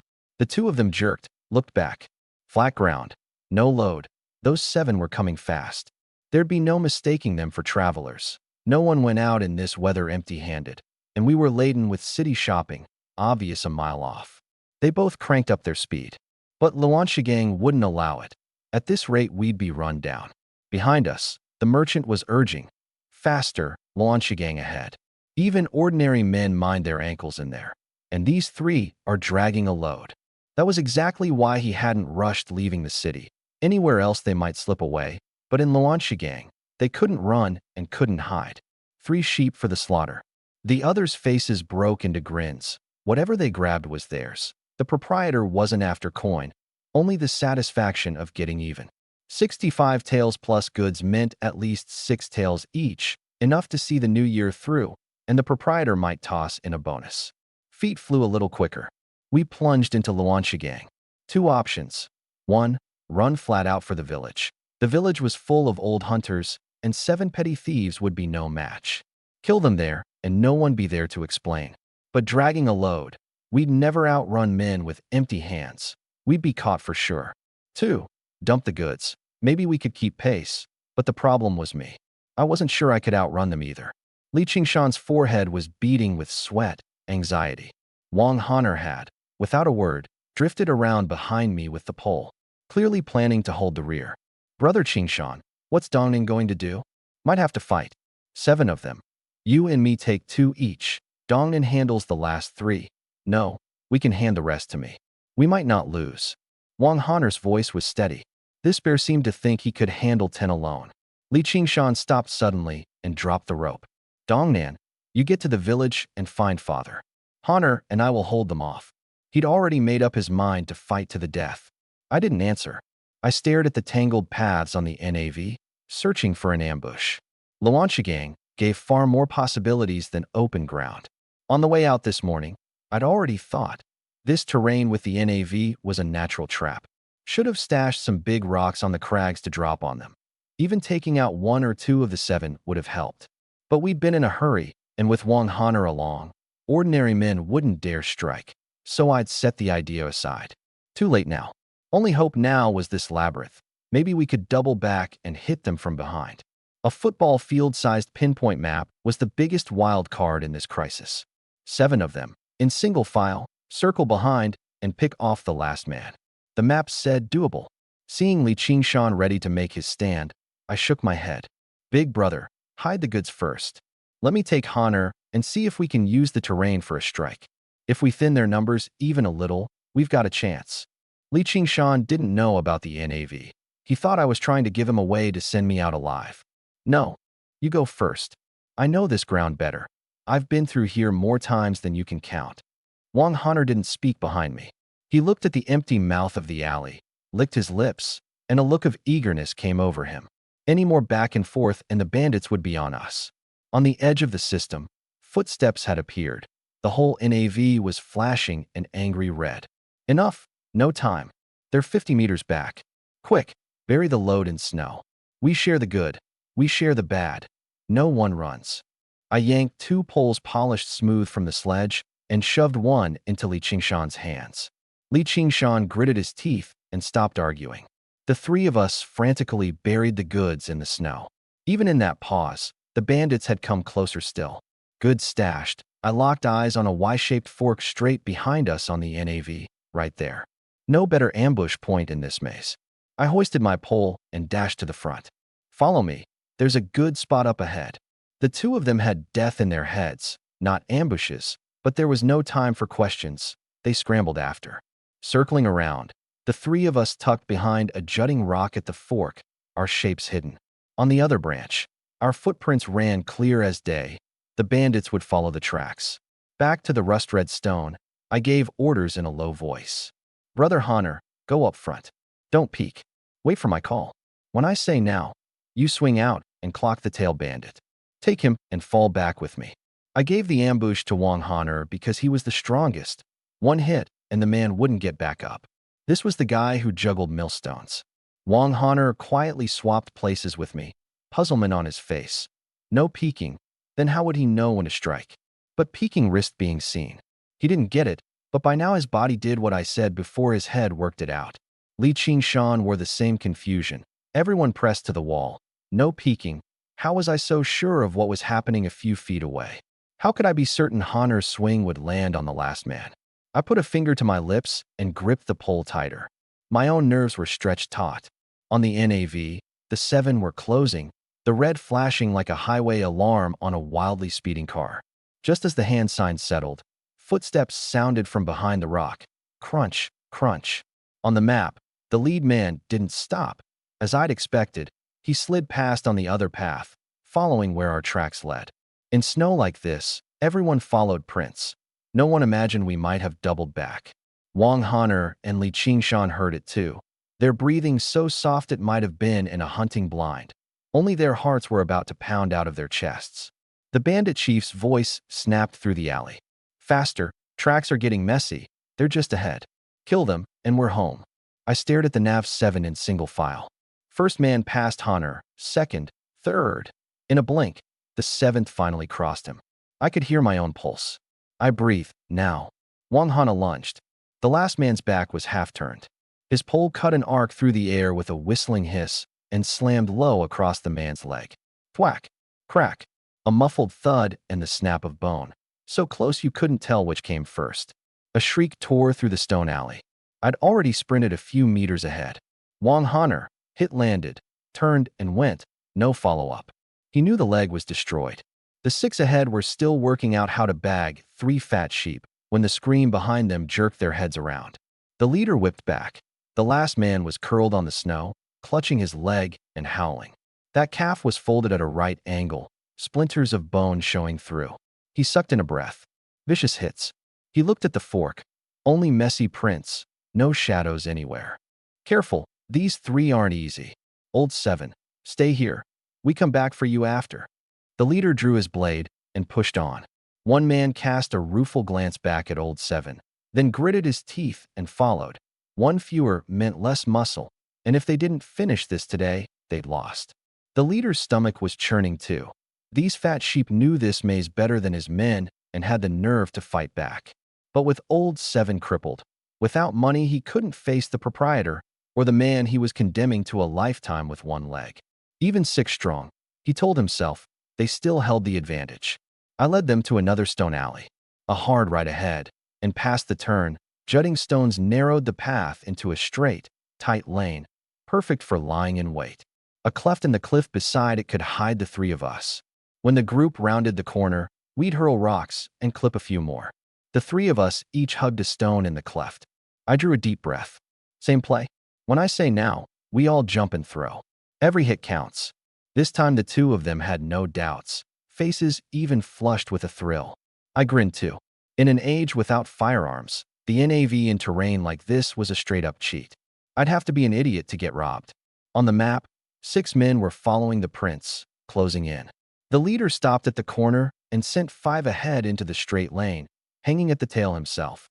The man had some brains, worried about another ambush, using his boys as a shield. I held still, let them reach the narrowest point.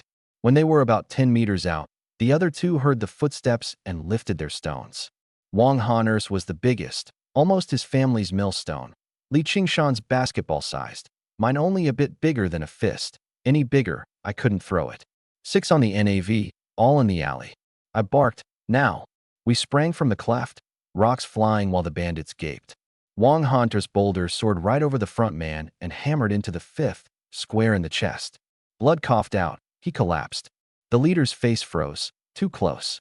1 step forward, and it'd have been his skull. He'd seen it clean. The rock cracked a man like an egg. His legs shook. The second rock caught the front man on the shoulder, another scream. Men started ducking. Then my little fist-sized stone slammed the leader dead in the forehead. Thump. Warmth trickled down his face. He swiped it clear, and by then the 3 of us were gone into the stone maze. The gang broke. Number 5 looked done for. Specks of blood scattered on the snow. Number 2's shoulder hung limp, his face green, out of the fight.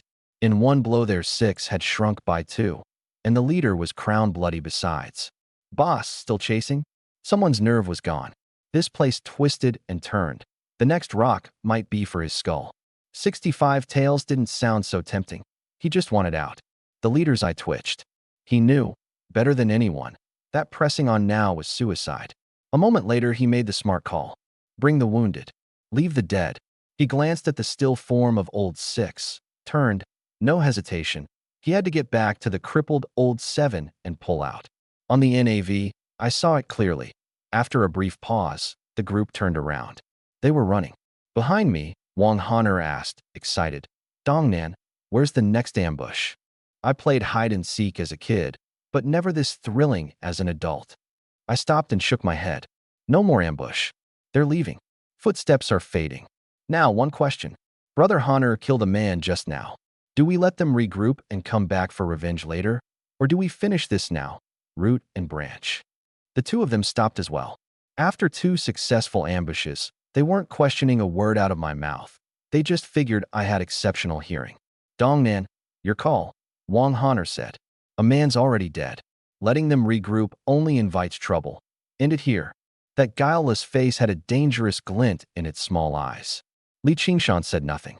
This coarse-handed man had let on odd jobs, sure, but he'd never in his life thought about killing anyone.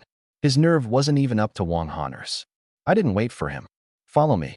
Shortcut to the exit. One more ambush. I set off along the shortest route to the exit as the NAV laid it out. I'd worked it through.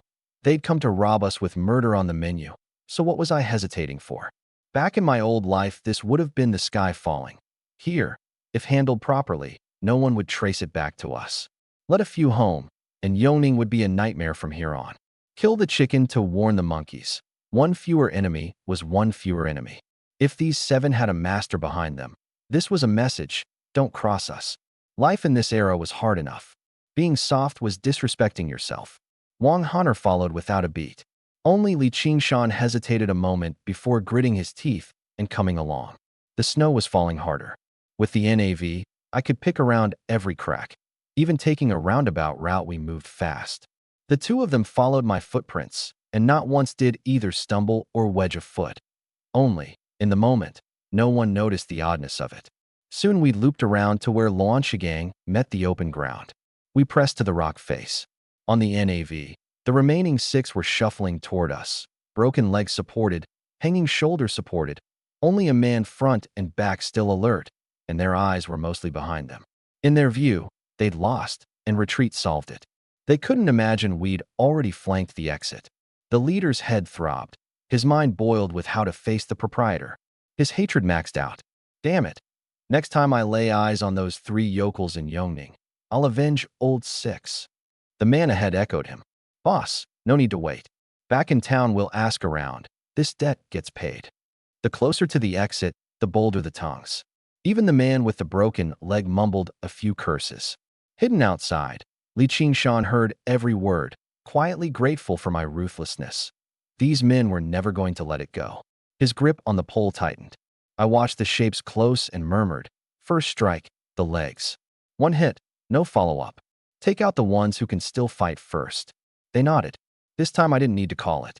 The lead bandit had barely stepped out of the alley, hadn't even exhaled, when a pole dropped from above and swept his legs. Snap! He went over sideways like a table with a broken leg. The men behind panicked.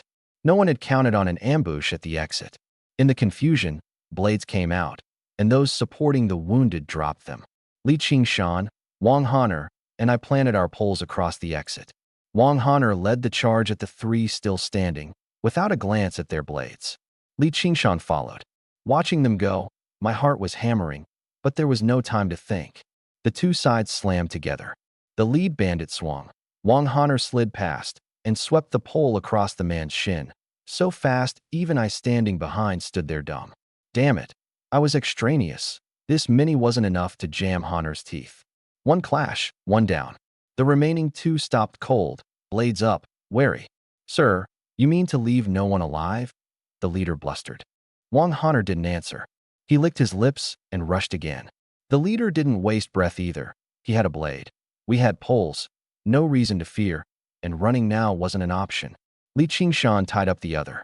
Watching the layout, it seemed I wasn't needed here. Piling on would just be in the way, so I picked up my pole and went to finish off the down men.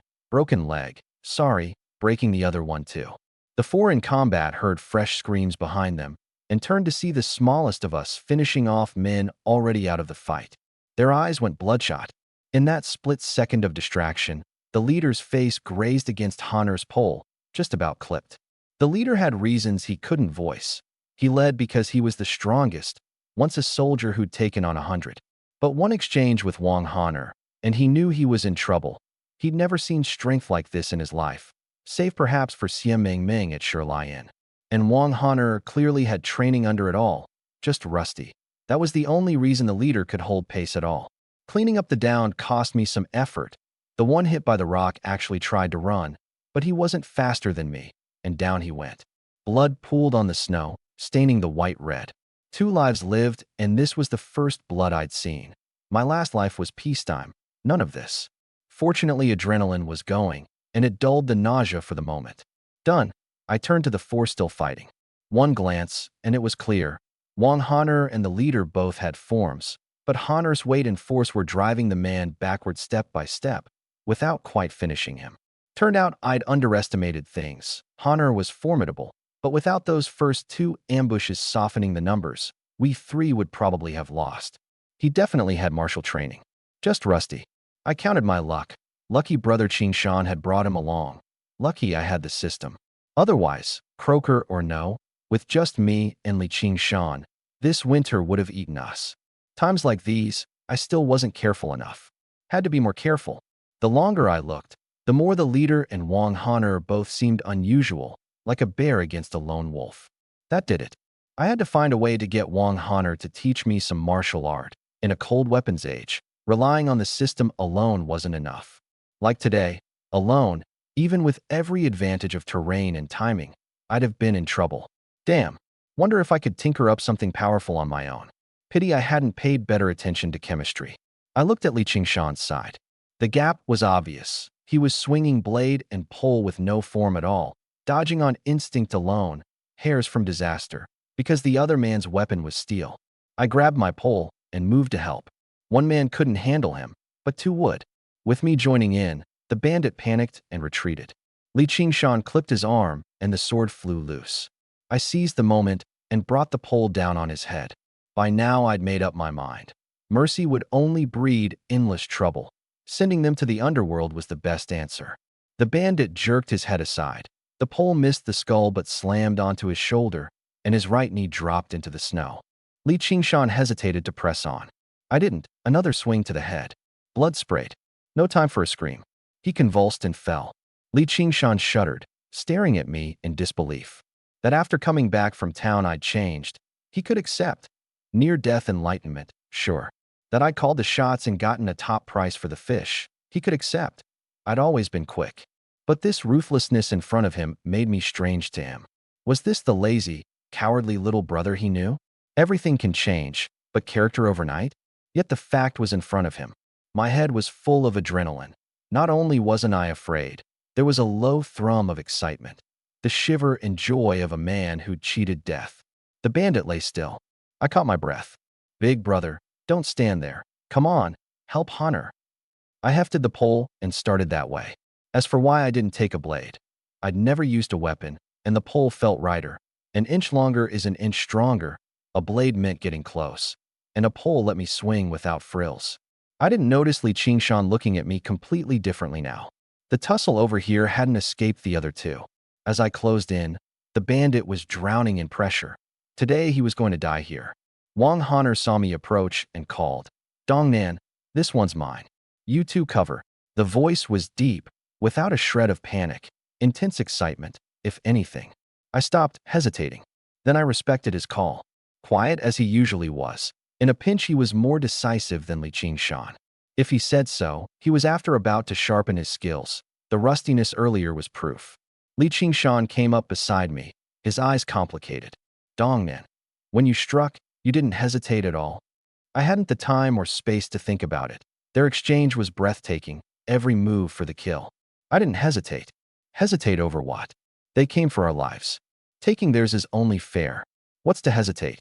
Famine winter, law of the jungle. Hesitation was death.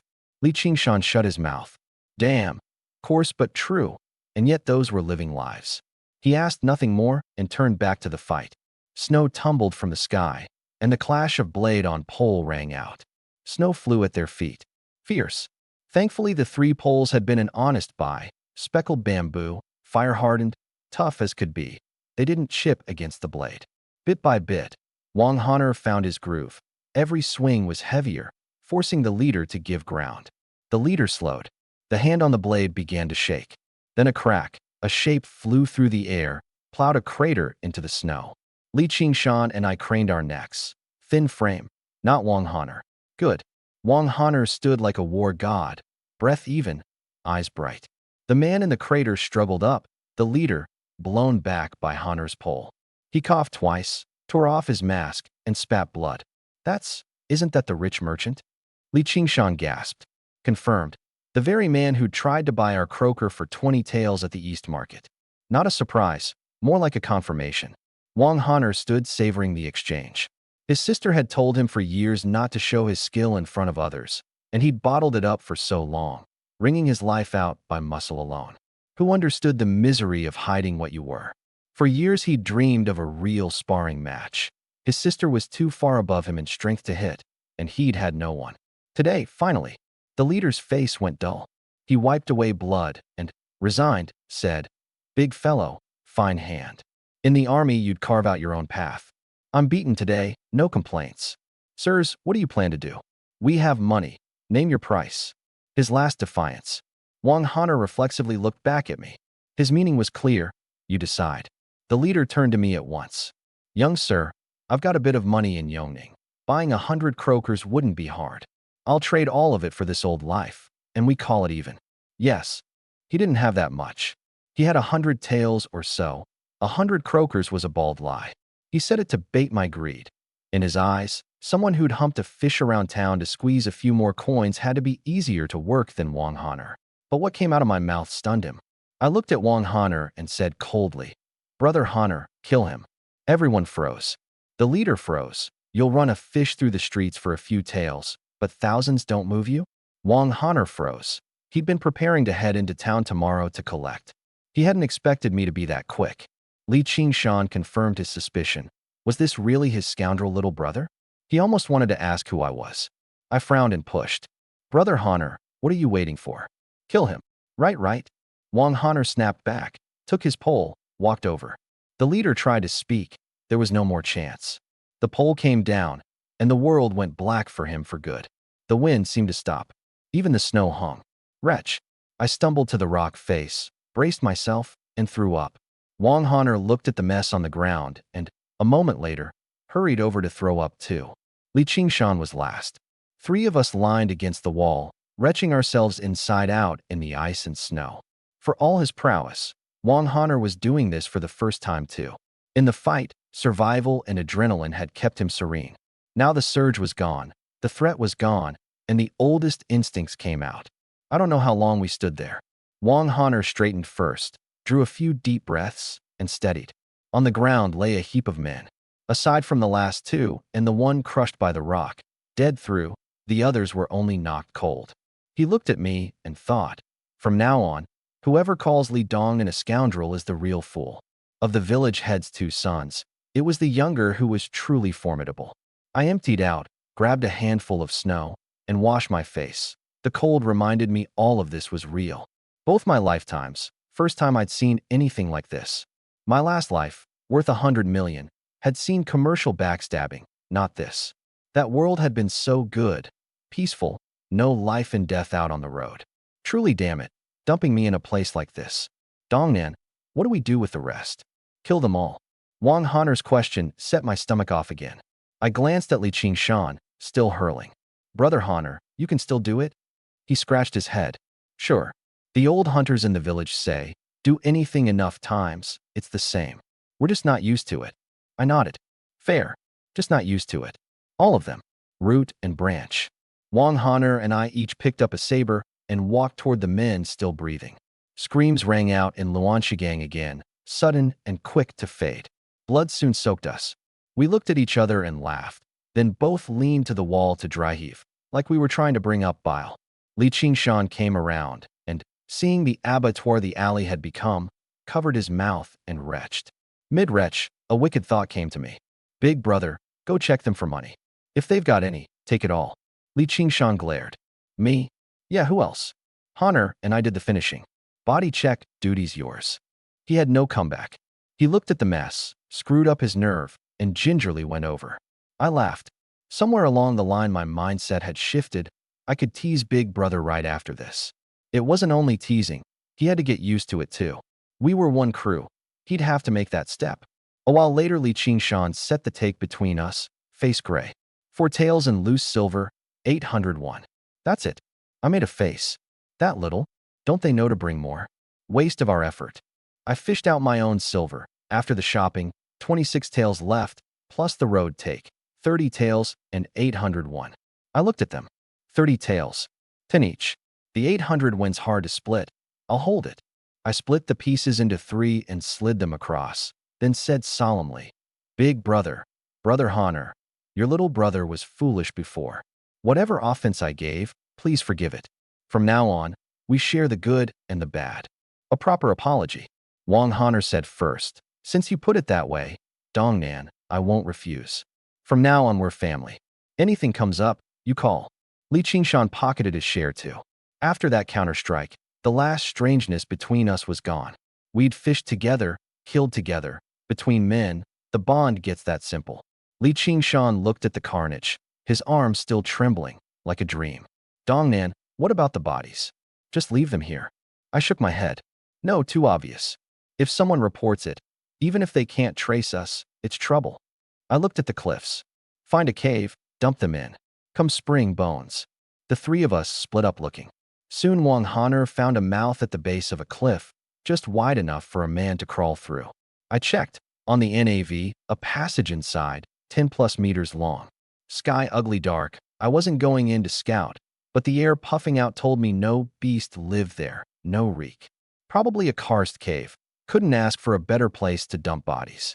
Here, get to it before dark. Half a stick of incense later, 7 live men had become 7 corpses, all shoved inside. I rubbed my hands. Brother Honor, plug it with a rock. Just in case. Wong Honor hauled over a boulder of a few hundred caddies. The man who juggled millstones had veins standing out this time. Mouth blocked, snow falling heavier, smoothing everything over. There was blood on us. Luckily, the outer layer was straw cape, and snow scrubbed it clean. We checked each other, then walked back to the goods. The 3 of us pushed on, heads down. Snow to the knees now, every step deep. The wind clawed through everywhere. Through the storm, Li Qingshan asked, Dongnan, when the merchant said he had money, weren't you tempted at all? His pin-up question, thousands of taels, even he'd been tempted for a heartbeat. Wong Honor wondered too. If I'd wanted to spare the man, he'd have gone along. I hauled my foot out of the snow and snorted. You believed him?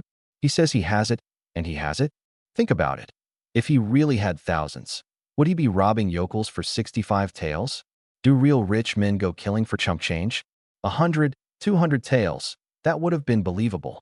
He blew the number too big. In all of Yongning, hardly anyone can put 1,000 on the table. His 1,000 was a stalling tactic. Even lies need proportion. The 2 saw it at once. Li Qingshan was embarrassed. How had he missed something so simple? The bandit, in a way, had never dreamed he'd die because he'd oversold the bluff. Full dark. Miaoshan village fell quiet. Only scattered plumes of hearth smoke rising from the snowbanks. Madame Wu curled on the bed with Nan Nan in her arms, glancing at the window now and then. Why wasn't Li Dongnan back? Nanan had asked for him several times before finally passing out. Wang Hohat was cursing quietly too, wouldn't say what he was up to. Gowa was sucking on a fishbone, his hands slick with oil, oblivious to his mother's worry. Widow Wang was watching the night as well. She wasn't worried about their safety. No one knew Wang Honor's ability like his sister. What she was worried about was that scoundrel Li Dongnan. Maybe he'd sold the fish and taken her brother out drinking and carousing. The more she thought about it, the more likely it seemed, and she was regretting letting Honor get mixed up in it at all. The pot of fish soup had boiled cold, then boiled again. She coughed a few times and made up her mind. When Honor got back, she'd grill him thoroughly, and if he'd been anywhere he shouldn't be, from now on she'd cut clean from those 2 brothers. I had no idea I was being trash-talked behind my back. Right then I was curled up on the load, dozing off. Nothing else to it. Snow was too heavy. We'd been through a nasty fight. Every step was hard. As dark closed in, Wang Honor had suggested I lie on the goods rather than plod along and slow us down. I'd been wanting to do exactly that. I just felt awkward using them like donkeys. Now that someone had said it first, what was I waiting for? So the 2 of them pulled the tow ropes up front and marched, and I lolled on top in comfort. After all the day's exertion, lying there, drowsiness crept up, though the cold wind kept snaking into my jacket. Cold, sure, but not having to slog step by step through the snow was luxury by the standards of hardship. Dongnan, look, Miaoshan's just ahead. Wang Honor called. I squinted and made out an outline in the distance. The snow stung my face, and I tucked back into the jacket. At the humble palisade at the village mouth, I flipped down. Split the goods and head home. Anything else, tomorrow. Prayed to every star and moon. Finally, back with a scare but safe. The 2 took the sled apart. Each shouldered his goods on a pole and split off. I stood outside my own gate looking at the NAV, 2 figures inside, one big and one small. A warmth stirred in me. I hadn't been in this world long, but this was home, wife and child. Even playing bandit hide-and-seek out there, I'd been thinking of them. Bloodlines were strange things. Even though I'd only usurped a soul, the tether couldn't be cut. The gate creaked open. Inside, Madame Wu's eyes snapped open. She gently set Nanan aside. She hadn't been able to sleep soundly without me back, staying alert the whole time. When she pushed the curtain and saw me standing in the kitchen shed with a pole load, the knot in her chest untied. "Why are you back so late?" she said, helping me set the load down. I gave a smirking laugh. "Why aren't you asleep already?" Couldn't sleep because I wasn't back. Madame Wu was still staring at the pile stacked like a small mountain and ignored the tease. "Where'd you get all this stuff?" I answered as I loosened my straw cape. Fished a lot yesterday, kept it at Brother Honor's. Went into town today, sold it for coin, traded for supplies. She marveled quietly. How much fish had it taken? I pulled out the loose silver from my robe and pressed it into her hand. Here, what's left after buying? You hold on to it. Then I turned to start the fire, dead tired, and I'd killed men. Something felt unclean on me. I needed to wash off. Madame Wu stood where she was, feelings tangled. From our marriage till now, this was the first time I'd handed her money, and this much. The cold weight of silver told her it was real. Watching my back as I bent to the fire, tears rolled down again. She'd cried more than once these past days, but this time it wasn't sorrow. It was something like happiness, so unreal she hardly dared believe it. I lit the fire and was about to boil water when I saw her tears dropping and my chest jumped. You were fine. Why were you crying? This woman was made of water, teared up at the drop of a pin. So I come back a little late. She shook her head and mumbled softly, head down. This is the first time you've given me money. Ah. I let out a breath, so it was that. I hadn't thought much of it. Honestly, having the coin on me was uncomfortable and I'd figured she'd keep it better, but I hadn't expected the reaction.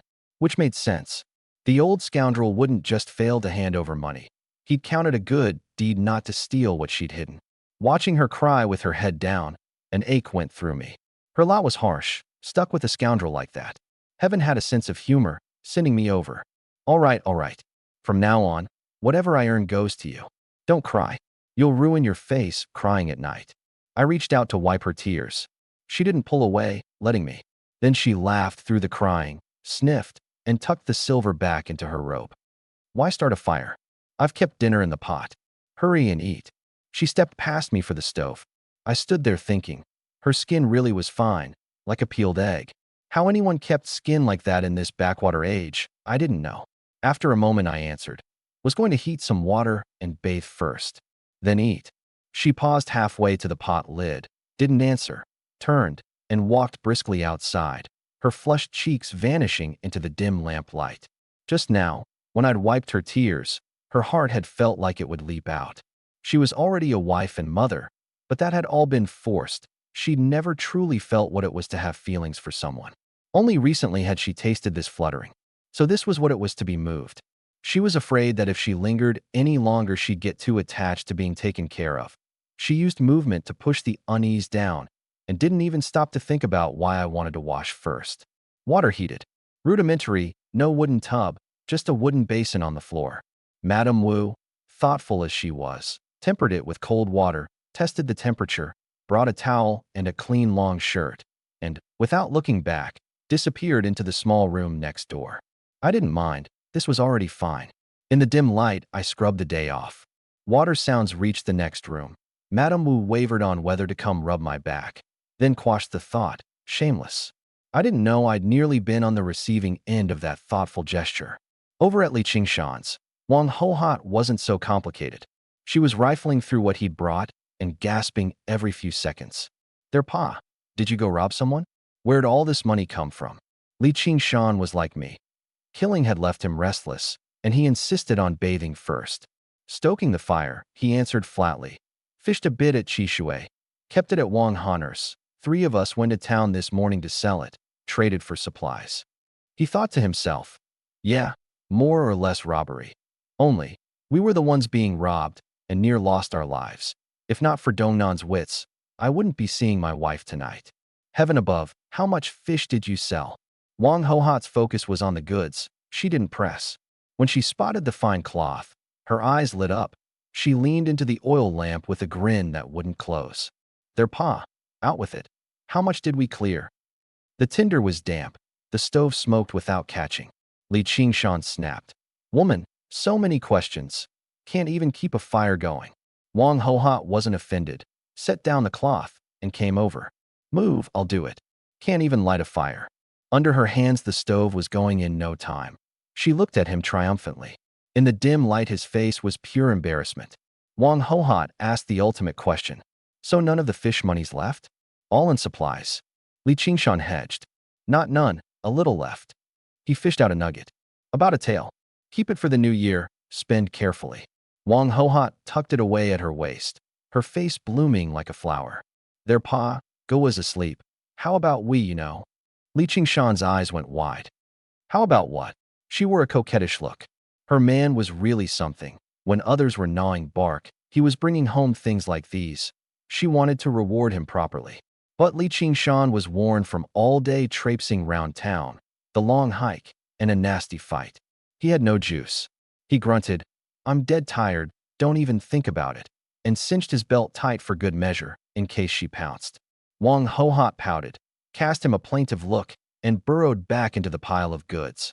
Li Qingshan exhaled. Close call. Another battle. Wang Honor was much the same. Dropped the parcels on the floor, tossed out "Sis, I'm bathing," and shot to the backyard. Bear-like as he was, no hot water needed. In the biting cold, he sluiced himself down with the frigid draw, wearing a look of satisfaction. Widow Wang looked at the goods heaped on the floor with a face full of questions. Pork, cloth, roast chicken, everything. Sounded like that croaker had brought good coin. She was the only one outside the three of us who knew. But as she sorted through, her pupils tightened. On the carrying pole, a rust-brown stain. Wiped over, but no one knew that shade better than she did. Blood. Fresh. She couldn't tell if it was beast or man. For a moment, a cold aura came off her. She didn't come back for a long while. That was a sealed-off memory, one she hadn't stirred in a long time. All she'd wanted was for Wang Honor to live a peaceful life in this little village, find a wife, have children, and pass the years like that. Now this old familiar stain was back. How could she not be shaken? No, when Honor came out, she was going to ask him straight. Li Dongnan was no good boy. She hoped he hadn't provoked anything he shouldn't have. The Great Shang dynasty was in a rare age of peace, and she didn't want this hard-won calm broken. Not long after, Wang Honor came back in fresh clothes, all excitement, and produced his 10 taels like treasure. "Sis, this is Dongnan split. You hold it. No worries this year." Widow Wang got more puzzled. All these supplies and 10 taels was no small sum. If Honor got that much, the two brothers had to have as much or more. One fish sold for that. "Sis, what are you spacing out for?" Widow Wang took the silver and asked gravely, "Honor, tell your sister straight. Aside from selling the fish, is there something else you haven't said?" Wang Honor startled. "Sis, how'd you know?" And that itself confirmed her suspicion.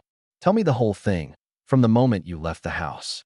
So Wang Honor told it, parading through town, the two taverns bidding each other up, and finally Li Dongnan's snap decision to sell to Shirlian. Widow Wang listened closely, then said, "So he wants a long-term arrangement. Shirlian has more integrity than Zuaxian Tower. From the parade to choosing the buyer, he'd planned all of it." Wang Hana nodded. "Sis, we all had Dongnan wrong before. He thinks fast. Brother Qingshan and I couldn't come up with any of this." Widow Wang didn't answer. She thought of the bell advice Li Dongnan had given at Li Weigong's, of the little thief who'd stolen the radishes, of the wall climber who'd nearly frozen to death. This kid was reckless, did as he pleased with no scruples, and yet was clever. That kind was the most dangerous. She just didn't know enough to judge yet. She glanced at Honor. His eyes probably already showed a liking for Li Dongnan. Whether that was good or bad, she couldn't tell. "Go on. Anything else?" Wang Honor went on. The big shopping spree, the bandits on the way home. When he said 7 bandits, Widow Wang's heart shot into her throat and her fist clenched. But there her brother stood in front of her, whole, so she didn't speak. "Sis, you don't know. The moment Dongnan saw the bandits, he had a plan. Used Luanshigang's terrain to pick them off one by one. The ambushes, the falling rocks, the finishing blows, all the way to Li Dongnan's unhesitating kill him. He told it like a storyteller, and it fell on Widow Wang's heart like a heavy mallet. When he was done, she was silent a long time, putting herself in the story. If it had been her, she'd probably have fled, or hidden, or left someone to hold off pursuit and gone for help. Any of those, and the ending wouldn't have been as good as this one. Unhurt, 7 dead, their coin taken. Almost magical. Honor had training, all right, but the two brothers were rank amateurs. Looking at her brother's fervent eyes, she understood why he was so taken.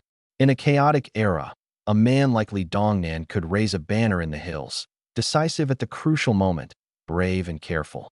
She caught a whole question. If Li Dongnan didn't watch the bandits, how did he know precisely when to strike? Wang Honor scratched his head. Maybe his hearing's real sharp. He always spots the enemy before we do. She fell silent again, brows knitted. Was that it? Nothing else explained it. As sharp as she couldn't imagine Li Dongnan had a system on him. Not in a lifetime would she guess that. Once she had the whole story, she said, "Eat first. You must be hungry." Wang Hanner relaxed and pounced happily on the table, palm-sized chunks of fish going in and clean bones coming out. While he'd been bathing, Widow Wang had been chewing over the blood. If they'd angered officialdom, this village of over a decade might have to go. Luckily, it was only bandits, so she stashed the idea of moving. But her heart wasn't calm. Li Dongnan was decisive at killing, sharp, and unscrupulous. Should she let Honor keep close to him? She couldn't decide yet. A shade of worry had entered her eyes. Honor, head down eating, saw none of it. That night, some couldn't sleep, and some slept deep. Widow Wang listened to the snore from next door and couldn't nod off. That sound that had once given her a sense of safety was now a weight. I, on my side, slept sound. Nan curled against me. This was the warmest place in this world. Next day, I opened my eyes to those pure eyes. Yesterday's troubles felt like nothing. Nan piped, "Daddy, when do you get back?" Last night when Nan was asleep, father and daughter whispered, and Madame Wu woke too. I met her equally clear eyes. "Bought cloth for you and Nan yesterday. When you have time, make it into clothes." Madame Wu shrank her neck. "I know. I got a bit awkward. Give me 5 taels. I've got something to do." Yesterday, I'd only thought about setting her mind at ease and forgotten I had real business today. Should have kept some back. Madame Wu paused, then handed me some still warm nuggets. "What are you doing?" "Going to redo the East Room. When you get up, cook a few dishes to feed the workers." I flipped out of bed, kissed the little one on the forehead, threw on my jacket, went to the kitchen shed, reheated fish soup and one of Madame Wu's flatbreads. Breakfast. I told the two of them a few things, downed the soup and bread, and pushed out the door. White everywhere, breath into fog, but I was fired up. Soon I was at Li Qingshan's. Wang Ho hot, buoyant with joy, was up early, washing clothes in the yard. She sprang up warmly when she saw me. "Erlang's here. Come in, eaten yet? If not, sister-in-law can whip something up." Nothing like a village fishwife. Now she looked at me like a god of wealth. Since I'd come to my senses, she'd caught plenty of benefit, and last night's pile of goods had sealed her over. If anyone still dared call me a scoundrel to her face, she'd fight them. She was even wondering, Widow Wang's wall had such good feng shui. Should she have her own husband climb it too? "Sister-in-law, I've eaten. Where's my brother?" "Just up, still eating." She led me in. Li Qingshan and Goa were at the stove. He had fish soup. Goa was gnawing roast chicken. Goa, stout little thing, stood up and generously tore off a drumstick and handed it to me. "Uncle, have a drumstick. Daddy brought it back from the county town yesterday." Li Qingshan cuffed his head in mock jealousy. "That's from your uncle. He told me to buy it for you. And here you are showing off." I rubbed Goa's head. The thought was enough. Li Qingshan looked at me. "Erlang, something up?" "Yeah, I want to redo the room. Come lend a hand." He nodded, ate quickly, wiped his hands on himself, and said, "Let's go." On the way out, he told Wang Ho hot, "Getting the room redone today. If you're free at noon, go help sister-in-law over at Erlang's." "Right." Out the gate, Li Qingshan asked, "Erlang, your house is fine. What are you changing?" "Not a great time to build in the dead of winter." I shook my head. It was because of the cold that I wanted to build. Every night, Nan clung to me for warmth. In weather like this, without setting up a Dongbei-style heated brick bed, I wasn't doing right by my 21st century self. "Big brother, just do as I say. Whoever's the best bricklayer in the village, please invite him. When the bricks arrive, have him come. Wages paid on the spot. I'll go to Brother Honner's to borrow the donkey and haul bricks. Meet you at the village mouth." Li Qingshan didn't quite understand, but the me now was different from before. He wasn't worried about my messing about, and went off into the village to fetch him. Aside from home and Li Weigong's, no place in the village was more familiar to me than Widow Wang's. I'd been born there. Calling her a wet nurse wouldn't be a stretch. Soon her wall came into view, and I found myself thinking, climb it one more time, take another fall, would that send me back? Ridiculous notion. I shook my head, probably a one-way ticket. I walked to the front gate. The scene in the yard was jarring. Wang Hanner, dressed thin, was hoisting that millstone up and down, still stunning every time. Widow Wang was scrubbing laundry off to the side. I swallowed and quickly looked away. A brother sister, staring wasn't proper. Brother Honor. Wang Honor turned, saw me and grinned. Dong Nan this early? He set the millstone down and came to open the gate. Widow Wang glanced at me and went back to work. Only her strokes softened, and one ear was clearly cocked toward the gate. Brother Honor, want to borrow your donkey cart to haul some stuff? Ask your sister if it's all right. Wang Honor turned. Sis, taking the donkey cart out. Widow Wang rolled her eyes. Was this bumpkin asking me? But still smiled. Go. Come back early. Wang Honor took me to the backyard. The donkey was well kept, the pen clean. He hitched the cart smoothly and boasted. See, our donkey's well raised. I nodded. It is, look at that round belly. Passing the front yard, I thanked Widow Wang without daring to look around. She answered. We drove out. Dong Nan, what are we hauling? I laughed. He was only asking now. That was full trust. Great. With this big guy along, anything was easier. Bricks. Redoing the stove. Know where they sell them? I do. Next village over. East End. There's a kiln. I know him. Our wall was their brick. Then there we go. I bundled my collar tight. So cold. And thinking of the Kang stove, I felt warmer inside. Wang Hana hopped up too. The donkey buckled a bit and brayed, clearly unhappy. Villagers greeted us on the way. Mostly Wang Hana. The big guy was way more popular here than I was. Fine by me. I smiled back for once. At the village mouth, Li Qingshan joined us. Erlang, old Wang the mason agreed. Brick show, he shows. Good. I hunkered on the cart, not wanting to move. The next village wasn't close. Half an hour of jouncing later, my rear ached, and finally the palisade emerged from the whirling snow, Mile Village. Even here, people greeted Li Qingshan and Wang Hana. Only I got curious looks. Compared with Miaoshan, houses were packed tight, not spread out house to house like ours. Soon the kiln appeared, an actual kiln, a hole hollowed into the mountainside, a wooden door, a firing mouth below. Simple. Bricks stacked at the entrance. I picked up a couple, hefted them, dropped them on the ground. Weight and hardness both fine for a Kang. Clearly hadn't been fired in a while. Weather like this, feeding oneself was hard. Who was buying bricks? Wang Hana called out, and an old man came out chuckling. When he saw the donkey cart, his mouth split from ear to ear. Hana, dead of winter, and you want bricks? Yep, uncle. My brother wants some. Give us a good price.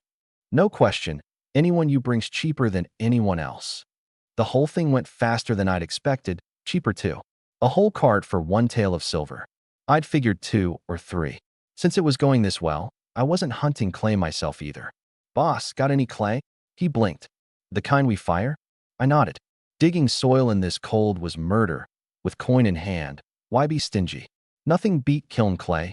Mixed with stove ash, it was the best mortar going. No cement, so this was as good as it got. The old boss hadn't dreamed anyone would buy dirt. Delighted, he thumped his chest.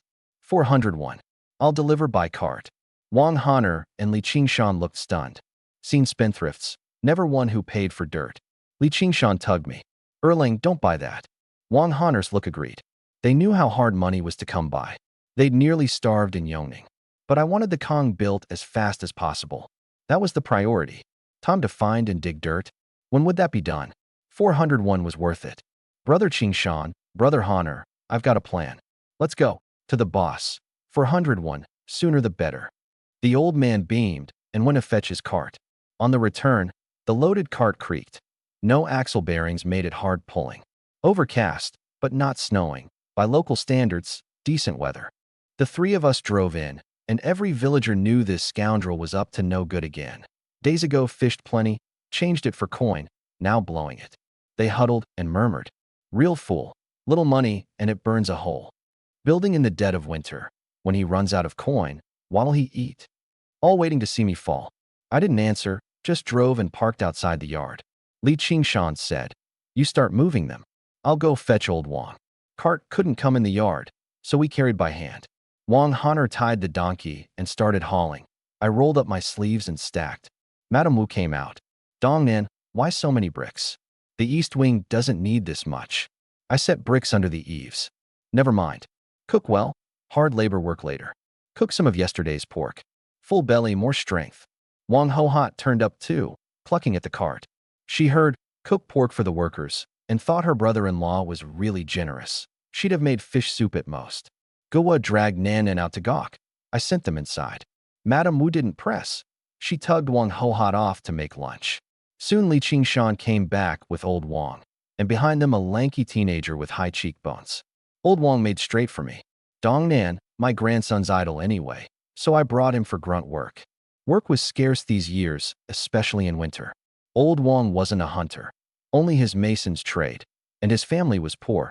He wanted to feed the boy and pass on some skill. I smiled. Just saying we're short-handed, perfect timing. Old Wang relaxed and called to little Wang. What are you standing there for? Move bricks with your brother Han or move.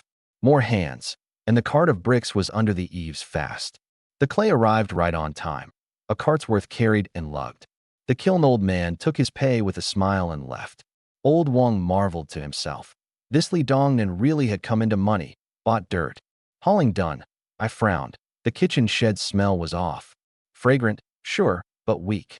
I stepped in and saw why. Only a few scraps of pork in the pot. Madame Wu thought I was hungry. Almost ready. I shook my head. Not enough meat. Wang Hohat chimed in. Enough. 2 pieces each. I did the math. I didn't laugh. 2 pieces each wasn't enough. I took a knife, went to yesterday's trotter, and cut off a big chunk, handing it to Wang Hohat. Sister-in-law, cook it. All hard labor. Needs fat. Both women were stunned. Was this how one lived? Meat was for festivals, not just in village. Even townhouse gentry balked at putting it out for guests.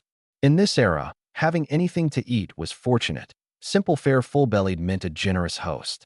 Madame Wu winced. Dongnan, this much is fine. No one hosts guests like this. I shook my head. Full belly, real work. Those few pieces won't fill a tooth gap. Boil more fish soup too. I'll get to it. I turned for the east wing, my head all calm. 2 women left staring at each other. Xiao Yu, cook it or not? Wang Hohat ached over the meat. Madame Wu bit her lip, sighed. Cook it. Listen to Dongnan. Wang Hohat muttered. Not that I'm calling you out, but you spoil him. No one hosts like this. A few days of good living, and this much waste.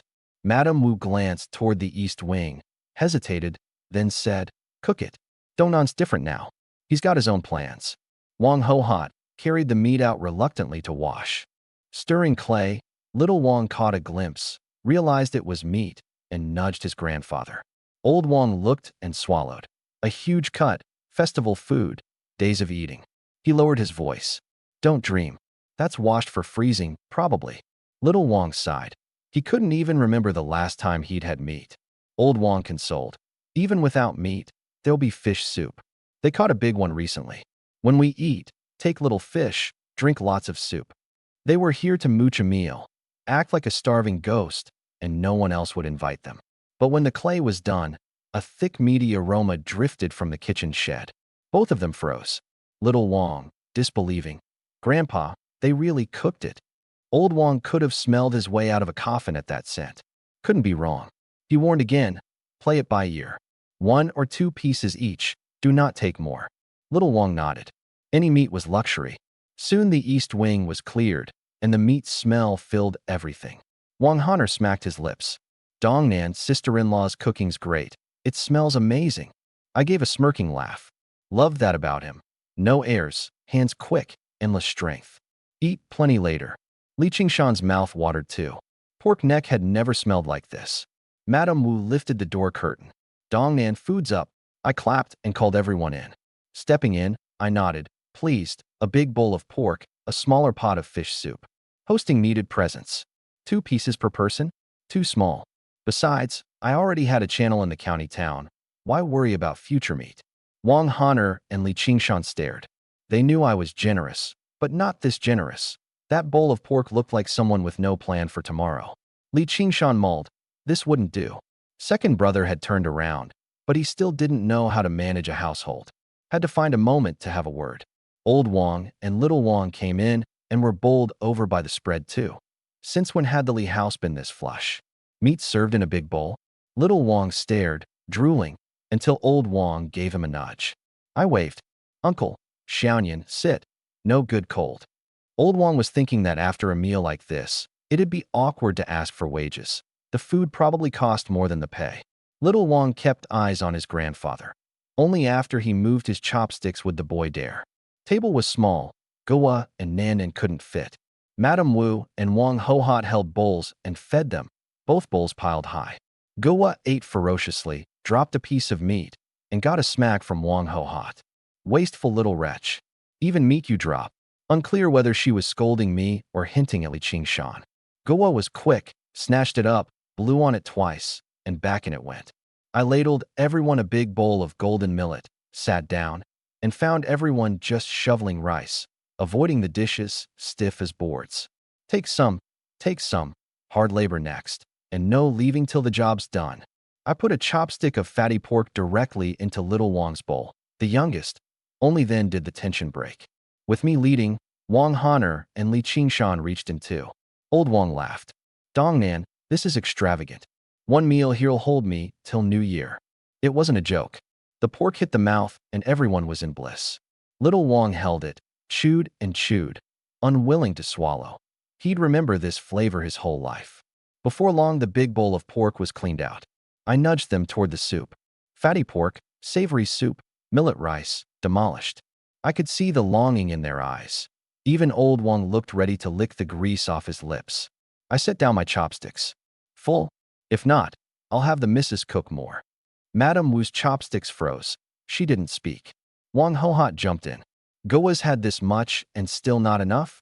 Kid wants seconds, and shoved a bite of fish into Goa's mouth. Goa beamed. The rest of them chorused politely. Enough, Dongnan.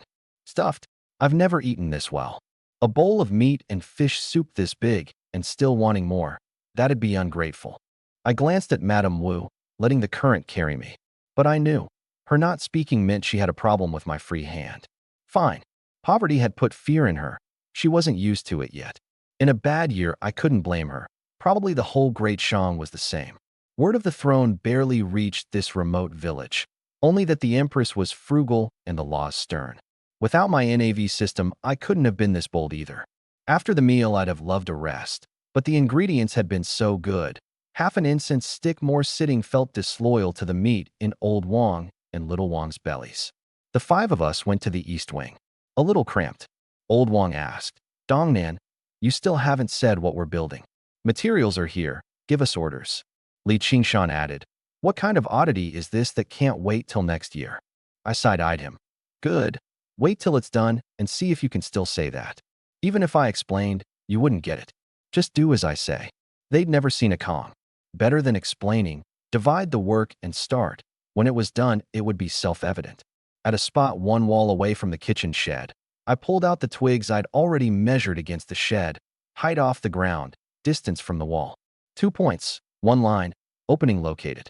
I sketched the hole on the wall with charcoal. Everyone got more puzzled, but didn't press. I straightened. Brother Honor, Brother Qingshan, you two have the strength. Chisel this hole through. Careful, don't oversize it. Don't damage the wall around it. Wang Honor's eyes glinted. Chiseling's easy. This is a perfectly good wall. Sure, I made a big sweep with my hand. Chisel. Right on. Watch me. Wang Honor grabbed chisel and hammer, a spark of excitement in his eye. Not much for masonry, but breaking things? He'd have a go. Li Qingshan opened his mouth several times to speak, then closed it. This was Li Weigong's 3-room house, built with hard-saved coin. Chiseling a hole through it, what a waste. But seeing me all fire, he finally joined Wang Honor and set to work, grunting. Wang Hohot and Goa were watching from the doorway.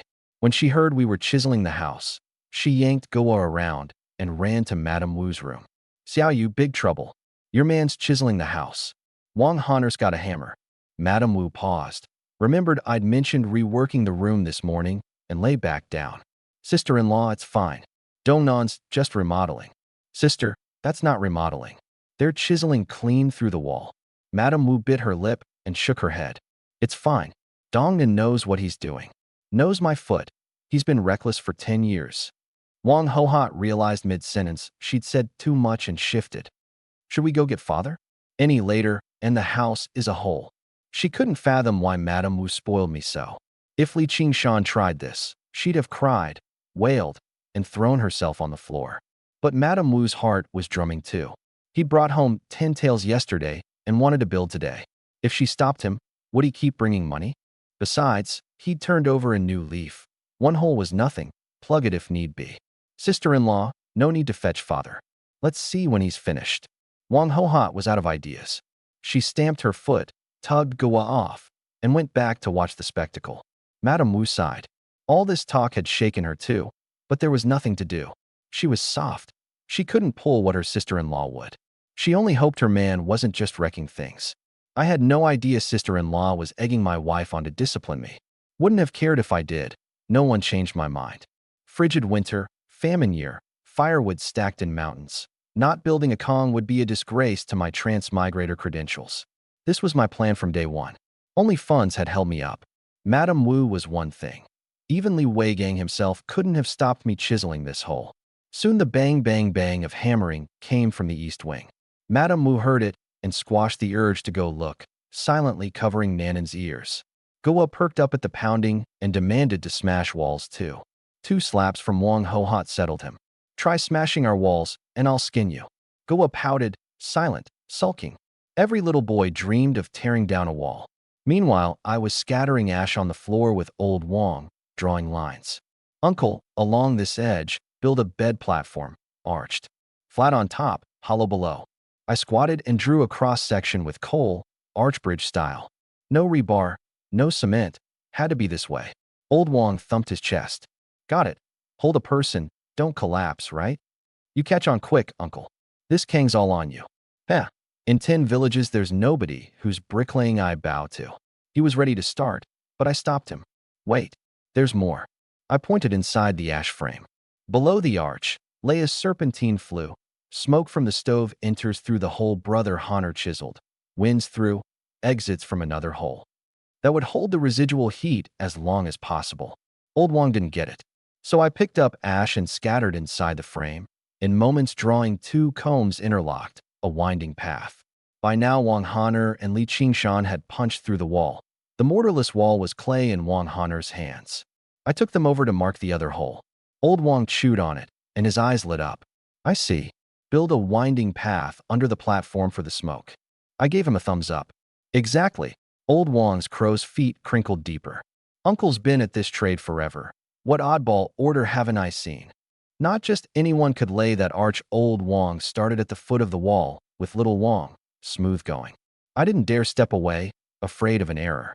The other hole was soon through, and I waved Wang Honor and Li Qingshan to rest. You can't help with the rest. Old Wang's got it. Wang Honor scratched his head. Then I'll take the donkey home. Come back later to see how the platform's turning out. Wang Honor drove home. Widow Wang asked, Eaten? No worries, sis. Helping Dongnan means eating well, meat and fish, like New Year. He smacked his lips. Widow Wang made a face. Scoundrel through and through. No fortune could survive that. But she was curious. What's he borrowing our donkey cart for in dead winter? Wang Honor stashed the donkey in the backyard, then came in. Sis, you won't believe it. Dongnan's building a bed. Smoke goes underneath, top gets warm. Calls it a huokong, fire kong. Don't know if it'll work. I've got to go see. If it works, I'll build you one too. And he was off, cheerful as ever. Widow Wang was left staring. Smoke going under, top gets warm? She reached out and touched the edge of the stovetop. Yes, a wave of heat. Actually, it wasn't impossible. That scoundrel really did seem different. From the warning bell to this Kong, the ideas kept coming. His head worked better than most. She was curious whether it would work too. A pity relations with Li Dongnan's household weren't warm.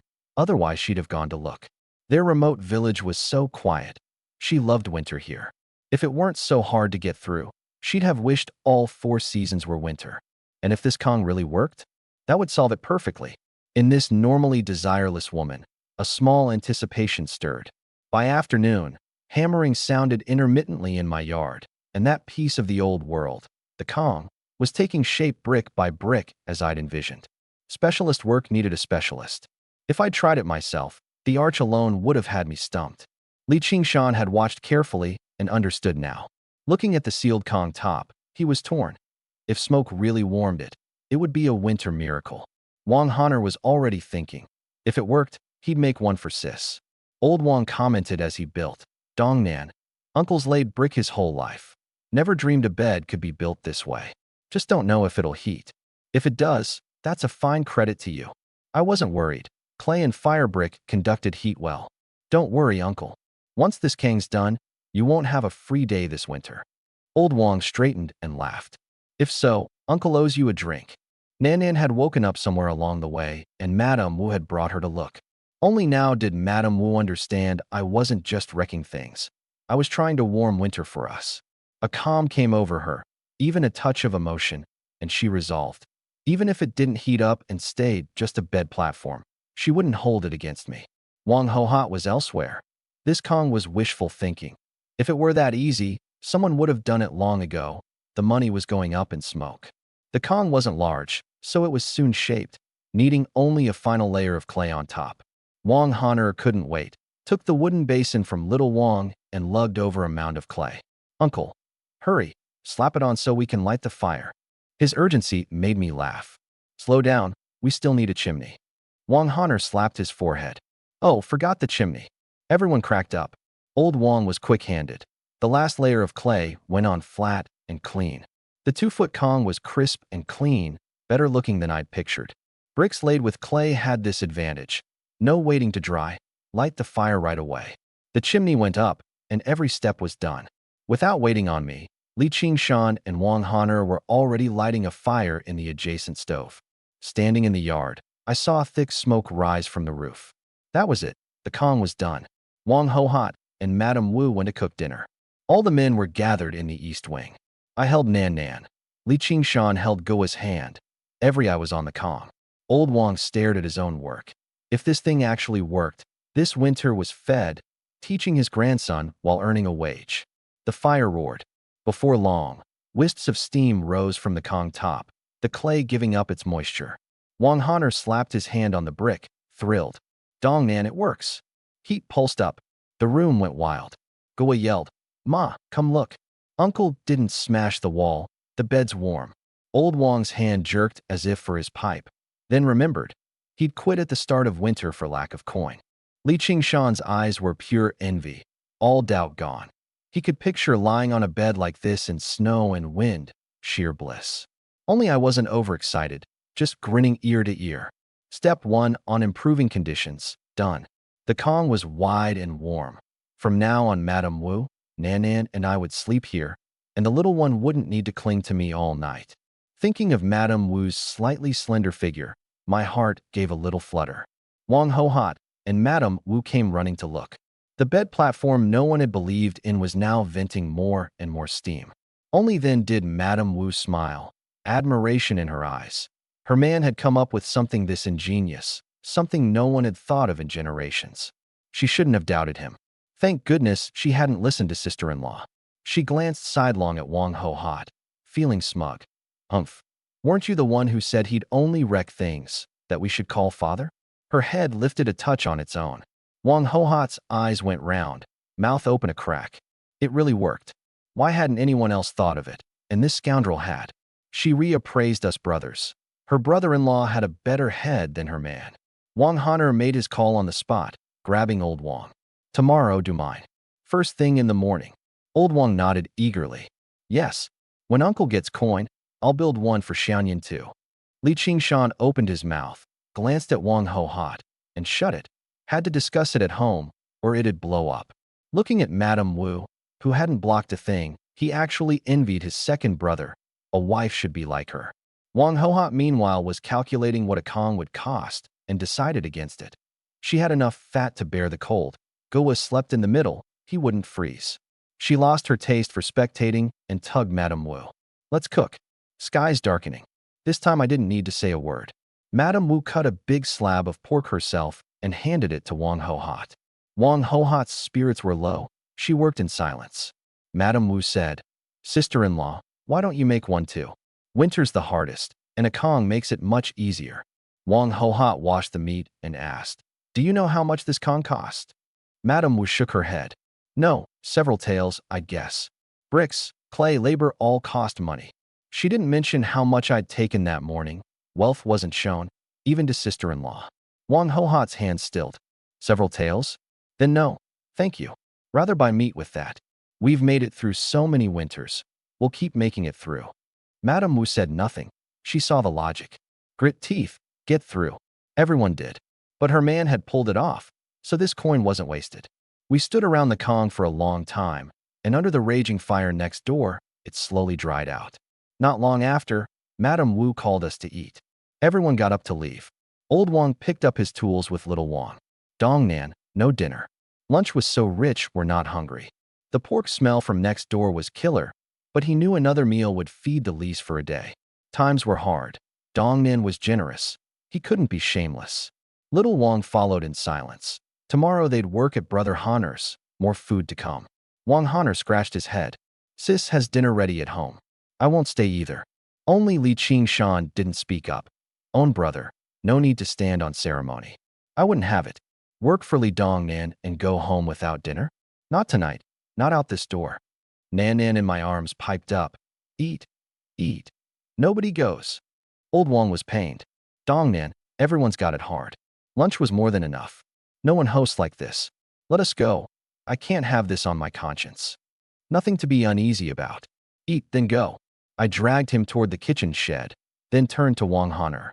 Brother Honor, don't play polite. I'm not paying you for the donkey cart. Half pushed, half pulled, they all came back into the shed. Same recipe as before. Greasy pork trotter, milky fish soup, heaping millet rice. This round they weren't so stiff. All that was missing was a couple sips of liquor, but I hadn't seen liquor in this world yet.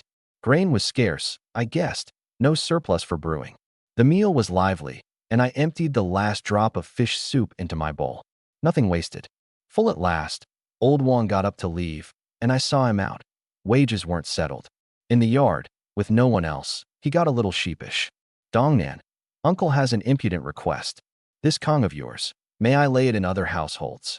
In this age, any technique was the master's livelihood. A workman needed the owner's leave to use it elsewhere. Sure, he'd laid it, but without my idea he'd never have thought of it. Rest easy.